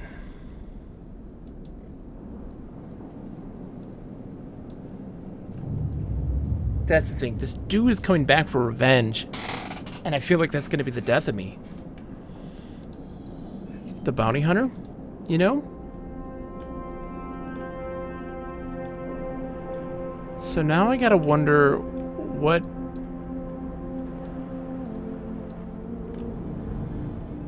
Can't get access to the stuff.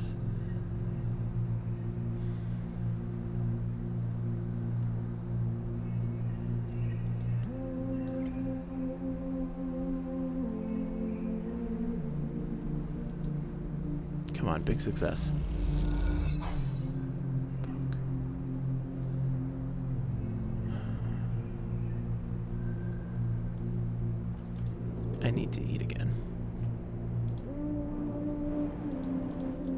This is, oh boy.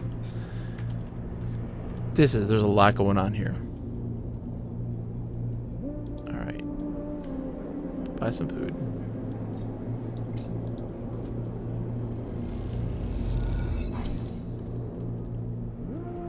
Mapping out the greenway.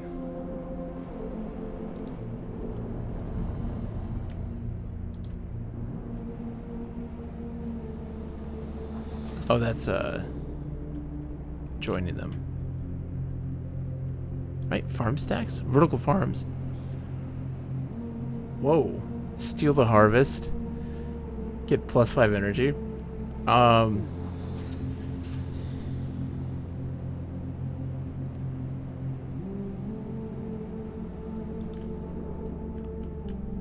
not gonna do that just yet. Let's keep exploring the greenway.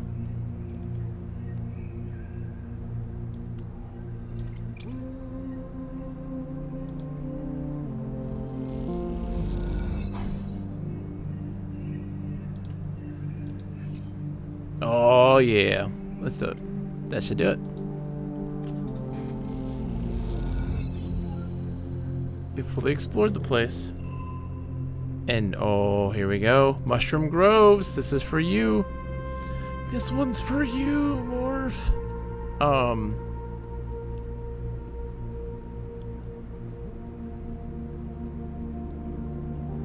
Well, oh, that gives me a condition. That increases my condition if I succeed. Whoa. 2 growth spores. That's what I need, right? No, I need your roll caps. What are growth spores?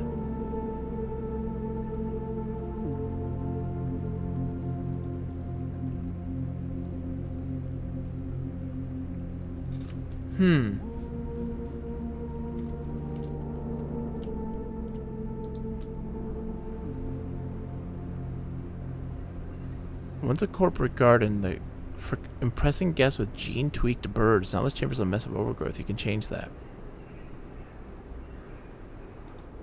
Turn it into a garden.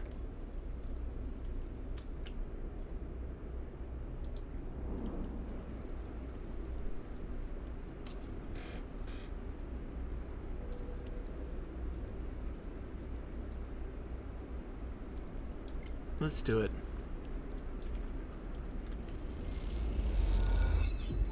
Think you can get it inside mine? Think you can get it inside mine? Okay.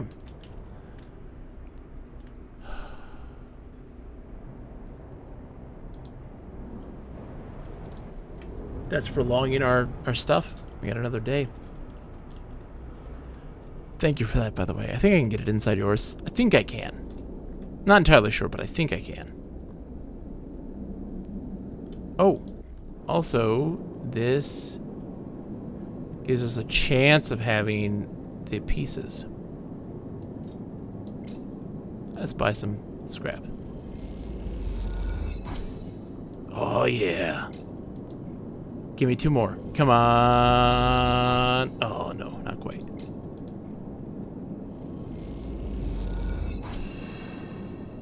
Did I get it? Oh, no, I didn't get another one. Random scrap item. Let's sell the scrap.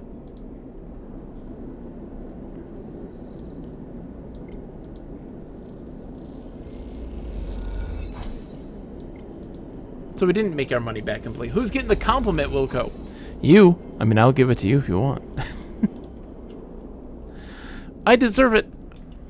Okay. So this is the tough part. Complimenting yourself is difficult.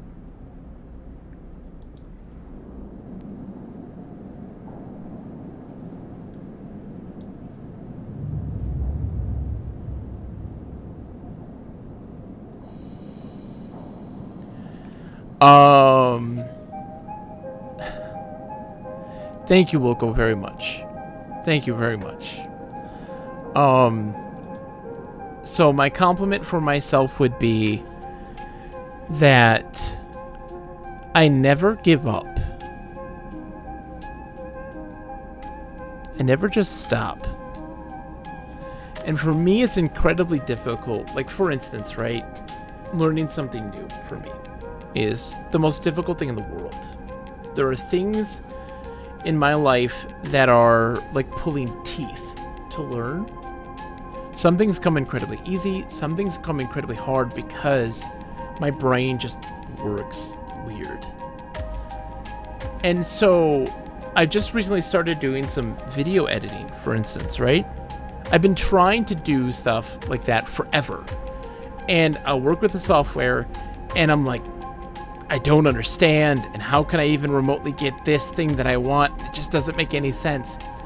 And then, like, I've been doing that for 10, 15 years of, like, always constantly coming back to this and constantly trying and being like, I don't understand even remotely, and how can I even possibly grasp this thing? And then, just like a couple weeks ago, me attempting again, and all of it being like, this was the easiest thing in the world. Why was this so hard for me? Why was this so hard for my brain? It was incredibly easy. I don't understand why it was so difficult for me. And so, like, why all of a sudden does it click? It's weird. It doesn't make any sense. It's a thing that we constantly struggle with. Tenacity is good. And thank you, Wilco. You're far too kind for the compliment. You're far too kind. So, I need... Is this... The security still around? Okay.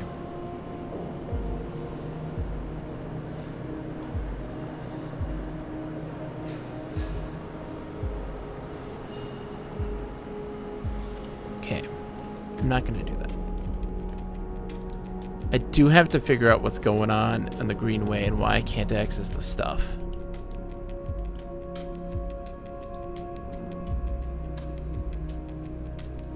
I guess I'll pop this into the growth spores then.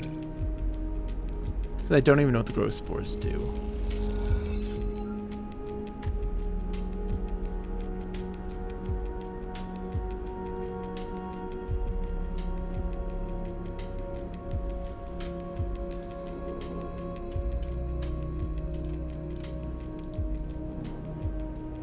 Okay.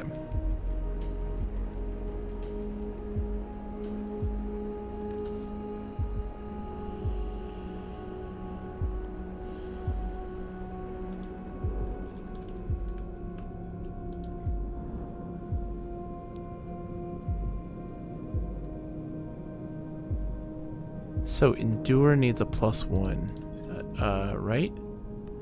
Endure.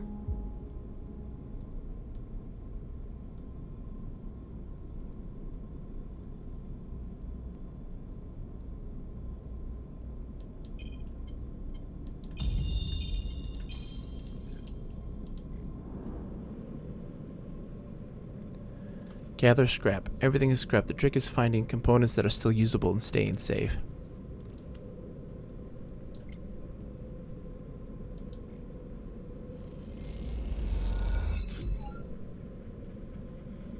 Scrap components.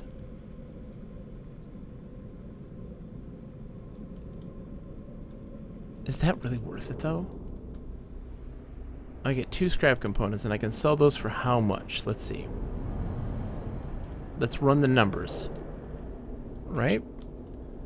2 scrap components I can sell for a whopping 24 cryo. Or I can gamble and get 36. So it's not enough. It's not enough to be worth it. I can gamble and make a whole bunch more.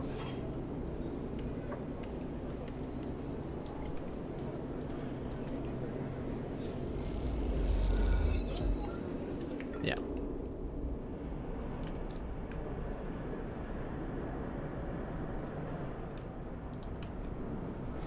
I guess I work to join Haifa then, right? I can farm here.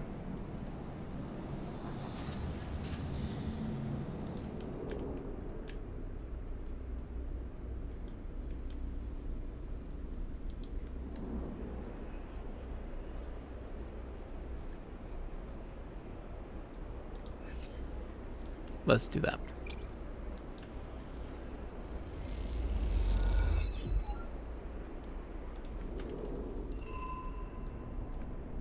New drive discovered. Yep. Interesting, man. This game's crazy. Thank you, Wilco, for having me compliment myself. It's not easy to do. So I appreciate it immensely. Ooh. Ooh.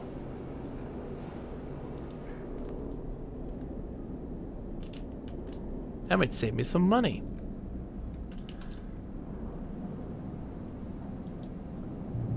Oh, there's a thing there. I don't know what that was, but it give me a plus. I got a +1 for something.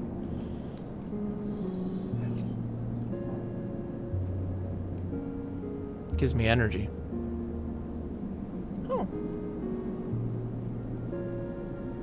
That's nice.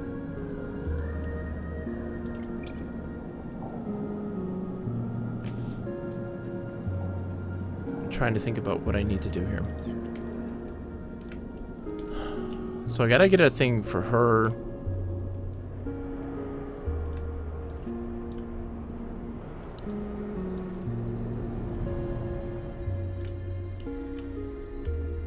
One more turn and he's ready. I mean, let's join the Haiku commune. Right? See what we get for doing this. Oh, I also got +2 energy for that? Did I really get +2 energy?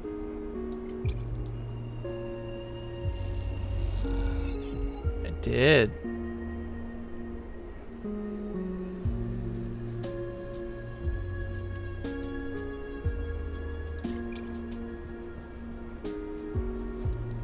I might reroll.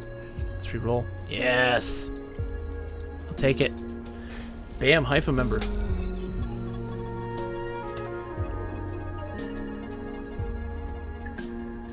Commune sleeping quarters. The communist noun. Someone who joins a commune.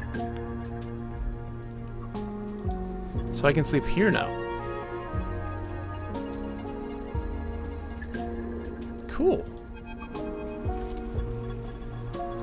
You head down into the Haiku compound, following a blue painted line that is labeled laboratories.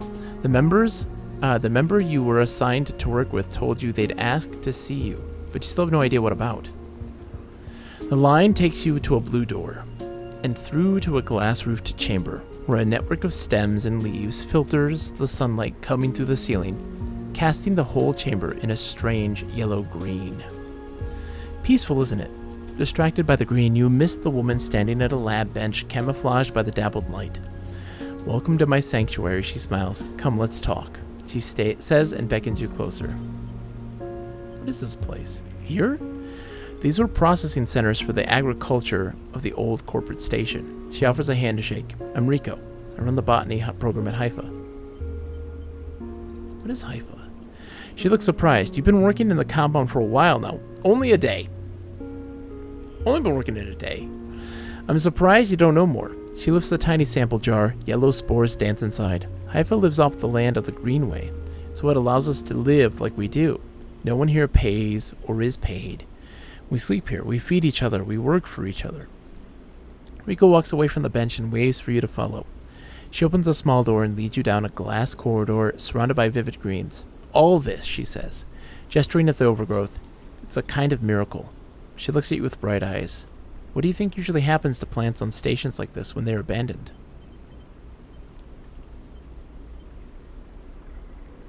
They die? Eventually, yes. They cannot live without intervention. She leads you left at a crossroads, but here they endured. She smiles to herself. Actually, no, they thrived. You look at the bright tendrils wrapping around the metal frames of the corridors. They look dominant, strong, like they're taking control of the place. Rico continues. Of course, Solheim tried to create a stable biosphere here, patchworking the surface with gardens and algae tanks that feed into a network of microbial reclamation systems. But the Greenway was always envisioned as extractive, a place from which the harvest is removed and sold to those living on the station, not a closed loop. For this reason, when the collapse came, the Greenway should have gone with it. Earl himself was so convinced of it that his first colony never even came here to try to reclaim it. The Eye instead relied on outside favors and influences, shipments from the inner system, and small-scale agriculture systems like kelp and fungal farm stacks. And yet here we are, among growth and decay, a biosphere flourishing. When Haifa came here, we expected to find only vacuum-dried stalks and leaves, and perhaps some fungal colonies hidden in the mulch. But we found a jungle. With this, Rico hits a button on the wall and leads you through a large pair of double doors into a huge, impossible chamber. It is every kind of green, from the pale algae tanks to the dark vines that surround them. It is wet, too, a rarity on the eye. Condensation clouds the light from the high glass roof and gathers on the shiny broad leaves of shrubs. How? That is exactly our question. Rico turns to you, visibly excited by the room you both stand in. It doesn't make sense. But in many ways the system has stabilized. Unlike the farm stacks closer to the gap, who need input to support their meager output, this place runs itself. Perhaps Solheim managed something new here. Perhaps they tweaked the plants, or built new systems buried deep below us. Perhaps their collapse caused some fortunate cascade, an unlikely chemical reaction within the biosphere. That's what I'd like you to help me find out. She turns to you, her forehead wet with dew. Me? Yes, you. Rico sits on a railing. These halls run deep, sleeper, and I'm getting old. She stamps her foot on the metal gradient of the walkway. Whatever is causing this, it's to be found in the groves, deep in the greenway. Haifa won't spare anyone for an expedition. It's too dangerous and unnecessary, they say. I can make the case, but I can't get the votes. You sleepers are hardy beings, I know that much, and you can speak to the eye, uncover its secrets in ways I never can. She holds out an arm so you can help her stand. Bring me samples, spores, seeds, and blooms. I can grow them in the lab and study them. The deeper they are found, the better. I'll try. Thank you, she smiles, and thank you for listening. Rico leads you back out of the huge chamber and up through the passages. She's a little slower now and stumbles on the steps. You help her where you can. It's good to have new blood in the commune, she says. Many of us have been here a long time and few come through. She settles back at her bench in the lab, stretching her legs. You go to leave. Come back if you find something, sleeper, she calls. There are discoveries to be made. And you follow the blue line back up out of the compound, all the time thinking of that impossible magical green. 100% will go. So much so. Ooh, I got spores to deliver.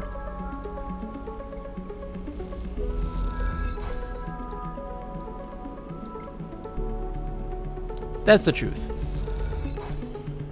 The Palladium books, yeah. 100%. 100%.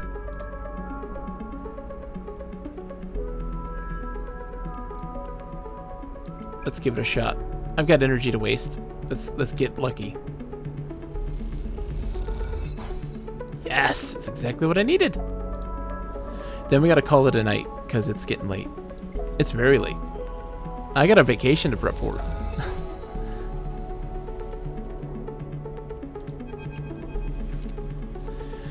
Sleeper. Rico greets you without so much as looking up from her work. Oh, I'm an old man. I have some of yours here. Come see. She beckons you over to a heavyweight-looking console, wired to a series of specimen jars, some of which contain your spores. What does it say? The spores you have here are a real cocktail, a selection of types from within the groves, but I've been able to isolate a few. She taps one of the specimen jars. Here we have Tricoloma matsutake. Every time someone younger than me calls themselves an old man, I stretch and pop my back. Rico breezes through the Latin and Japanese pronunciation as if it was nothing, a species Solheim somewhat modified for use on the station. She brings up a panel of chemical composition on her console, all gradiented bars and obtuse acronyms. This is the composition of the Solheim modified Matsutake spores. Modified? Yes, every species on the eye is a tweaked variant of Solheim's, of course, but that's not the point. Rico brings up another panel identical in layout, but with wildly different colors and numbers. You see, this is what your Matsutake spores look like. They aren't the same? That's the conclusion, yes. Rico glances at the specimen jar as if it might have something to add. They are fundamentally the same spores, but they carry different chemicals, different signals. She leans back and sighs. Solheim may have introduced their own tweaked versions in the beginning, but the grows here and still are affecting them. They still grow? Exactly, she smiles. What I wondered. She moves to another desk where two trays sit side by side. The first contains nothing but plant mulch. The second you smell before you even look at it. The pungent aroma of the fruiting matsutake like rotten sodden overalls, laced with an edge of spice. The matsutake here are grown from Solheim stalks, pulled from a spore vault in the complex. She winks. They're delicious, by the way. She sets them aside. The empty tray is germinated with the spores you collected. No activity. No germination. Nothing. But the grows are full. Yes, they are. Rico looks at you directly, and you suddenly realize how much she is enjoying this. So here's our puzzle, Sleeper. Spores from the grove won't grow in the lab. But gathering fruiting bodies from the groves is too unpredictable. We need to grow a fruiting body from some of these spores so we can track it. Understand it? In short, I need you to become my mushroom farmer. Actually, I already started. Rico looks impressed. Well, an eager mycologist. I'd never have guessed. I assume you set yourself up in the aviary? I've been eyeing that place up for its proximity to the groves. Bring me whatever grows, not just matsutake. There's more than a couple variants in there, so I'll need plenty of samples. I'm just a fun guy, exactly. These little things are reflections of their conditions, their smell, their taste, their chemistry. It all derives from the conditions of their growth. She smells the cap. Enough of these, and we'll have a picture of what is happening here, of the ways in which this biosphere is modifying itself or being modified, whichever the case may be. Rico pops the matsutake cap into her mouth, taking you by surprise. Don't worry, Sleeper, she says while softly chewing. If this turns out to be a dead end, I'll make sure that not a single mushroom will go to waste.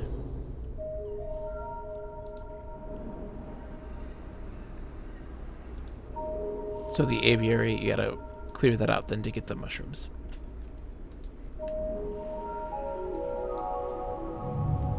Interesting.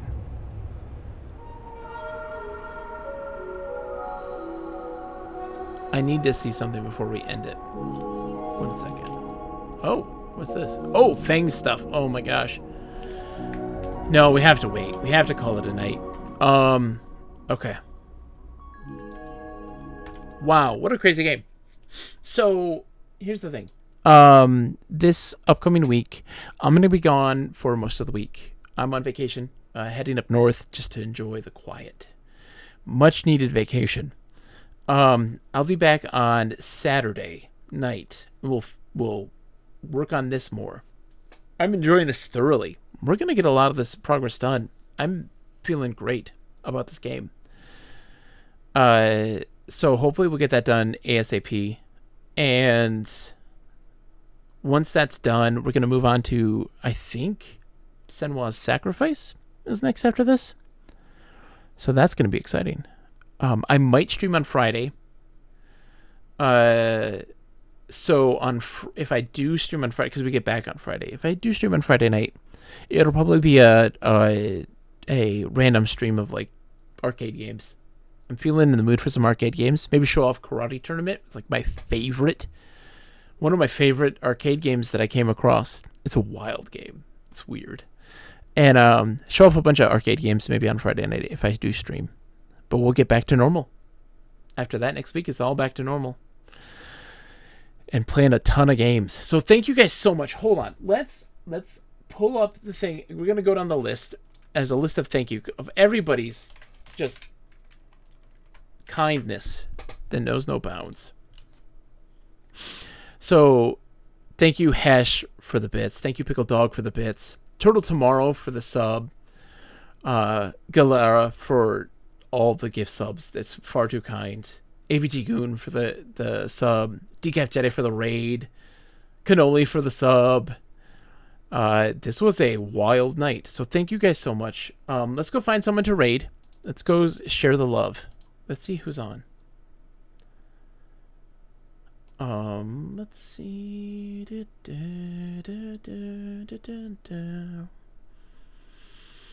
Let's go raid Taco Adventure. I haven't raided them in a long time. They're big adventure game persons, but they're playing No One Lives Forever. And let's give them some love. They got a goal to hit 1,000 followers. So I'm with them in that goal too. I need to get 750 to start, but I want to get to 1,000 before the end of the year. Let's raid Taco Adventure. No One Lives Forever is a fantastic game. Everyone should see it. So I'll be back Saturday, maybe Friday. We'll wrap this game up. Thank you guys so much. It means the world. And as always, to humor. Cheers.